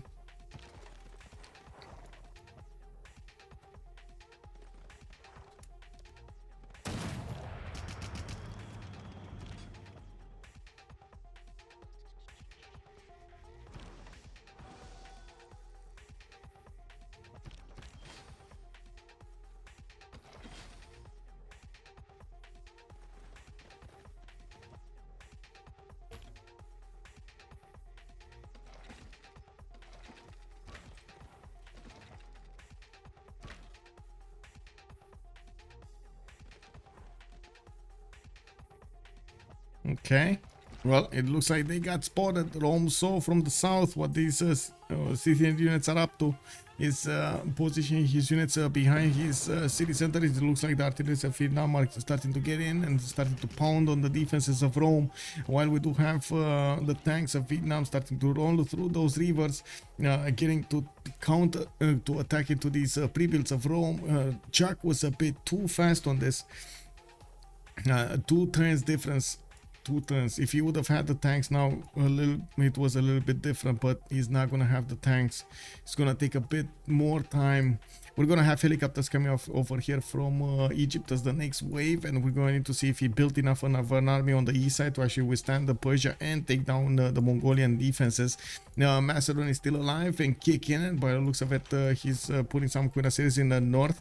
We don't have Scythia deploying any more units towards the north, and by the looks of it, we do have tanks also getting out of the Persian cities, getting the calves going. Plastics next turn for Astikos. We do have Bartsake actually going for Batras, delaying his plastics a little bit so he can hard build his calves, his pre-builds for his helicopters. JR going for steam power in 2 turns, mobilization coming up in 3. He's getting 80 crews on the east side here, getting the research labs going. 341 science with 217 culture. Looks like he's also on a 466 production. We do need to see if he's going to manage to put the defense up on his ally over here on the east with the 80 crews. Looks like he's actually deploying a few 80 crews to the northeast, so he stops any kind of Persian advancements.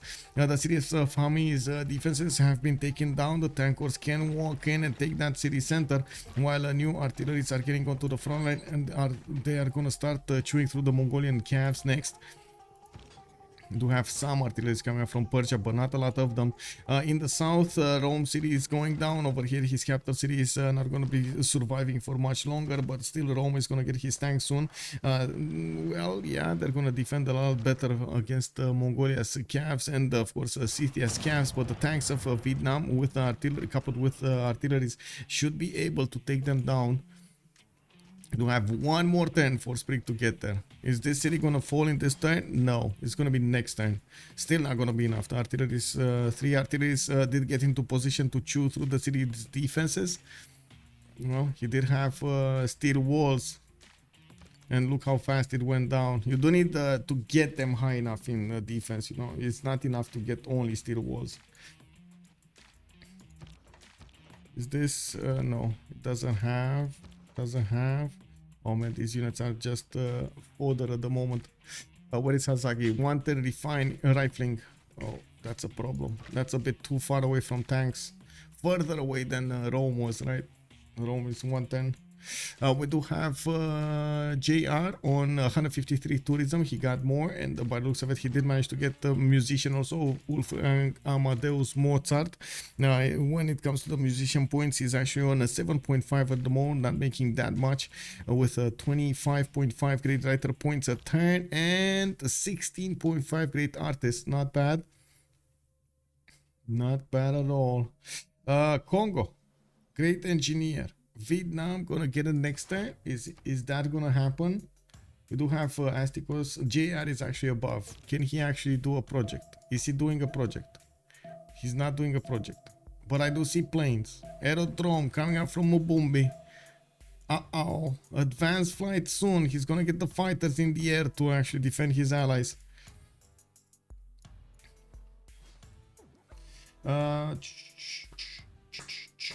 Let's see in the south what's going on over here. Tanks getting upgraded. Sprig is getting that extremely quickly. We do have the tanks actually a bit stronger than the Vietnamese units.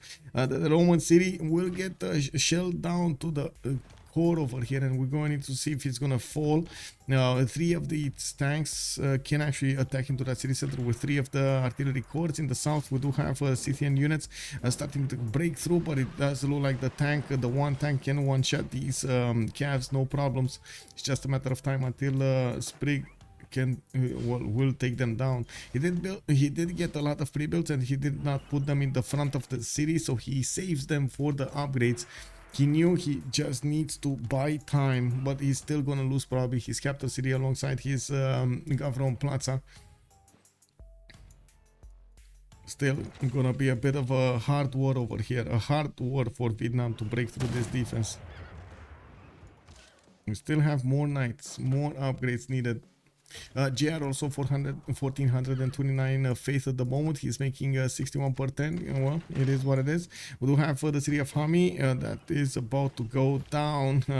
Gustavus Adolphus is deployed over there. When the city is going to go down, it's just going to be pushed back to Karakorum. It looks like Egypt is breaking through the defenses on the east side, just chewing through each of the units of Mongolia slowly but surely. We got some tanks appearing from the north, and of course we do have Cav course getting hard built over here in the tank side. Astikos is still 3 turns out from synthetic materials, while Bartsake is going for cartography. He's getting new tanks on the battlefield while he's hard building as many of these Cav cores as possible, and so he can send them to the front line. He's definitely gonna want to get helicopters soon. We have him with some damaged tank armies that cannot get promotions. This is a problem, not getting the promotions. JR getting still in one, mobilization in one as well. He did finish the first aerodrome and starting to get the pipelines going. We do have him finishing up his research labs, and well, he's still on 328 science. He didn't actually, oh, he did get a factory, but still no coal power plant. No coal power plant for him. Does he even have a lot of coal? I see one coal tile. Just one coal tile. Not enough.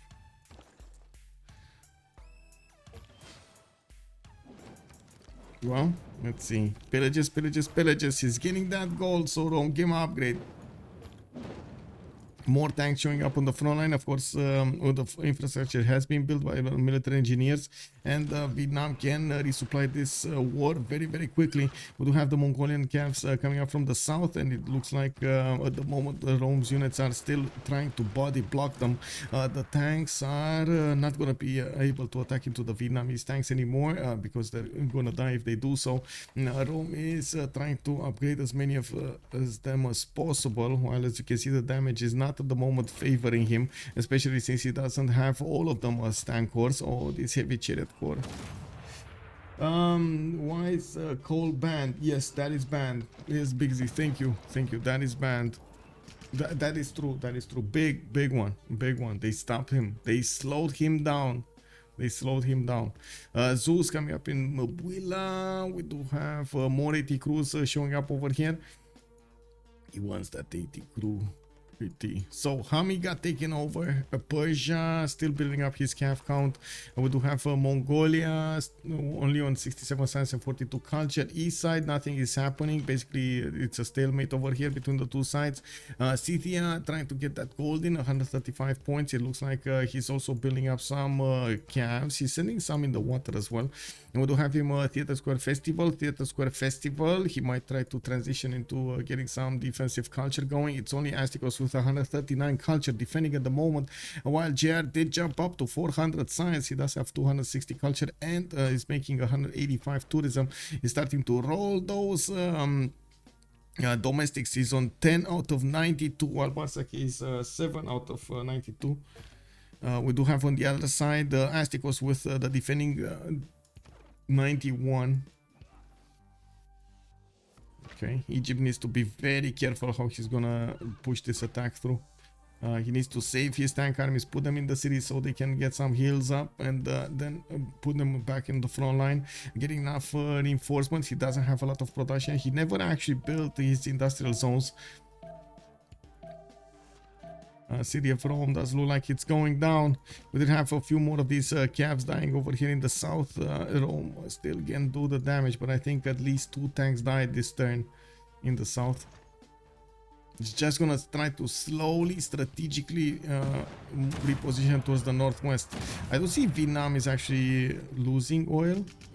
Did I see that clearly? He's losing oil, but it's still, no, it's actually Rome. Rome is losing oil.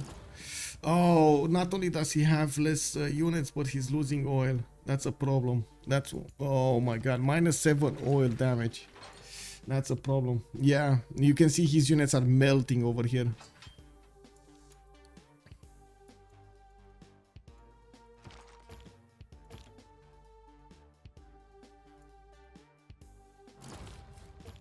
Okay, how fast flight? Radio coming up in one for JR. He's gonna get his broadcast centers. I do see Bolshoi Theater getting in the Mubanza Congo. He probably does already have Moksha 4th. I do see Zeus getting out, and Filippo Brunelleschi, the great engineer, is probably gonna get to 110 this Bolshoi Theater. I do see Theater Squares coming up from Kewila and still finishing up his research labs there on the west, trying to get the protection on the coast from the flood barriers and getting some battleships in Kongo. I mean, why not? You know, you might actually get to use some battleships, but I gotta say, battleships versus artillery, you kind of lose, you know. Anyway, where can Rome escape? Boso, apology, how are you doing, sir? He can go towards the backside of Congo if he wants to. He doesn't have an escape settler. Oh, he does. He's making one in Ravenna. Okay.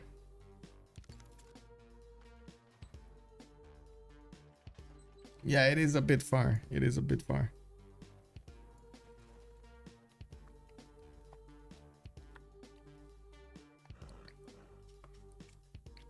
They want to delay as much as possible taking Rome because of the, I would say, Diplo points, the Diplo favor points.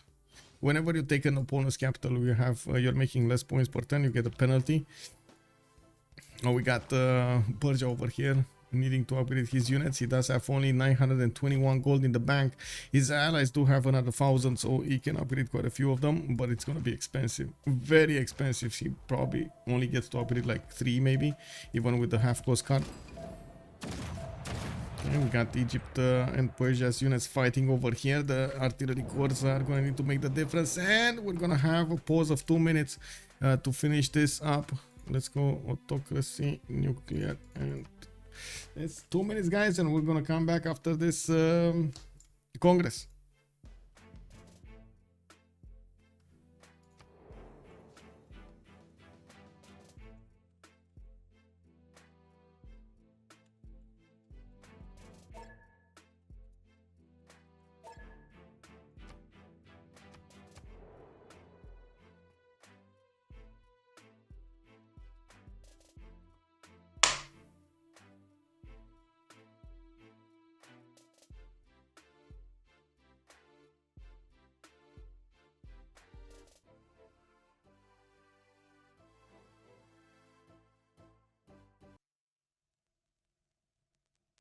I have a wonderful electronic invention I want you to see.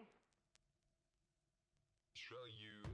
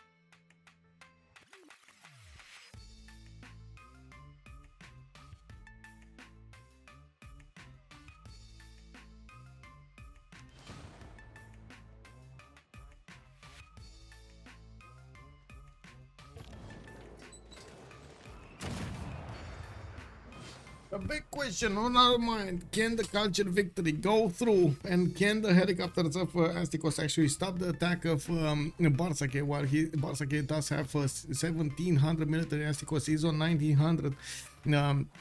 We do have astronomy coming up from Bartsake. It does look like at the moment he didn't actually get his synthetic materials over here. And we do see in the south the capital city of Rome got taken down. We do have Merchant Republic loses a wildcard policy slot. Another banning of coal power plants. They're denying as much as possible the ability of JR to actually get that power in. JR is on radio 110 412 precise, a 10 247 culture. Oh, hello, sir, Android. How are you doing, sir? Welcome. Is Bart losing oil? Bart losing oil. Let me actually take a look at his oil in the moment. He's on 73. He's not losing oil. We do have him with the general, while his opponent doesn't have one. 116 tank wars against 114 of the helicopter, both of them using that War of Religion card. And we're going to need to see how Sprig is going to get this going, though. He's 2 turns away from finishing his safety settlement in the city of Ravenna. He does have a galley to escort it to the west side, while we do see still 5 cities of his do need to be taken down. We do have split up in the artillery corps of Czech over here. Some of them deployed to the south, some of them deployed to the north, so they can start chewing through the next cities.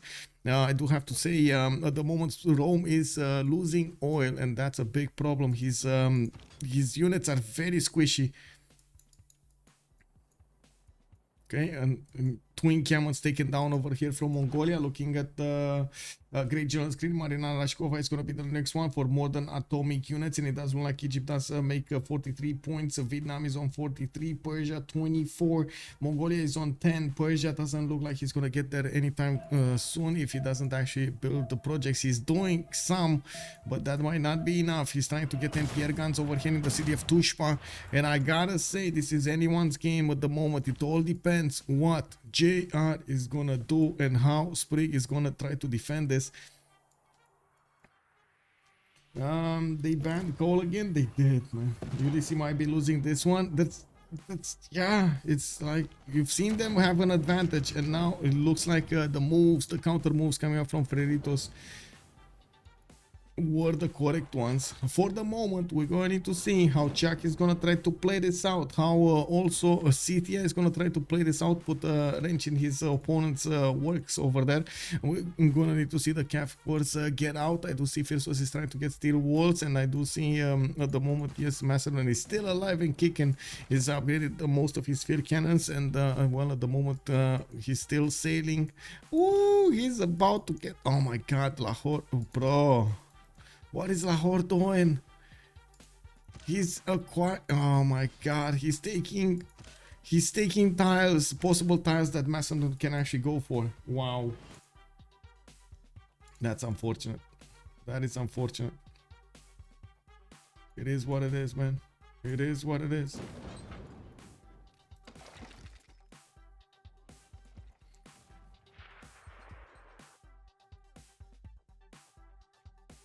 Oh, totally didn't see this. Chronic Pharaoh, thank you so much for the follow. I don't know how I missed this. Much appreciated, sir. Time to take out Lahore. Maybe. Oh my god, Valeta getting medieval walls, 86 defense. We got a Persian helicopter corps that is trying to get in and do some damage over here in the Egyptian defenses. We do have Bartsake immediately reacting with one tank corps of his own. Bartsake is seeing what's happening here in Valletta. It's his city state, and he has been from the beginning. He does have to chew through these tank armies of Persia, and I'm pretty sure he's using his artillery armies to actually do the initial attacks, while he will need to build new tank armies over here in the south so he can actually deal with his other opponent, Vietnam. He's gonna be in a 2 versus 1 war, and it's gonna be some time until we're gonna see actually a lot of fighters in the air. We got one biplane, but we need fighters, and we need them deployed in the Egyptian territory as soon as possible. It looks like Congo did send one of the Kongo Mvembas, pineapple people in the north. The ananas.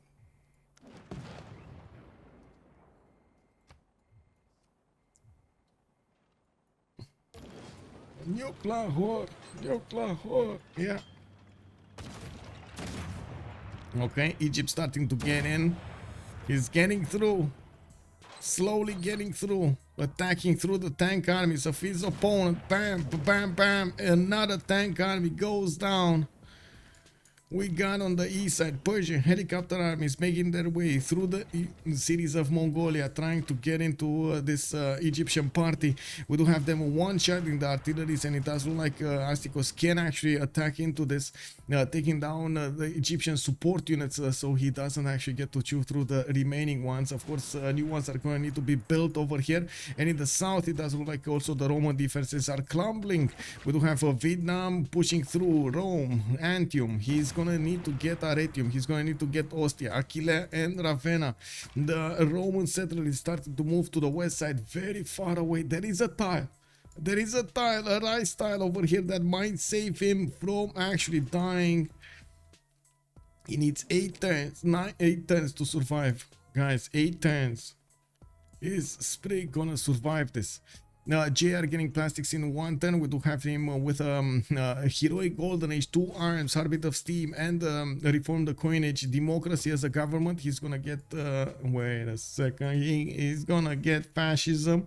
We do have him on 457 science and 282 culture. Chuck and Astikos cannot keep up. We do need to see if that's gonna be enough for them to put them back on track. No golden age or heroic age coming up for Ulyss's team. We do have Bartsake heroic. We got Sprig Sprig on normal age and Tidube on normal age. Okay, what's happening over here? Okay, Cav armies, Cav corps over there getting spotted.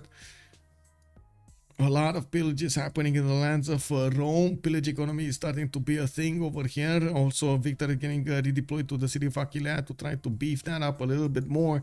I do have to say at the moment the tanks of Rome did stabilize their oil per turn, and they do have +3 intel on their opponent's movements. Okay. Cav armies that will turn into helicopters coming up from Czech, plastics in 1, ideology coming up in 7. We do have Sprig also getting his industrialization in 1. Not that it's going to matter that much, but it might actually help him pump a few more tanks and delay his opponent from attacking into him. We do have the Persian helicopter corps getting into the backline of artilleries of Bartsake. He's struggling over here to actually keep them alive, while he did lose a tank on the northern front line. We do need to see if the next helicopters are actually going to be taken down here. The artillery corps are just not doing that much.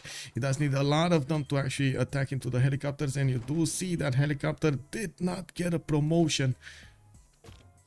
Very low HP, did not get a promotion. Oh, helicopters are moving southwest. We might see them just pass through. I know they wanted to get out of the counterattacks over here of Bartsake. Where are they going? New tanks coming up from Egypt. I do see he did manage to take care of that helicopter from the north. He got the support help of Kongo biplanes, and I do see another one is going to need to be deployed here soon. We do have hangars coming up from Kongo. Mubumbi getting his armories going. I do see tanks also on the front line to beef up his defense. Now, another biplane is building Kongo that can be deployed to the east, and it does look like the Roman settler is gonna try to go to the north somewhere. Oh, wait a second. Did they know that they didn't buy 2 of them? Oh, wait, this is yeah. Where is it going, man? Where is it going? Is he gonna be fast enough through the roads over here? I don't think so, but sure. I mean, he can try it. He can try walking the roads. Kongo never actually fully did his infrastructure, so it's gonna be hard for him to actually get into a place. Maybe here on the north, I guess, but again, that's in Persia's territory, as in waters. Don't really want to go into those waters. You know, you put your feet in. Have you ever, guys?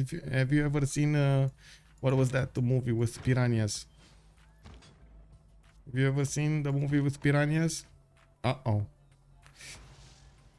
Well, we do have Astikos getting his modern armor armies. He did finish up composites. What Bartsake is going to get synthetic materials finished next time is he doesn't have that many of these helicopters to use, and well, he's going to need to as quickly as possible get to composites of his own. He does have the same amount of science, no, about the same amount of science of Astikos. In the total tab, he does have a little bit more, but it doesn't look like it's making a difference.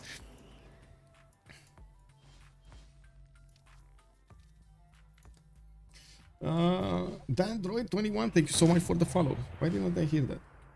Much appreciated, sir.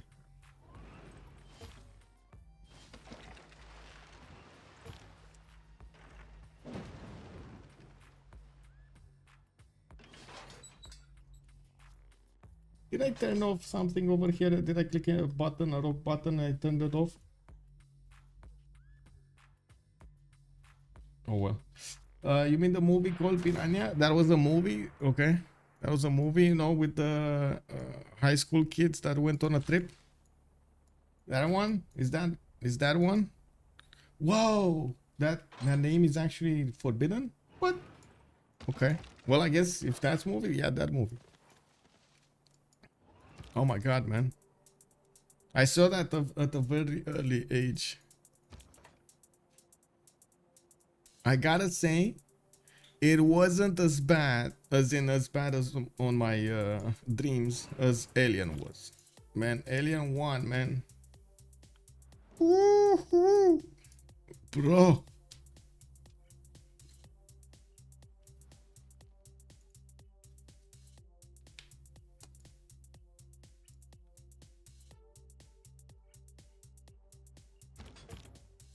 Yeah, we got some Egyptian tanks coming up to save over here, or at least try to slow down the attacks on Rome. Vietnam might lose a few tanks now. We do have Egypt with quite a bit of damage going against his opponent here, but he doesn't have the numbers. He's deploying a few artilleries to help out, and I do see helicopters are going in to defend the east of Necken. He's putting up a defense to the north. The Persian armor corps don't seem to do that much against the Egyptian tank armies. Not against the Egyptian tank horse. Fighters are getting deployed here from Congo on the east side. We do have them actually getting quite far in the northeast. This is one tile too far, right? 2, 4, 5. Yeah, that's one tile too far to attack. We do have a lot of tank horse being hard built over here every few turns from Bartsake, trying to get us bigger spot. Where is this settler going? Guys, is this settler... Oh, I see. He's going here. Okay. Trying to get here. That's very dangerous. I mean, it's closer, but that's very dangerous. Arethume is still alive. Does look like Vietnam did not bother with that city center to the south.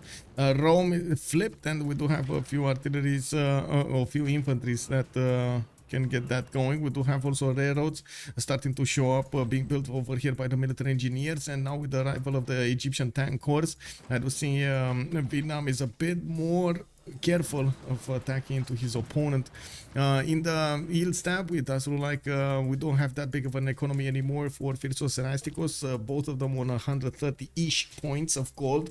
We do have Astikos with 300 production, while Bartsake is 479 production. Definitely the production at the moment is on Bartsake's side. Not to mention JR got very big, 664 points. Chuck does also have 470 points of his own, and he's trying to carry this game. We're going to need to see if he's going to pump out sufficient numbers of units so he can take down his opponent. Doesn't look like it. What is this tank doing here? Oh, he wants to get the pillage. He might actually get some pillages there. Why not? Okay, we do have Egyptian tank corps making a line against the Persian units. Wait, I think I saw a Piranha movie when I was very young. I guess it's the same. Yeah, probably, man. Vietnam needs more units. Alien is such a great movie. Yes, Eddie Coffin, how are you doing, sir? Yes, it is. I gotta say, I still like the Aliens movie, like the second one, more than the first one. I don't know how about you guys, but the second one was like gold, man. Oh my god. The third one, eh. Fourth one, okay-ish. They went weird, but yeah, it's still okay. I like planes when I like movies when I do get to see like spaceships and many buttons and lights and stuff like that. Not to mention technologies and ideas and you know, things that could improve. Is Congo building any military? He's getting planes, and yes, he's getting by the way, by looks of it, bombers and tanks, while he is also getting tourism per turn, 258 tourism at the moment. Helicopter. Yeah, helicopter, man. We got helicopters going on. We do have Congo with the fighters over here. It looks like he's gonna body block any unit coming against him with those fighters, and I do see also 80 crews back there. We do have Persian modern armor armies coming up over here in the south, and by the looks of it, Egypt, well, he's gonna go there. He's gonna go. He's just waiting. He's waiting to stop what's happening. Oh my god, that helicopter corps actually survived and got a promotion. He's gonna start pillaging, getting a little bit more culture from his opponent. Another city has fallen, Ostia this time. We do have the Persian helicopter corps starting to get into the borders of his opponent Rome, and we will probably see Aquileia coming up next. The artilleries are starting to take down that city's defense, while these tanks of Egypt are just waiting to get more numbers on their side. It looks like the Roman settler is actually gonna go on the coast. Yeah, looks like he's going on the coast. He does have a lot of fighters here. Congo already has 2 fighters deployed to the northeast. No fighter deployed in the south, but I do see a battleship. And he's getting, he's getting an aircraft carrier and repositioning the bomber. Did he just buy an aircraft carrier? Kick. Anyway, another bomber coming up from Lovata. He's gonna start attacking into these units from afar, or getting the bombs in. let's actually see tech side. We do have a GR going for synthetic materials, capitalism coming up in 1. He does have still democracy, and looking at his bonuses over here, Republican legacy, lightning warfare, press gangs. Okay, he doesn't have monarchic legacy. He does have their finest hour. He didn't switch into fascism yet. Another airdrome coming out from Abuela, and looking at the culture screen, we got 18 out of 109 points.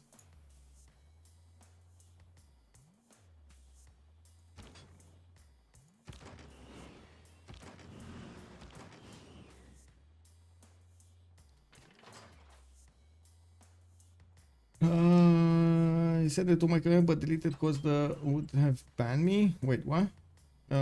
What did you send, man? Oh no.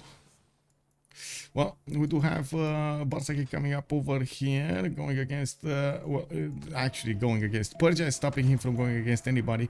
And it does look like some counterattacks are happening. Bartsake is starting to lose the health on a few tank cores. Helicopters coming up here. We do have a lot of them being hard built and modern armors. The same thing can be said over here, but more towards tank cores. A lot of production is being spent. We do have a Roman settler getting a city out. That's going to be a 300 defense strength city. We do have tanks upgraded over there, and it looks like the boats of Persia are dying left, right, and center. He is not going to get that city quickly, especially with 80 crews and tanks defending it. Now we do have aerodromes coming up from Abuela. We do have more bombers getting deployed. Aircraft carriers also on the seas here.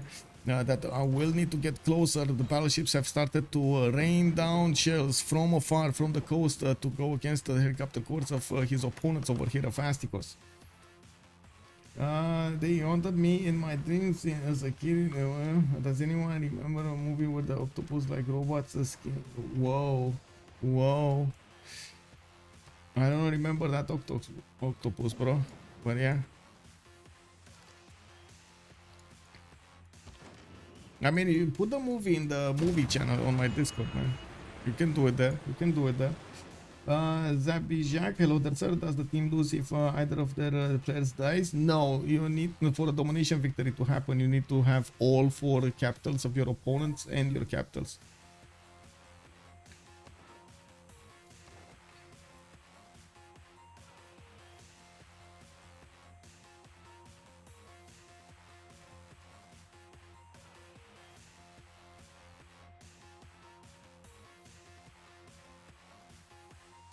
Give me a second here. I just need to check something.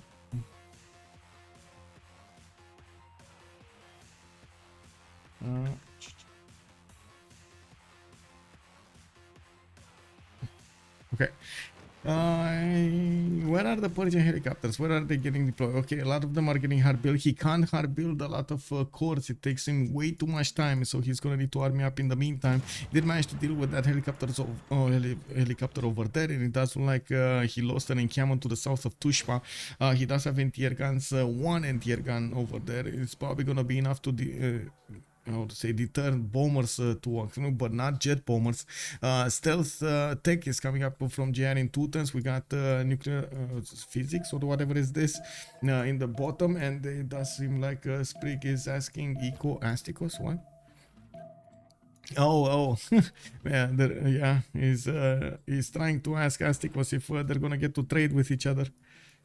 But anyway, that's forbidden, so I'm pretty sure it's just for the laughs. For the kicks. Now we do have a line of Egyptian units showing up in the south. He's getting his own aerodromes down and looking at Chuck cities. We do have him trying to get helicopter armies. Does seem like he did manage to get the production numbers up, but he's stagnated significantly in the science. Bartsake lost a lot of science numbers as well, especially since he started losing a lot of amenities there in his happiness in his city centers.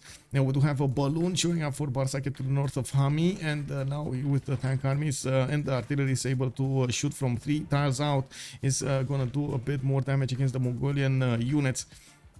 We're gonna need to see if he's gonna get to resupply his front line quickly enough so he can withstand the damage. He needed to stop the attack on the south until these aircraft carriers get in there. The bombers will do significant damage against these units from afar, especially the artilleries, and we don't have anti-air guns protecting these Vietnamese artilleries.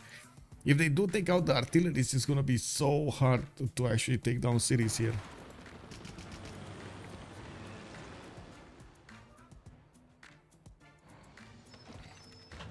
Okay, battleships, more battleships arriving.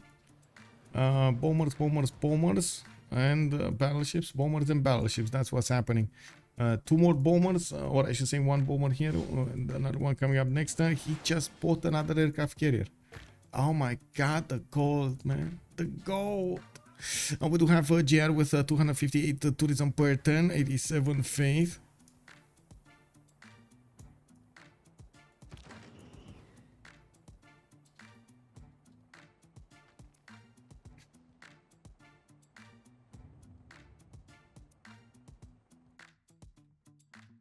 How do Ulyss win this? They need to get through before Kongo just upscales them all and nukes them, but they are losing on all fronts.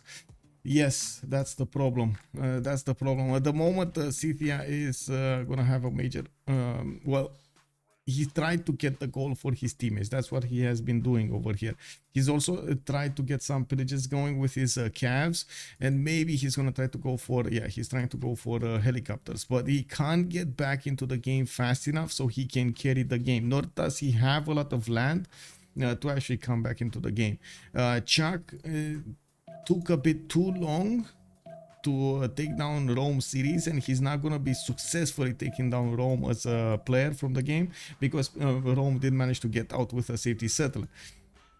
That actually puts them in a little bit of a pinch. If Astikos is not going to manage to actually defend over, well, he's going to defend, but he's not going to manage to counterattack against Egypt, well, that's going to be a major issue over here happening between them.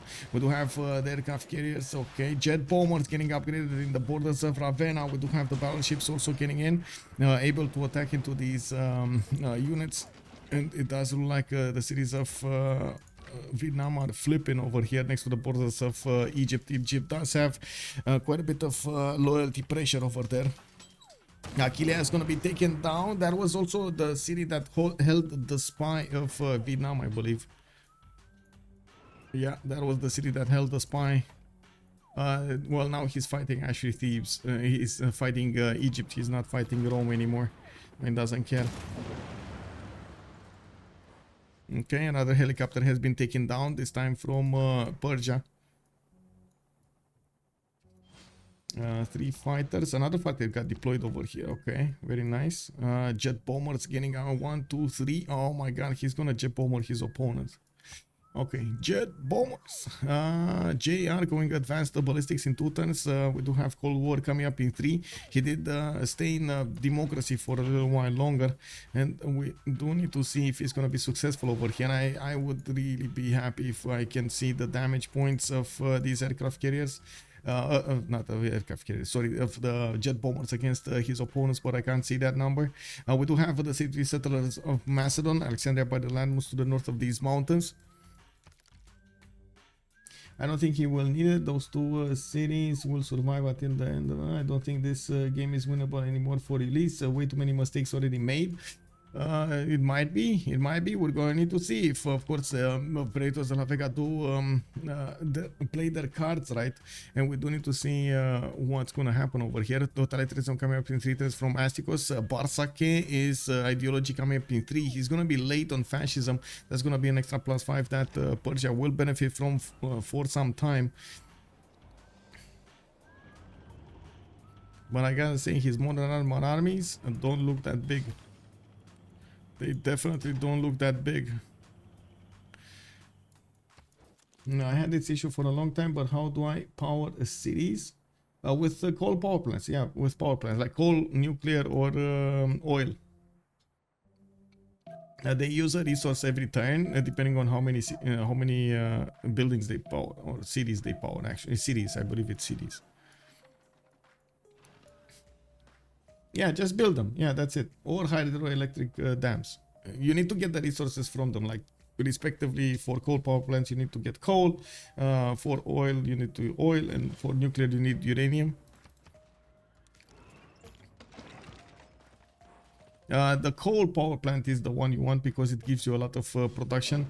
from the adjacency of the district. It's very good. It's very good. Oh, Ostia got... Oh, he got liberated. It got liberated. Chuck over here regretting his choice of letting that live. 100 Diplo favor on his opponents right now.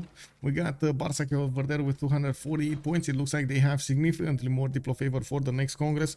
Next Congress coming up in 9 turns, and we do need to see how things will evolve.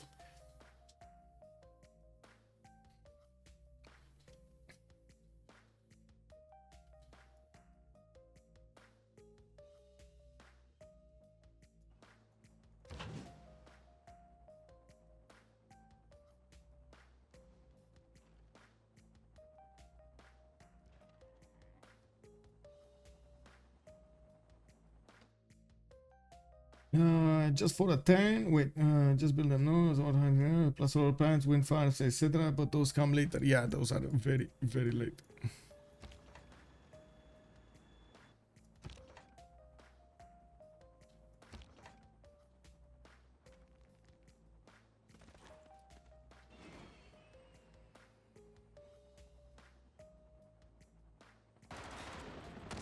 Okay, so Cuirassiers coming up from Karakorum. We got Cavs coming up in Urumqi. Aksu coming up over here. Okay.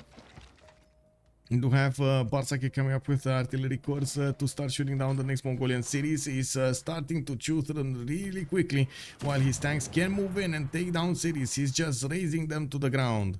We do have Macedon still benefiting from quite a few units. Never actually pushed into Scythia, nor did Scythia follow up on his attacks against his opponent. Scythia desperately trying to get to his own helicopters to do some significant damage. Looks like Egypt is starting to get his helicopters online. Helicopter corps coming up from multiple cities. Biplanes also are going to get into the air. He deployed a few of them to the south, but I gotta say Congo definitely needs a lot more firepower if he wants to completely stop the attack of Vietnam over here. We do have the city of Arretium that might actually be taken down quickly enough. He does need a unit from his ally over here, Egypt, to actually get into that city's borders and take it down, take it over and flip it. A helicopter corps, for example, could do the job.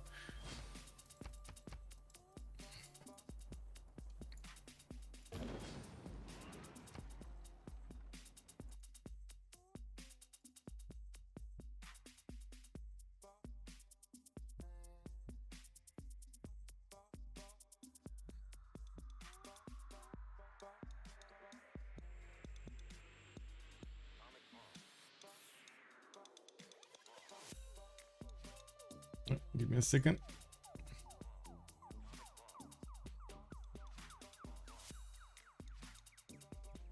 Okay. Damage points, damage points, damage points. Yeah, okay. We do have to see what's going on here. Can he just take the city with the carrier itself? No, you can't. You can see. Imagine attacking with the carrier in, I would say, in real life. Oh my. Okay, what is he attacking? Tanks? Okay. Oh my god, he's gonna flip Ostia again? Does he have enough on this? No. Why is this helicopter trying to move there? Oh my god, he's making space. No. No. No, no, no. I have no idea why the pathing looks like this, by the way. It shouldn't be happening like that. I'm pretty sure you can't go through these units. It needs to go all the way around. Oh, there's a Roman galley. Woohoo! And what is his, does he have a, oh, he's getting a helicopter. Okay, he's getting a helicopter to take it back. The mod jet bombers getting deployed to the east side. He does have them deployed over here, and it looks like he's going to start attacking the city of Tushpa. There is an 80 crew army defending that tile. No helicopter can actually push through that. 100 points against 122. On the east, we do have Macedon coming up over here with a few cuirassiers, and by the looks of it, we do have Abu Al-Qasim Al-Sahrawi also on the sides of Macedon, trying to give him some health over there. Not much. No modern armor helicopters are very slow to build over here in the cities of Persia. They're not giving up on this. A lot of Scythian helicopters are going to be upgraded when Scythia is actually going to manage to get to synthetic materials. He's just barely on plastics in 3 turns. Chuck is going to get fascism in 2 turns. So we do have Astikos fascism in 1 turn, while Bartsake is getting his ideology. He does only have 100 culture a turn. He's going to be a bit slower. And we do need to see him resupply the front line over here. He definitely needs to resupply it as soon as possible with new units, because his units are, taking some damage. Let's see. I think all of these jet bombers just got moved. So we're going to start seeing them attack their opponent's cities. There we go. Tushpa is getting an attack through the anti-air guns. No problems.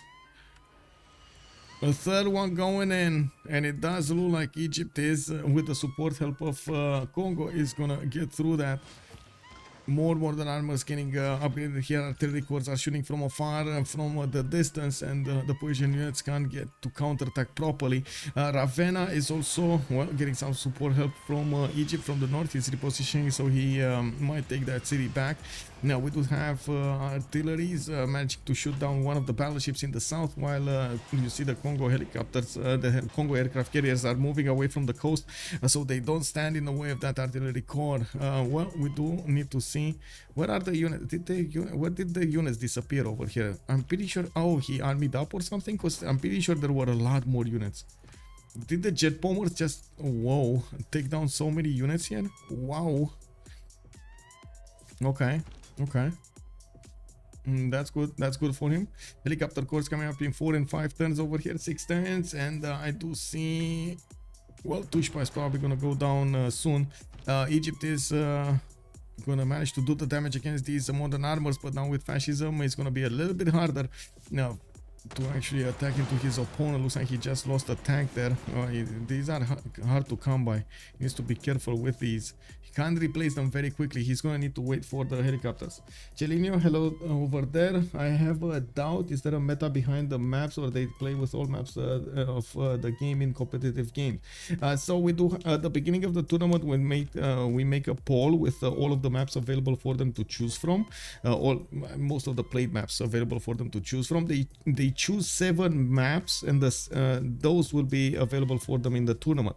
During the tournament, in the for example, in the group stage, we're gonna the referees will ban each week the most played maps, 2 most played maps in the past week, so they only get 5 to play from, and that actually gives a little bit of diversity to and of course a bit of a challenge for them to encounter, because they will always need to change the map. We still see a lot of Pangea, we still see a lot of Highlands, 7 Seas, but I gotta say we've seen games on every map type that we put in, so you know it's fine. In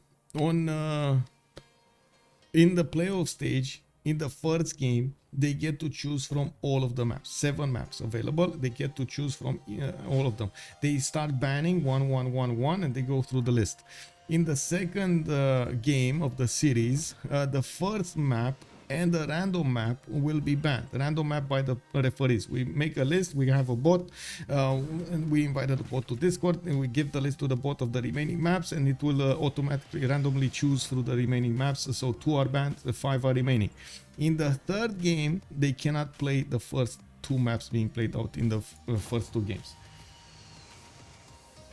Also, Lord Cannon Gold, can you list do anything now? Should they not CC? Well, that's a big question. That's a big question. It looks like Chuck is not giving up on this. He wants to see if JR is that big. They are starting to slow down Bartsake considerably, and we do see at the moment Vietnam did stop his attack. We might see them wait for Scythia to go for it, and boom! A city from Persia got taken down. He did lose one of his tanks over here. Egypt did lose one of his tanks, but it was worth it. He did manage to take another city down of his opponent. aircraft over here are making such a big difference for them. They're gonna start chewing through the defenses of Hermatana next, and of course with the upcoming helicopters from his cities, Egypt is gonna be so fast on his opponent's cities, and not to mention he's gonna start to do a little bit more damage when he's gonna get fascism in 5 turns. He's just a bit late on it. Hazaggi is also gonna get combustion at some point in the game. 8 turns for him to get there. With much pleasure, Celinio, and welcome. Why don't I hear the sounds of the notifications? I have no idea why am I not hearing the sounds of notifications of Discord. I usually like hear them in my ear. Did I switch something over here or something? I have no idea. Sound settings. No, it should be fine. I don't know. Anyway, it is what it is.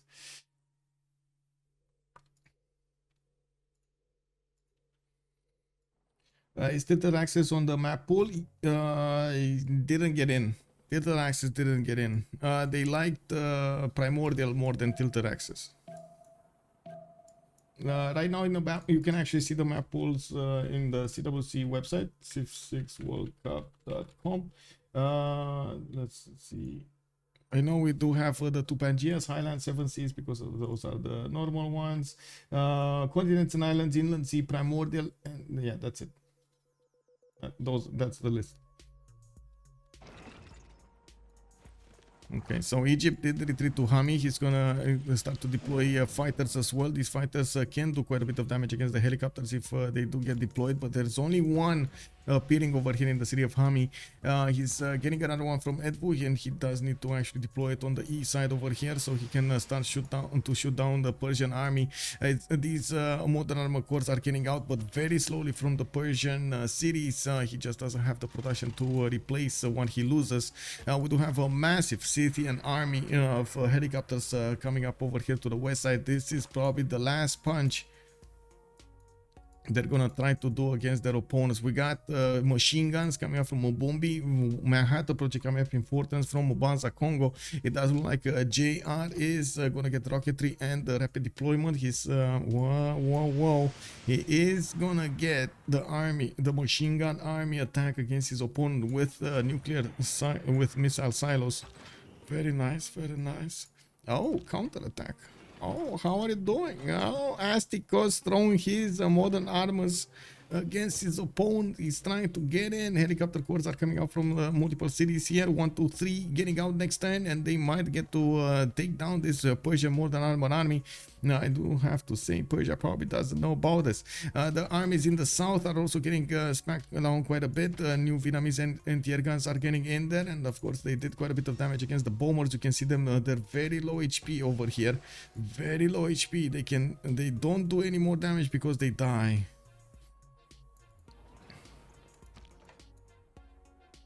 Fighters are gonna be the answer to this, and we do see there's a decent amount of gold on the GR side, 1755, while he can give some gold to his ally to buy out stuff. We're going to need to see if that's gonna be enough. It's anyone's game, man. Anyone's game. We do have 5 more turns until the next era. We're going to need to see how this happens. What's the Diplo situation? Very far away. Diplo situation is very far. So is culture. JR is 33 out of 125, and in the Diplo screen we do have Chuck with 6 out of 20, and on the other side is 3 out of 20. Nothing's happening on the Diplo screen. Nobody went Diplo. Nobody went Diplo. We still have Phyrsos 5 turns away from getting synthetic materials, getting these calf cores built over here. It's gonna require so much gold to upgrade these. Like this is an insane amount of gold to actually get to upgrade, and probably that's why Vietnam is pushing over here so he can get some, I'll say, some gold. Oh, take it down. Yeah, that's dead. Oh, he lost it, but it's fine. Okay, where are the planes? What are they attacking? Did he? Oh, he repositioned the planes. Oh, the city grew Oh well, he did reposition anyway, right? He did them here. Jet bomber, fighter, fighter. Okay.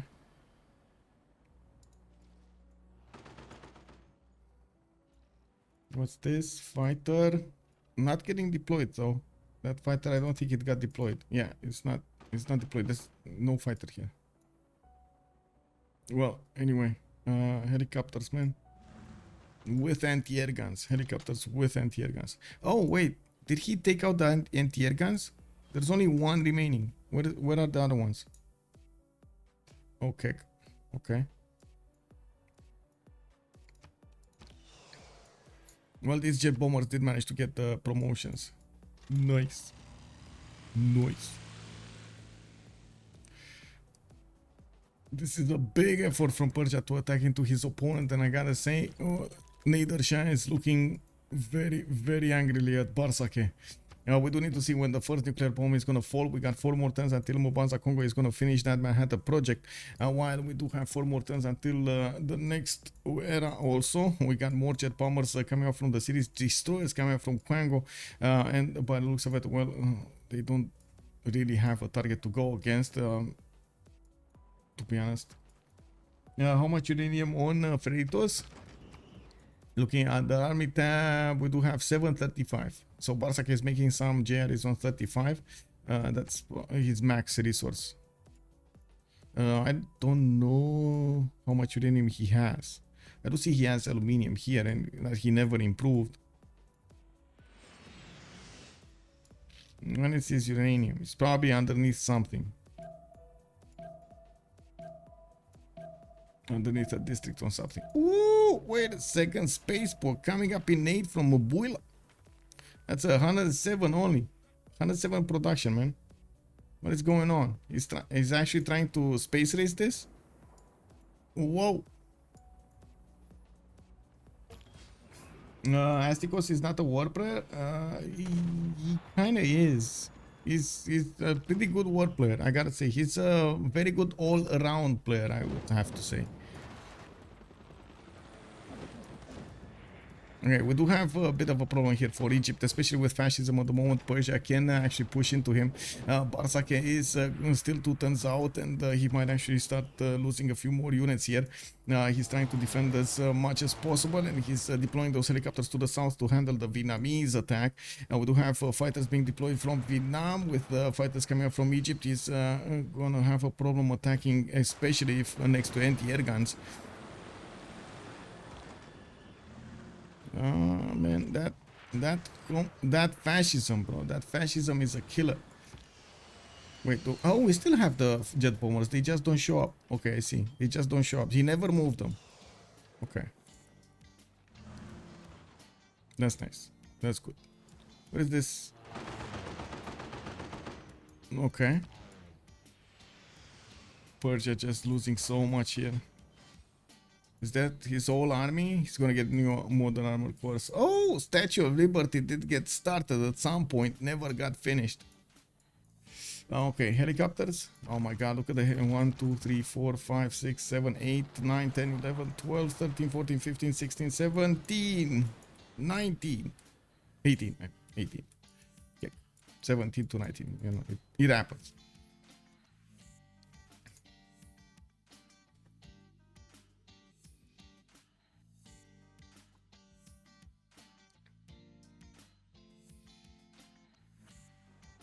Ulyss bleeding units from the air superiority of Freritos. Yeah. Hey, they got planes much faster and they did manage to secure this, but I gotta say, still Vietnam can put quite a bit of a fight. We do need to see if Egypt over here is gonna come out swinging, and of course what's gonna happen when he's also gonna get fascism. Manhattan project coming up in Kongo in 2 turns is gonna give the ability to JR to actually just delete armies over here, and well, it's just a matter of time until Bartsake is gonna need some support when it comes to the nukes. Industrial turn 111. Yeah, man. Yeah, industrial Astikos 111. It is what it is. combined arms coming up from Sprig in 8 turns. Well, he's struggling over there with just one city. We do have Phyrsos 3 turns out from synthetic materials and mobilization in 3. I didn't see just normal calves getting in here, so he can army up. He should actually start building a few normal calves. Now I do see he's getting pillaged in his mainlands, but by the Tidube being attack, calves coming out to fight over here, trying to pillage as many tiles as possible. He's getting in, creating some chaos, not bad, you know. He's still here. Tidube is still here. Holding that military alliance strong for his teammates. After arguing with the ChatGPT for 30 minutes, I found a movie which haunted my dreams for a week straight. It's deep, rising, and the creature was of top. Oh, I see. I don't think I know that movie, man.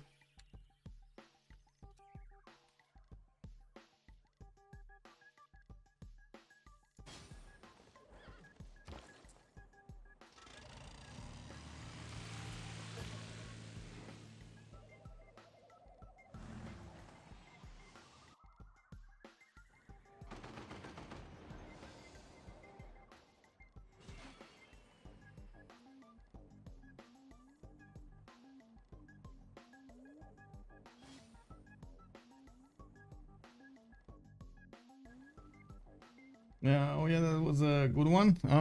Okay, it's good that you know it. Okay, so it looks like Naken is under attack over here. Bartsake might actually lose a city. We do need to see if Vietnam is going to manage to punch through and how Congo is going to try to save him. We still have a need for more anti-air guns and more planes from Vietnam, while well, we're going to need to see when the nukes are going to come out. Want to know if I had a project over here. I do see jet bombers are also getting deployed from Hoalu, and the first one is going to come out in 4 turns. One that just got bought over here, and we got a pause.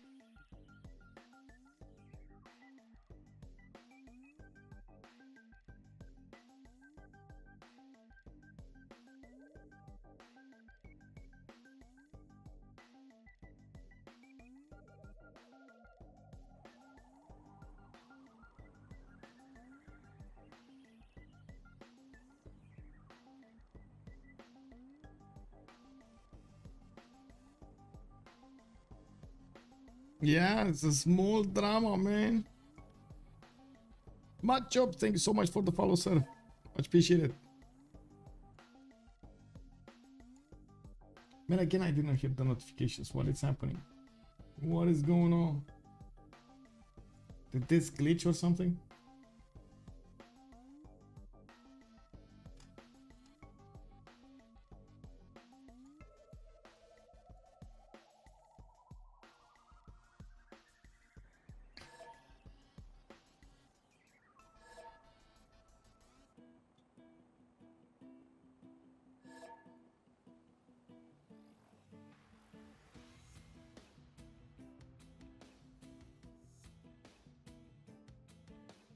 Oh, Celinio, thank you so much for joining.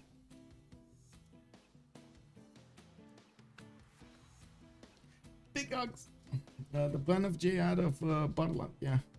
Yeah, is to attack with plane on Egypt's lands. Yes, I know. It's about this. I showed it earlier that this happened, but it's not in the rules anywhere. So yeah.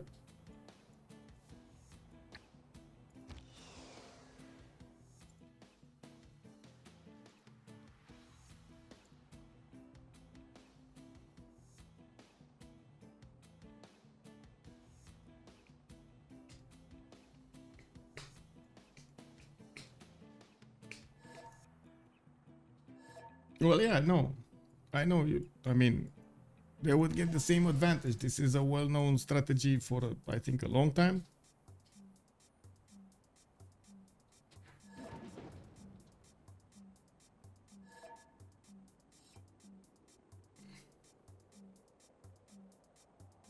I was born to find. Wait, what? What's that one? I was born to find this came out in 99. Must have been conspired my end to scale. Oh, kick. Lol. Well, we do have a naked under siege, and well, we do have an Egyptian helicopter corps over there, but still, it's not going to withstand the considerable power of all of these artillery corps attacking into it, taking down the walls.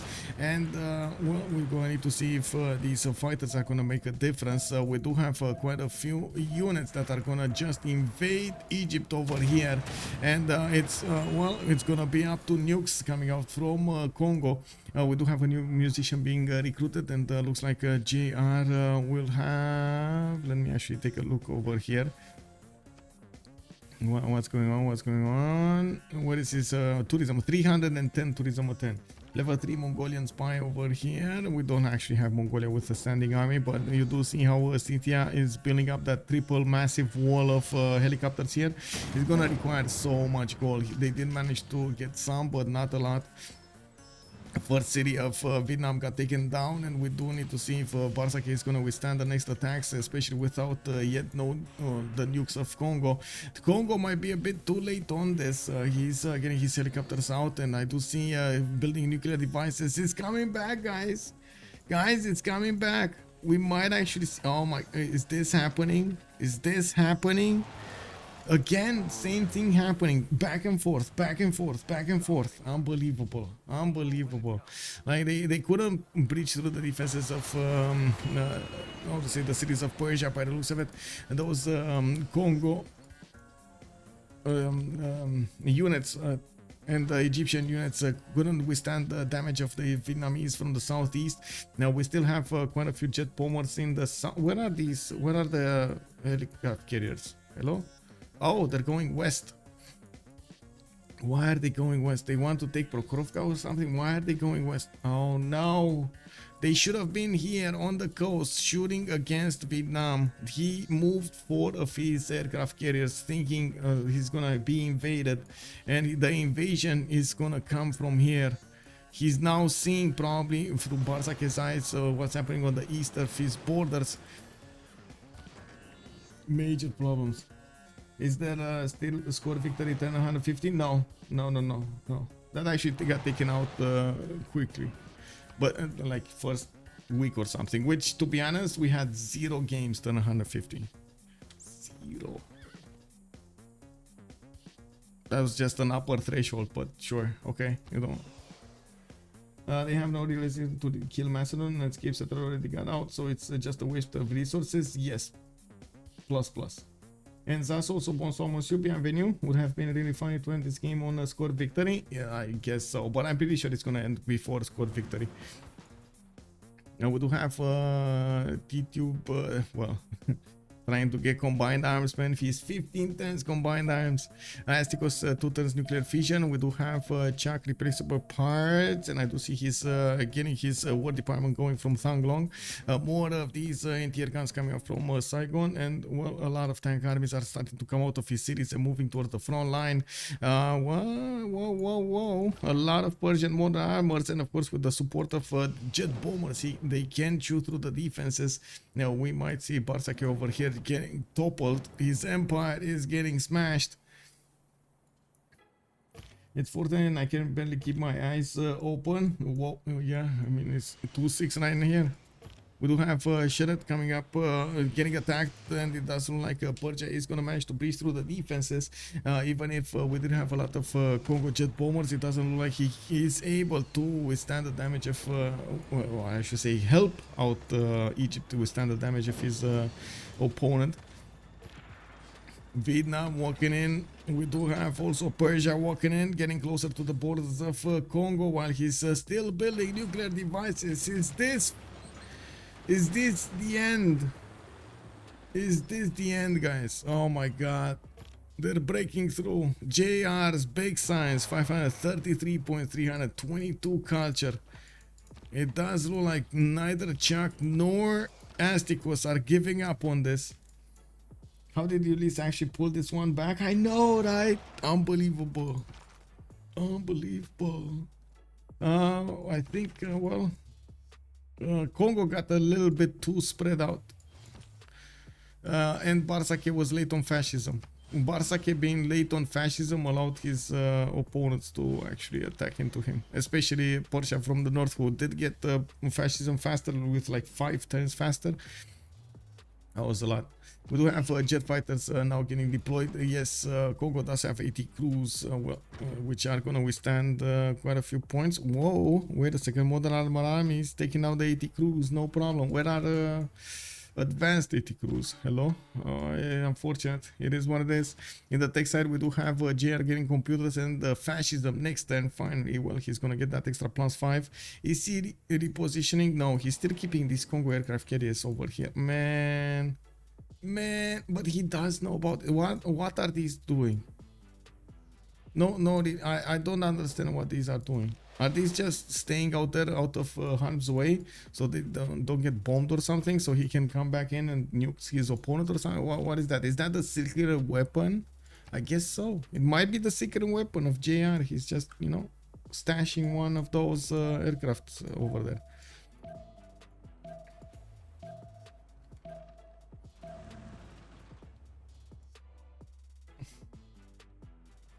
Okay, so we got a vote going. We're gonna need to wait 2 minutes and we're gonna come back. Let's actually go through this Ars Colony nuclear. Actually, yeah, terrestrial.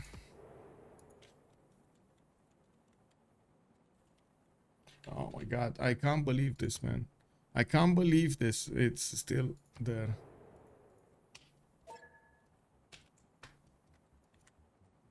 Three in a row for coal, for power. Wow.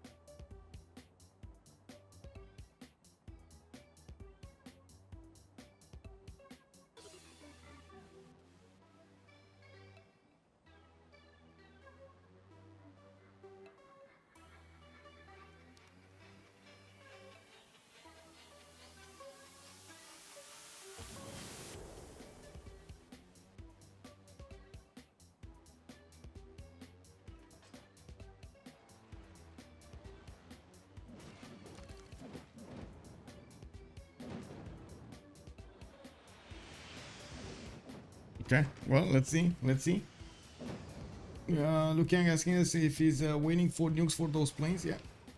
Oh, what happened there? How did he not see the message? He did not see the message here, Cisco?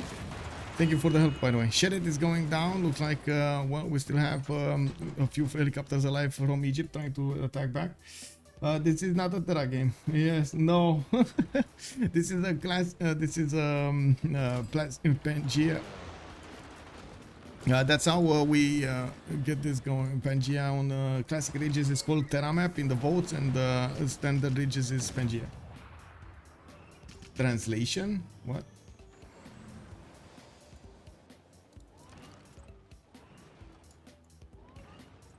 Oh, I see.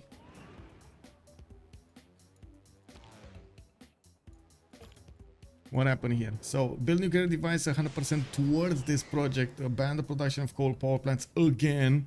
And Nader Shah loses 2 diplo points. Okay. Well, now, next turn, we're gonna have 2 nukes. Does he have a military engineer? No. Where's his military engineer? Well, he has a lot of jet bombers, so, you know. Oh my god, he needs to destroy this army. Like, all of the helicopters of Scythia are walking in.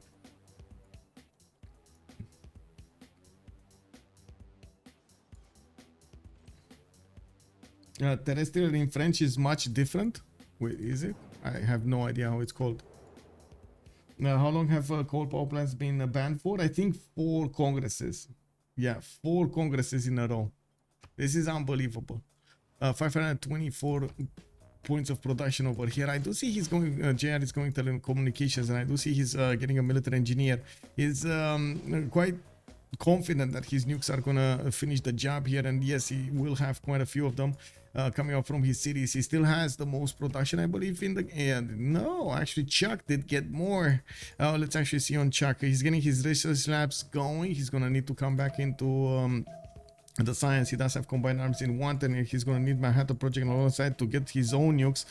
We do see a lot of fighters are body blocking as much as possible the units of their opponents, and the Sheret and the Raketet are about to be taken over. Now we do if I remember correctly, you can't actually shoot a nuke into your allies' city. You actually need to get it in your opponent. So if they take these cities, they give a chance. Oh no, maybe I'm mistaken. No, they're shooting here. Where is he shooting? Okay, that's a nuke for 3 units.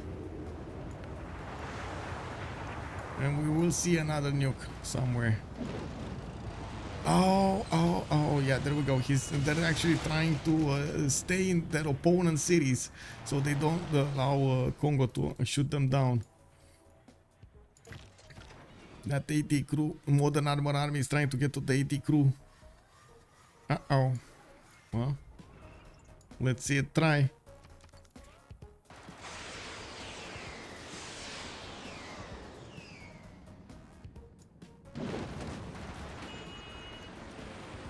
Congo Queen culture victory would have been simply been a big forfeit. As in big F, big L, you mean? It would have been a big L. Incredible game, yeah, incredible game. JR still has 464 tourism, by the way. He did manage to get computers, and he still has a 44 out of 141 tourists. Is just very slow to get that culture victory. We do have JR. We're still with Bomb in his roster. We do have Jet Bomber full HP over here, and we do need to see where is he gonna shoot it at. He's starting to reposition his Jet Bombers probably from this side.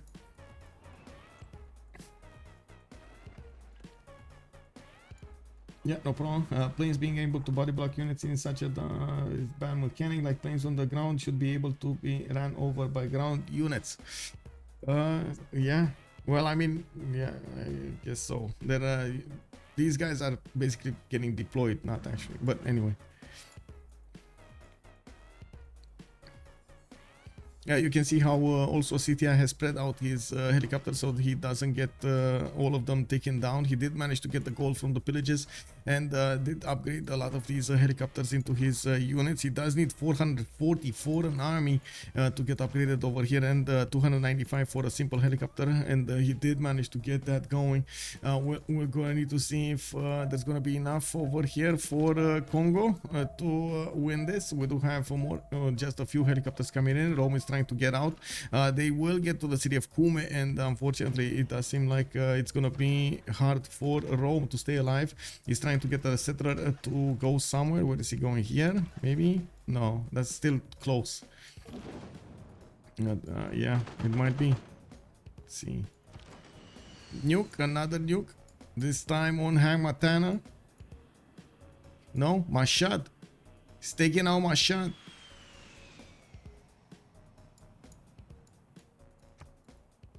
Does he have? Yeah, he has another nuke. Well, that city is doomed. Doomed.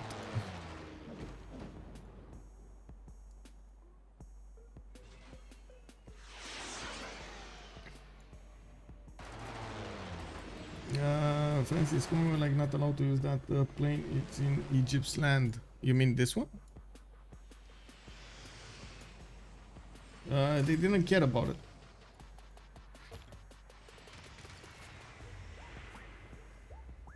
Like Ulyss said, they didn't care about it. Statue in the city that got nuked. Yeah, I mean, they started building it, but never actually finished it.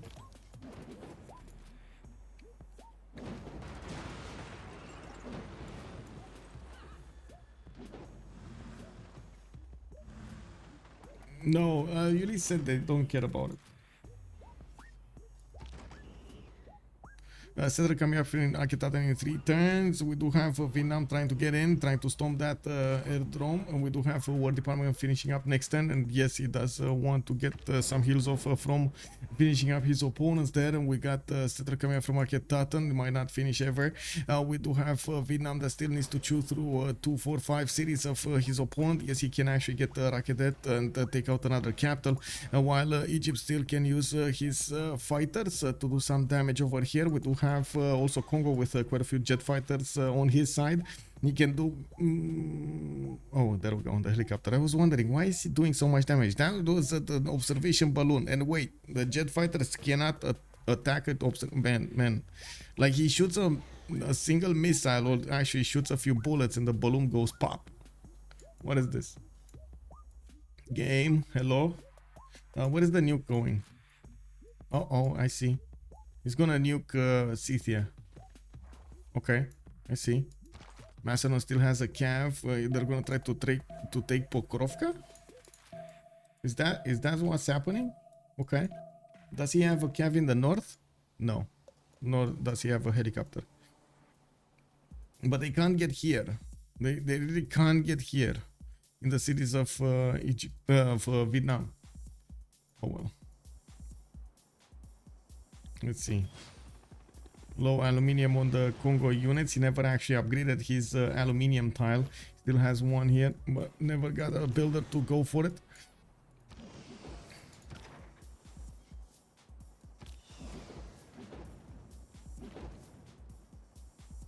I swear planes can shoot down support units like a balloon. Yeah, I know, right? Well, that 80 crew army is taking quite a bit of a beating over here.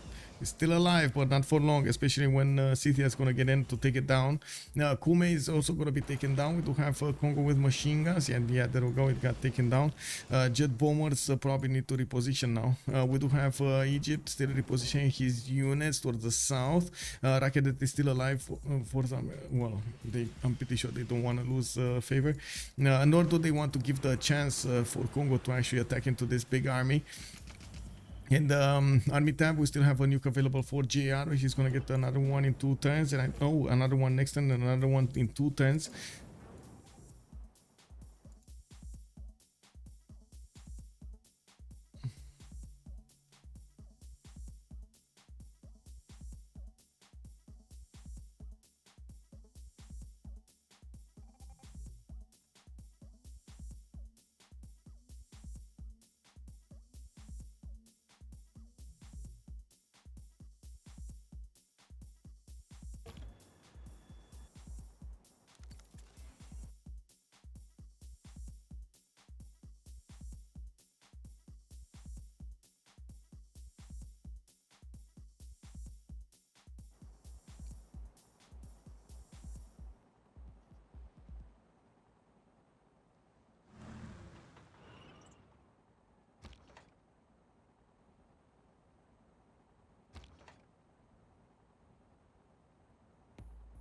Oh man, these Scythian helicopters are very low.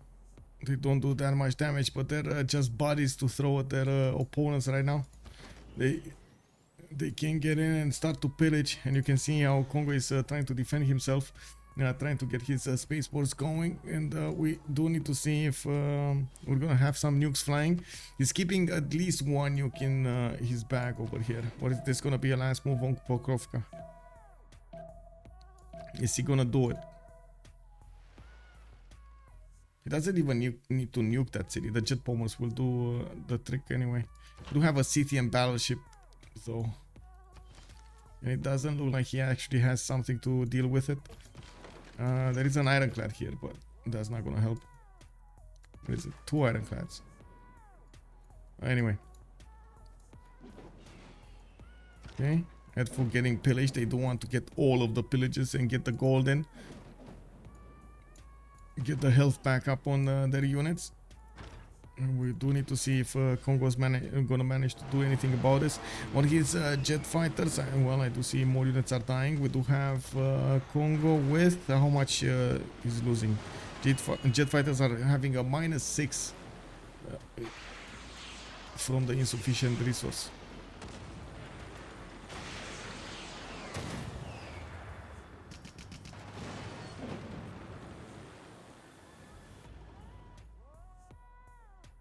Nukes coming up in 24 turns in Pasagade. How long here? Did he get the project?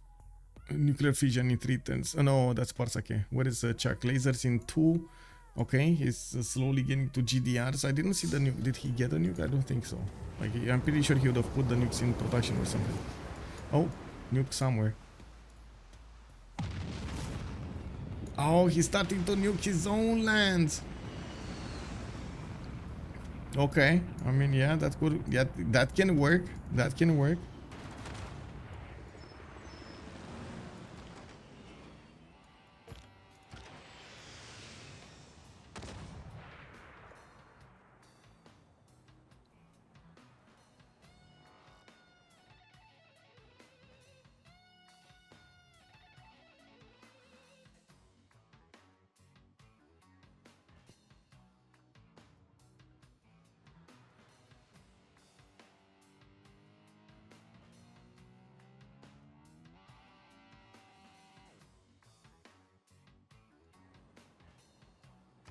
Oh man, what's happening here? Okay, he's taking out makeup slowly. Looks like that. Oh, see, the jet bombers are starting to chew through the walls. Another nuke? Where? Oh, here. Okay. Woo! Woo! 2 jet bombers taken down. Oh man. There's another one here. And do we have nukes in production? No. Factories coming in. Factories, aquarium. Yeah, no nukes in production from Czech yet. Does he have uranium? Yeah, he does. Okay, Astikos also has a lot of uranium.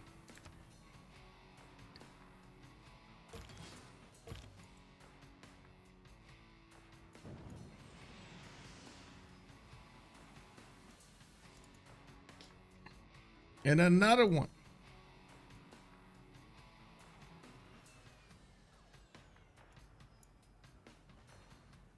Well, to be honest, I don't know if it went through or not, but I think it did. The jet fighter, the fighter didn't, I don't think it got to stop it. Yeah, it did go through.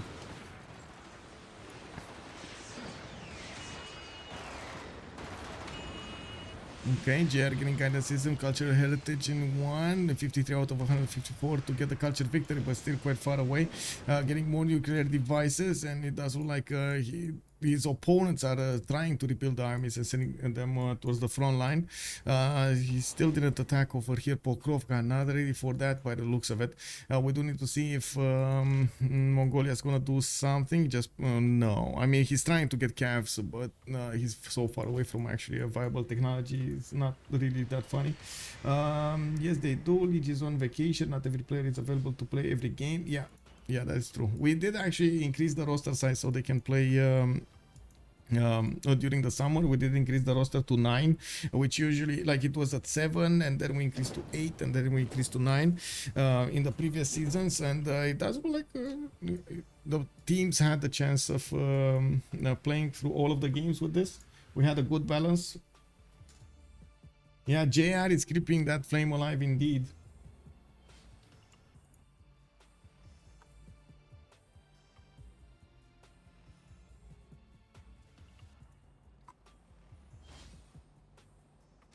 We do have Kongo with the mechanized infantry coming up over here. And I do see helicopters from Pangu. Okay, I see building a lot of nuclear devices will need to finish. And well, he did manage to stop the attack of Vietnam for a little while longer. Vietnam still benefits from a lot of gold, so he can buy out a few more bombers if need be. But I think he's actually going to want to follow this up with GDRs. We're going to need to see. I do also notice two of these jet bombers are appearing in the city of Rome, where he does have another settler, and we do need to see if that's going to get spotted. I'm pretty sure he can see this, by the way. I'm pretty sure JR can see what's going on. Yeah, he can see the airfield. Airstrip, or how do you call it? I think it's airstrip. Hardly anyone has time to game a Civ all day. The Pog War the world goes to JR if Freritos win.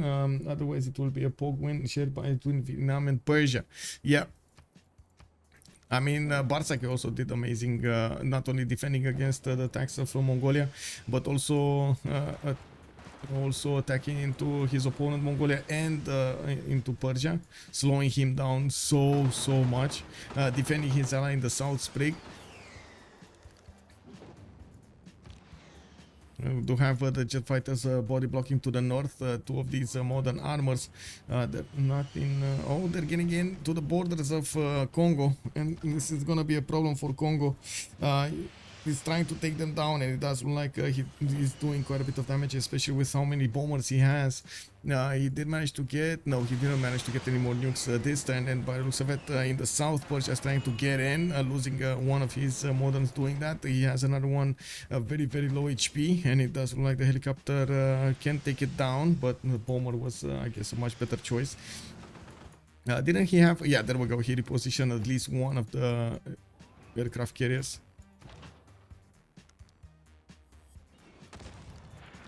So many jet bombers, man. So many jet bombers.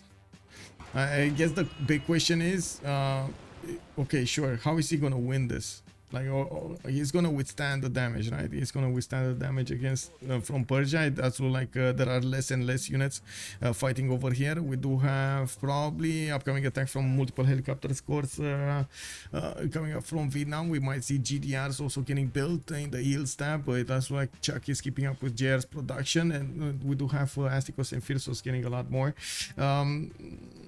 Astikos is quite far away when it comes to the total tab in the science victory, and from the science, I mean science acquirement during the game, while he's still getting those helicopters on the front line trying to help this out.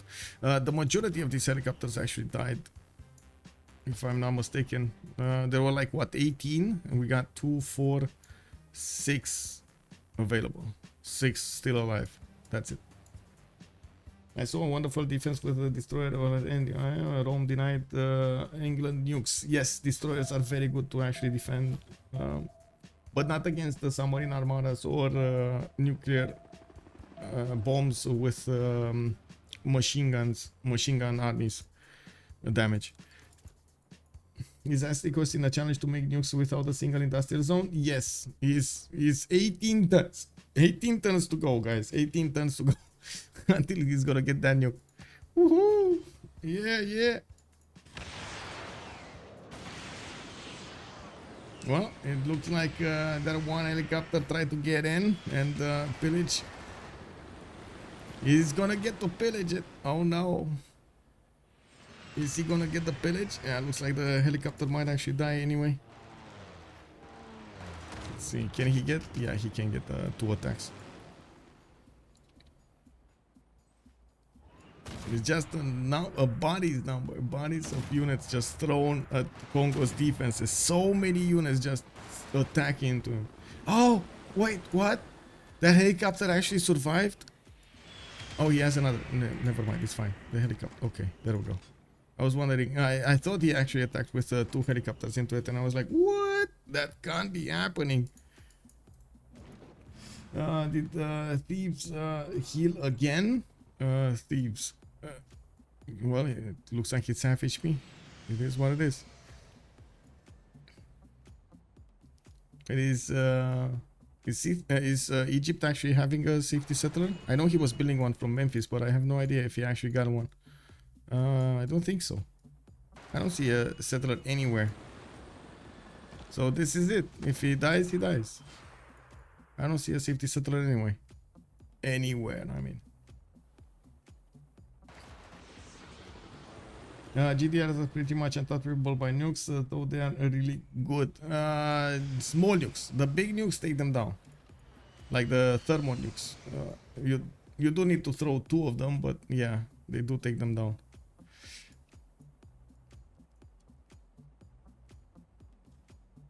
Oh, there we go. GDR from Congo. He got one. He got a GDR. And let's actually see over here. Do we have GDRs from Vietnam? Not yet. He's trying to get Zeus. He's trying to get more helicopter cores. 7 turns Manhattan. But Congo already has GDRs.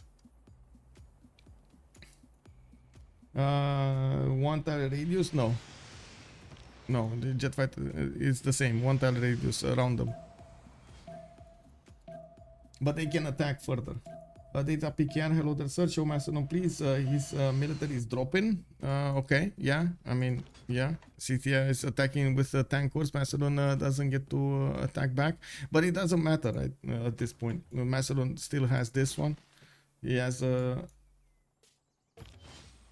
safety to go for. I don't know why this Congo aircraft carrier got deployed there. I think 2 more bombers would have been so good here. Oh, throw the nukes. Oh, they're taking down Thebes. They're taking down all of the cities of Egypt at the same time. And there we go, rocket that getting nuked.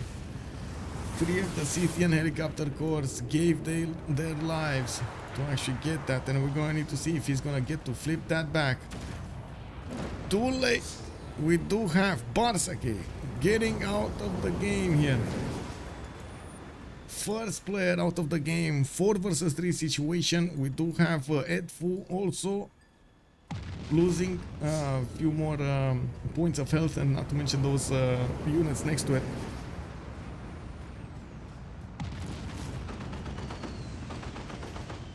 Where did he? Oh, he attacked himself.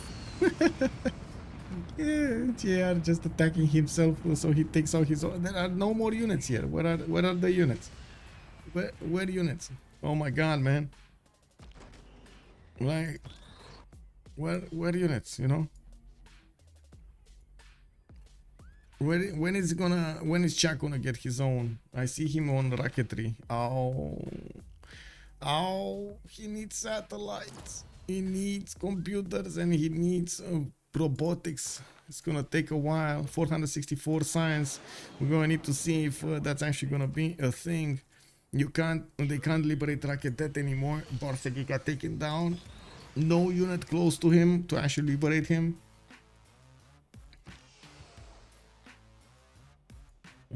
JR is going to space. I mean, he's gonna try to go to space.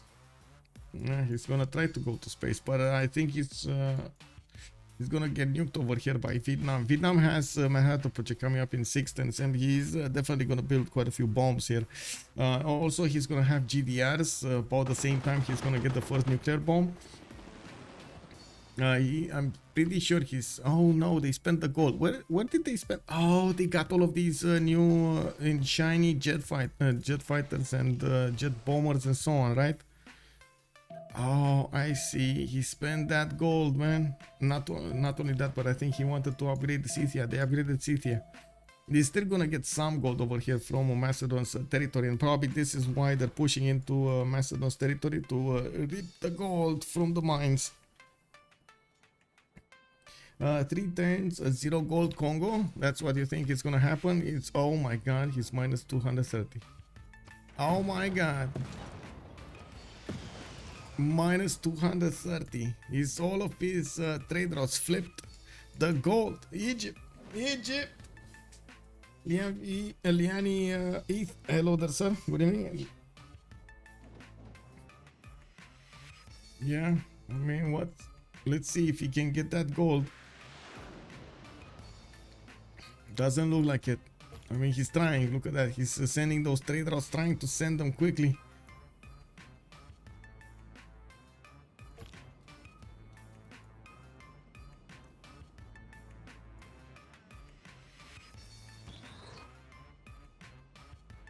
To be honest, I think he might just GG right here. No more gold. Tidube doesn't have gold. JR doesn't have gold. Who is his melee with? I think it was Macedon, to be honest. But let me actually check. He still has a military alliance. I think it was Macedon. Like, that kind of makes sense. Oh no.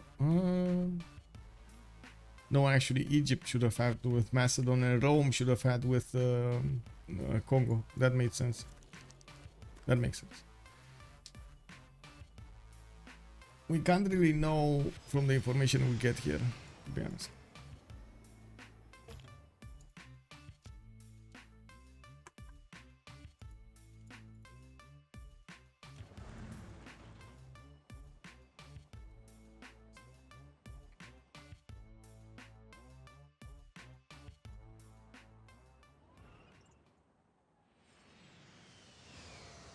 Beautiful game though. We do have spaceports coming up in 5. Still no coal power plants available for them to build. He has a major problem because of this, not enough production.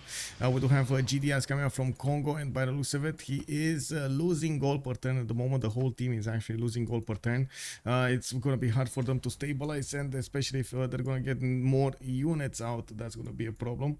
We do have a few trade-offs from Macedon, but he's still minus 26. He still has quite a few units over here, and it does look like Scythia didn't actually get all of the mines. Yeah, they are quick to get these. We do have Persia with a few helicopters deployed to the east side to handle that. We do have still 10 more turns for Bartsake to get his nuke.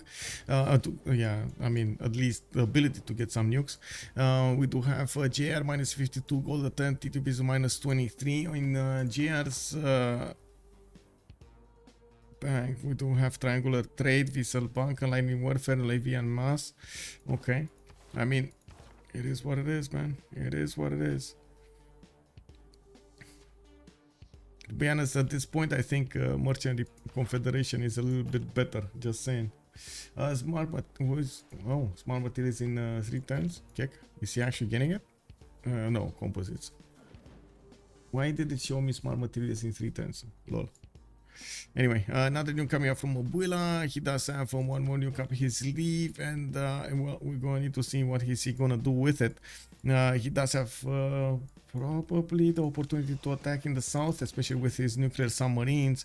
He can attack the city of Rome and delete it, try to liberate it. There are a few units defending that, and as you can see, there is a jet bomber inside of the city center and one on the airstrip. Wait, is that an airdrome? No, that's an airstrip. We have Congo getting in. The jet fighters are with the GDR. The jet fighters are trying to do some damage there. Unfortunately, he doesn't have the gold anymore to actually sustain an attack.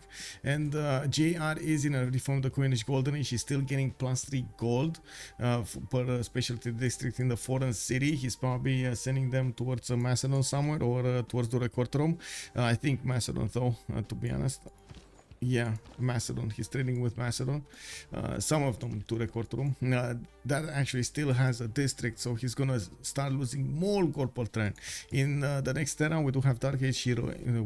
Dark Age, Normal Age, maybe on Hazaggi. Astikos is gonna be Dark Age, but it doesn't matter. Their gold per turn is significantly better. Still Heroic Age on both Astikos and Chuck, or I should say more than a Golden Age on both of them. While JR is on minus 47 gold per turn.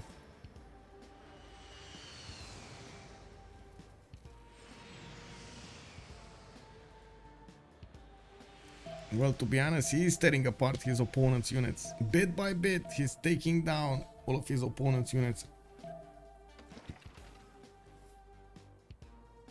How many turns? It's 10 more turns.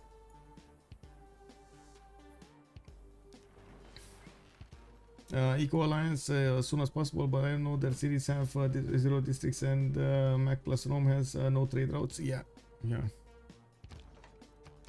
It's gonna be hard for JR, especially since Chuck is starting to catch up to him when it comes to the science. Well, I say catch up to him, but it's like 6,000 points difference.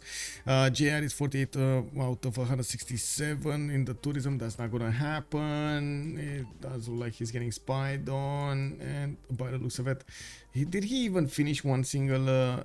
No, he didn't. Actually, he put them down, put a few turns in, but he never actually finished one. Doesn't have the time nor the production to go for them. Chuck did manage to get up to 19 points of production. He does have a Manhattan project coming up in 2 turns here, and well, we're going to need to see how this is going to go. Modern Armor Army is coming up from the side of Chuck, and he's going to try to go another time against his opponent here.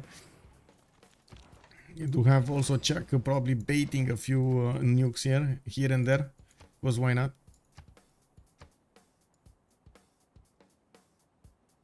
Oh, 4 turns for Spaceport in Mobanza, Congo. That is how much production does that city have? 117. Not enough production. Not enough production. That's gonna take so long to actually chew through the projects.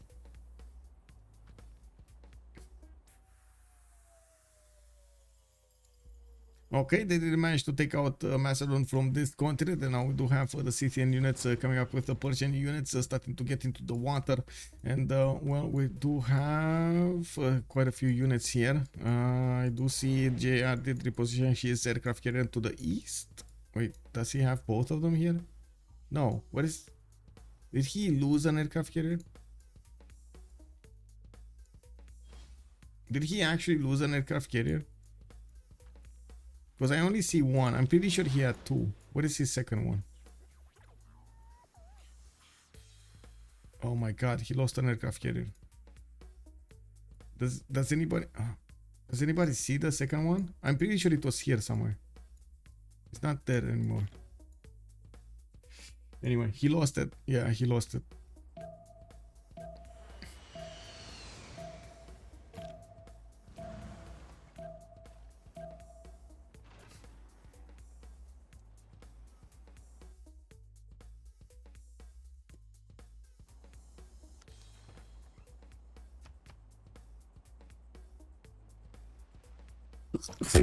Ooh. Sorry.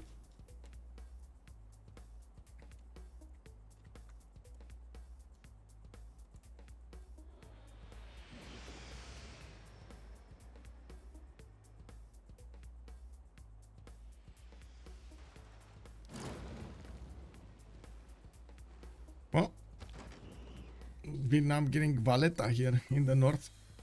Gonna get another city to put airstrips in, because why not? We do have a lot of airstrips also over here. It looks like the GDR of Congo is getting some levels, and he's gonna start moving towards Persian territory and Vietnamese territory. He can't take Rakedet and flip it back though.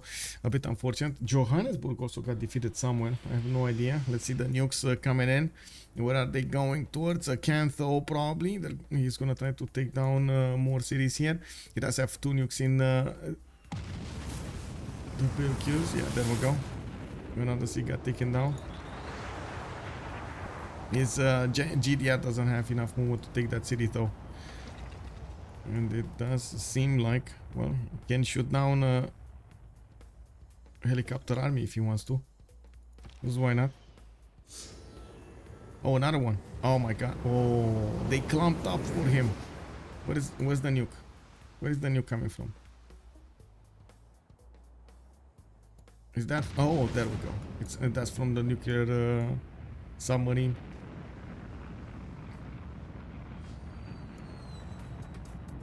Was that another 2 of these aircraft? How to say? Jet bombers, I believe. 2 of the jet bombers.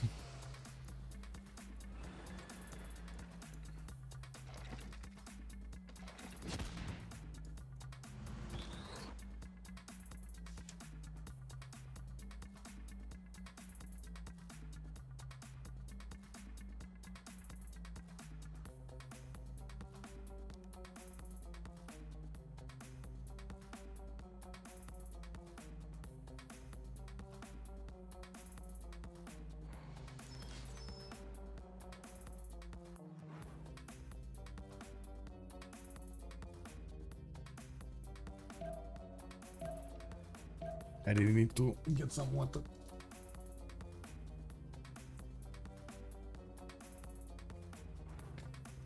I gotta say, this is surprising to see what's going on over here. The counters, we've seen so many times this game looking like it's done, but it's not done. And we do have actually JR managing to get in with a helicopter and taking down that city center entirely, raising it to the ground. With no possibility to nuke this, then he still has this GDR body blocking, well, a little bit, you know, destroying one of the units of his opponents.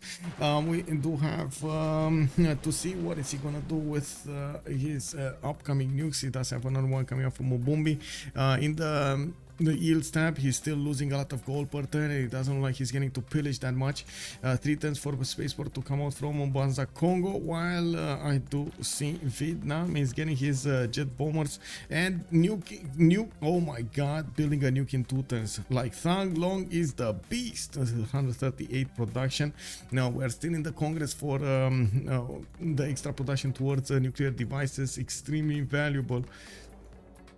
He's gonna get so many nukes. And the thing is, he needs to actually deploy the nuke somewhere.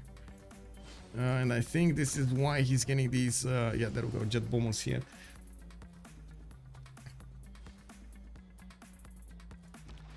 Got, what is the vision? They don't see much. They don't see much. And they don't see an airstrip here. But there is a jet bomber getting deployed over there in Valletta. And they don't know. They don't know. Is JR gonna see this coming? That's the question.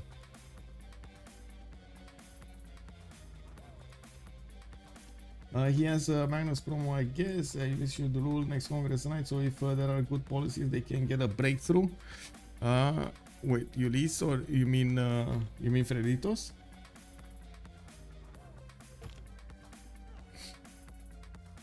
Because Ulyss is kinda, you know, winning this. They took out an opponent's player. They basically railed 2 other players. It's just JR that's putting up a big fight, and they just need to take him down. It's just JR has a lot of defenses up, and they need to catch up with the numbers. His economy is going to be in shambles.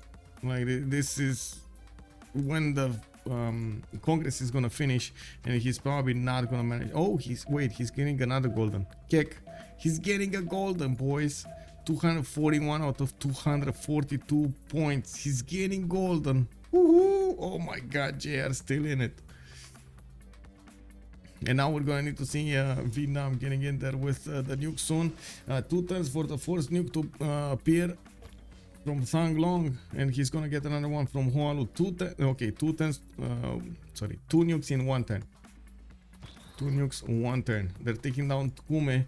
The record did get settled to the west, and I do see there's a Vietnamese helicopter here.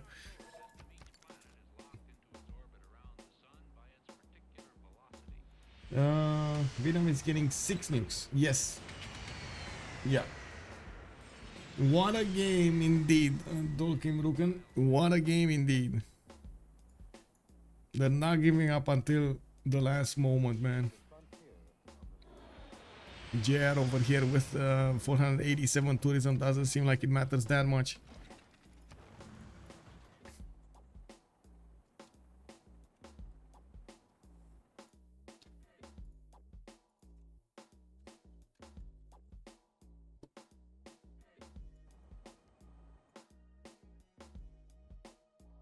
And perhaps even more by then.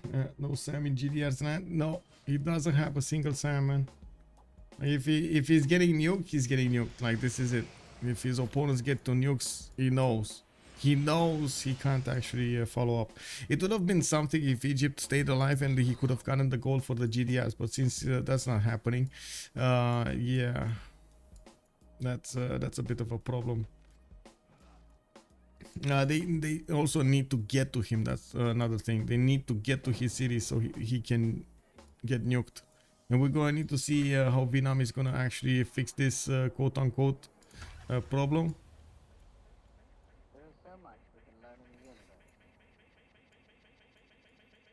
Getting into his opponent's lands. Oh, where are these? Oh my god, look at the invasion happening in the seas. all of these helicopters, tank armies from Scythia getting embarked, and JR calls the GG. Though its face may change No throughout light the ages. at the end of the tunnel. Ulyss manages to get the victory in a 2-0 win against their opponents over there, against Freritos de la Vega in the upper bracket.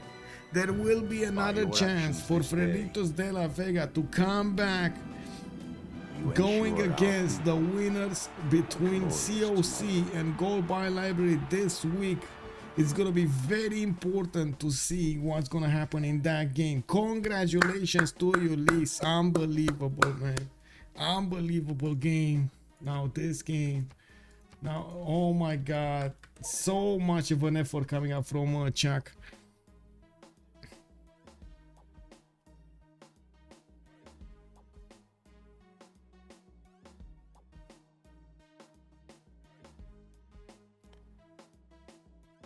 Let me actually move to one of the debrief channels to see what's going on.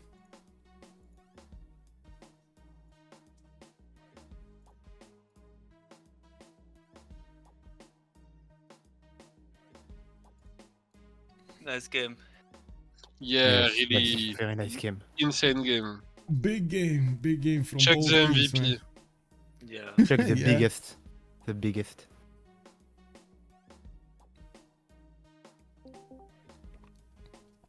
GG, well played, Chuck. GG. Hard one, bro. OMG, check so big. No, all Big Chuck. No. Astikos, what the fuck? Whoa. Astikos, Yes, I have one very important question for you. yes. Why you rush frigates and then you do nukes without industrial? I was following Phyrsos coaching. He didn't say to click industrialization. I didn't think about it. Come on, man. Indus Instructions on unclear, 110. man. Wait, you didn't have industrialization. Il a fait Indus No, sur when, 110. when you told me to go nuke, I didn't have Mais indus. what I the just click fuck, on the mais nuke non, tech. mais enfin, C'est épique. c'est deux techs, Mais à un moment, ils m'ont dit, frérot, il y a Astikos qui a lancé le premier des nukes, j'ai regardé ta table, j'ai vu 14 tours, j'ai fait oula. Mais j'avais pas un super land. J'ai fait pas mal Bah, d'autres. mais mon land était nul à chier Ah, mais aussi, frérot, hein. J'ai perdu. Astikos, t'as pas cliqué Indus avant le tour 110 quand même. Ouais, j'ai oublié. Mais j'avais besoin des tamponnaires en général, mais après j'aurais dû cliquer indus. I gotta say, this is one of the few games I've seen with 4. What did you have? No coal congresses or 3? I mean, I was so sad, man. I went labs, I went 14 labs, and it's not even improved. But I was not supposed to do that in the game. I wanted to just give gold, they win fights, and GG. But I had to go for PPLS scientific with only 100 prod cap. Impossible. Yeah. Oh, Hazaggi. Hazaggi, you there? I think he sleep because Hello, his game hello. was boring. Did you enjoy your game? Are you sleeping? Hello, you hear me? Yes. Okay. How was your game? Very good, we won. Bartsake beat Frog. After normal age. Actually, I could get golden. I'm just not counting prod chop Yeah. before I go on the chop. If I go on the wood, I get it 2 prod different. Yeah, you get the campus, the plus free campus. Yeah. It's a bit sad. Sad. Pourquoi je prends... Mais frérot, je voulais faire des putains de NGAO, moi. J'en avais rien à foutre de faire des jet bombers et tout. Ah, c'est vrai que quand on voit la Ah, la draft. when we la see the elle draft, faisait rêver, we hein. don't expect to see a jet bomber and GDR. Mais putain de merde, c'était une tower défense, gros. J'étais à moins 18 d'aluminium, tous mes jet bombers tapaient tous les tours. Et d'ailleurs, ça c'est bon. BBS, when aluminium guaranteed. Bon, c'est un Normalement, peu tu dingue. l'as, non? Bah, je sais pas où il est, gros. Il est sous un Il quartier, est, mais je suis il est obligé à gauche. d'acheter. Attends, l'aluminium, il est à gauche de ton aéroport dans Mbanza Lovata et tu l'as même pas travaillé. Ah, c'est vrai, ça, putain, j'ai pas vu. Bien vu. C'est comme l'uranium de Astikos, hein. Bon, Mais après, le gros, Astikos, on a pas besoin. tous mes alliés, gros, L'uranium d'Astikos, il a été travaillé tour 123, il s'est fait payer tour 124 par un corsaire. Non mais attends, mais gros... Mais tu sais, j'étais complètement perdu. Et on me dit Ruskate, je regarde mes îles, c'était entre 25 de prod, j'étais là, mais il y a pas... Mais t'inquiète pas. T'as hein. pas fait tes moulins à eau non plus, dans la plupart de tes villes. C'est vrai. Genre, t'avais une ville qui pouvait pas en faire, mais sur tes 3 villes de droite, t'en as fait qu'un seul, c'est dommage. Mais j'aurais dû... En fait, à un moment, Sprig, il m'a dit de faire une culturelle, j'aurais dû, mais... Bart, il m'a dit non, t'inquiète, fais pas de culturelle, on l'a une 100. Je faisais une culturelle, la game, elle était... C'était pas... Il y avait pas plus free. Alors, je sais pas, parce que je pense que Bart serait mort quand même, mais... On aurait joué différemment si tu parles là-dessus. Ben, on aurait joué différemment aussi, et Bart, il serait resté une unité par classe dans son land. Il a pas bougé, quoi. Je peux pas Déjà, dire à un moment, je lui ai dit, frérot, arrête de push, ça sert à rien, je vais les nuke. Et il m'a dit, t'inquiète, je push lentement. 2 tours après, il avait plus d'armée. Enfin bon. Tu verras si tu regardes le replay, Astikos, hein, j'ai été très surpris du coup par le fait que t'ailles jamais faire un dus, je comprenais pas. Bah non, mais y a rien à comprendre, moi j'ai oublié. Ouais, mais tu vois, sur le moment, j'essaye de comprendre quand même, parce que je me dis, il y a une raison. Et... Bah, à un moment, on avait peur pour les nukes d'Astikos, et là, j'avais un espion niveau 2 chez lui, je fais, attends, je vais mettre la visibilité pour voir ce qu'il fait dans ses vies, et là, je vois Projet Manhattan 14 tours, je fais, ok les gars, c'est bon. Je vais nuke instant, gros. À un moment où il l'a lancé, c'était... J'ai donné de 23 l'argent. tours. Ah, j'en ai donné aussi, j'étais la salope de mon équipe. Non, en vrai, pour les luxe, vous étiez assez équivalents. En termes de continent. Bah, le problème, c'est qu'on était 3 sur le même. Bah ouais, mais c'était pareil pour eux. Eux, ils étaient 3 sur le même aussi, avec un seul joueur sur un split. Ah ouais, j'avais pas vu. C'était City et Macedon qui étaient sur le split pour vous deux, en fait. Super, super. Super, la bonjour. Hein. Tidube, franchement, honnêtement, t'as perdu tes villes après que Bart soit mort, quoi. Bon. Ouais, c'est vraiment... En fait, c'est grâce au supercoptère. Bon, après, on n'a pas trop forcé chez Tidube. Il était un peu décevant, ce supercoptère, On quand n'a même. pas... J'ai extrêmement couru après, putain. Il a fait quand même... Après le supercoptère, il y a quand même Astikos qui était genre à 1700 000. Oui. Ah non, mais j'étais en train de produire pour me battre contre Bard dans tous les cas. Ouais, j'étais là avec mon supercoptère, en mode, bon, on va juste se faire rager. C'est un sacré investissement que tu Tidube. Well, I gotta say, I'm gonna stop it here. I'm gonna send you to the Storia stream over there so you can hear the rest of the story. I do believe they're gonna talk more in French than both our French teams, and they will get to talk into their mother language more easier. Thank you so much, everybody, for the support of the stream. Much appreciated for the follows. Thank you so much for the bits, for the gifts, and for the subs. Thank you so much for everything. I do hope we're gonna see each other also tomorrow. I'm gonna restream the game between Change of Circumstance and Gold by Library, their first game out of the best of 3 series, and it like I said earlier, it's gonna be very important who's gonna win between these two teams. That winner is gonna face Freritos de la Vega in the next phase next week. Ulyss will have 2 weeks, one more timeout. Until we're gonna need to for the lower bracket to catch up. In the meantime, I do hope if you're coming up from YouTube, you're gonna throw this video a thumbs up and subscribe to the channel over there to get all of the final notifications. Join me on twitch.tv/OnSpotTV to see the games live.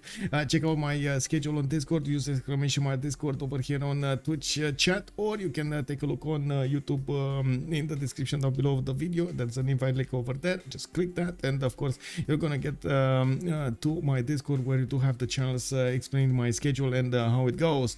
Thank you so much for everything. A lot of things, a lot of very good games are coming up in the next phase of in the next weeks of the CWC, and big surprises. Big surprises I did hear, little birdies. Talking about big surprises, I'm gonna tell you when I know more information, and of course when I can share them. Have a good evening, everybody, and thank you so much for everything, and let's have some fun with some Civilization 6 gaming. Bye, bye.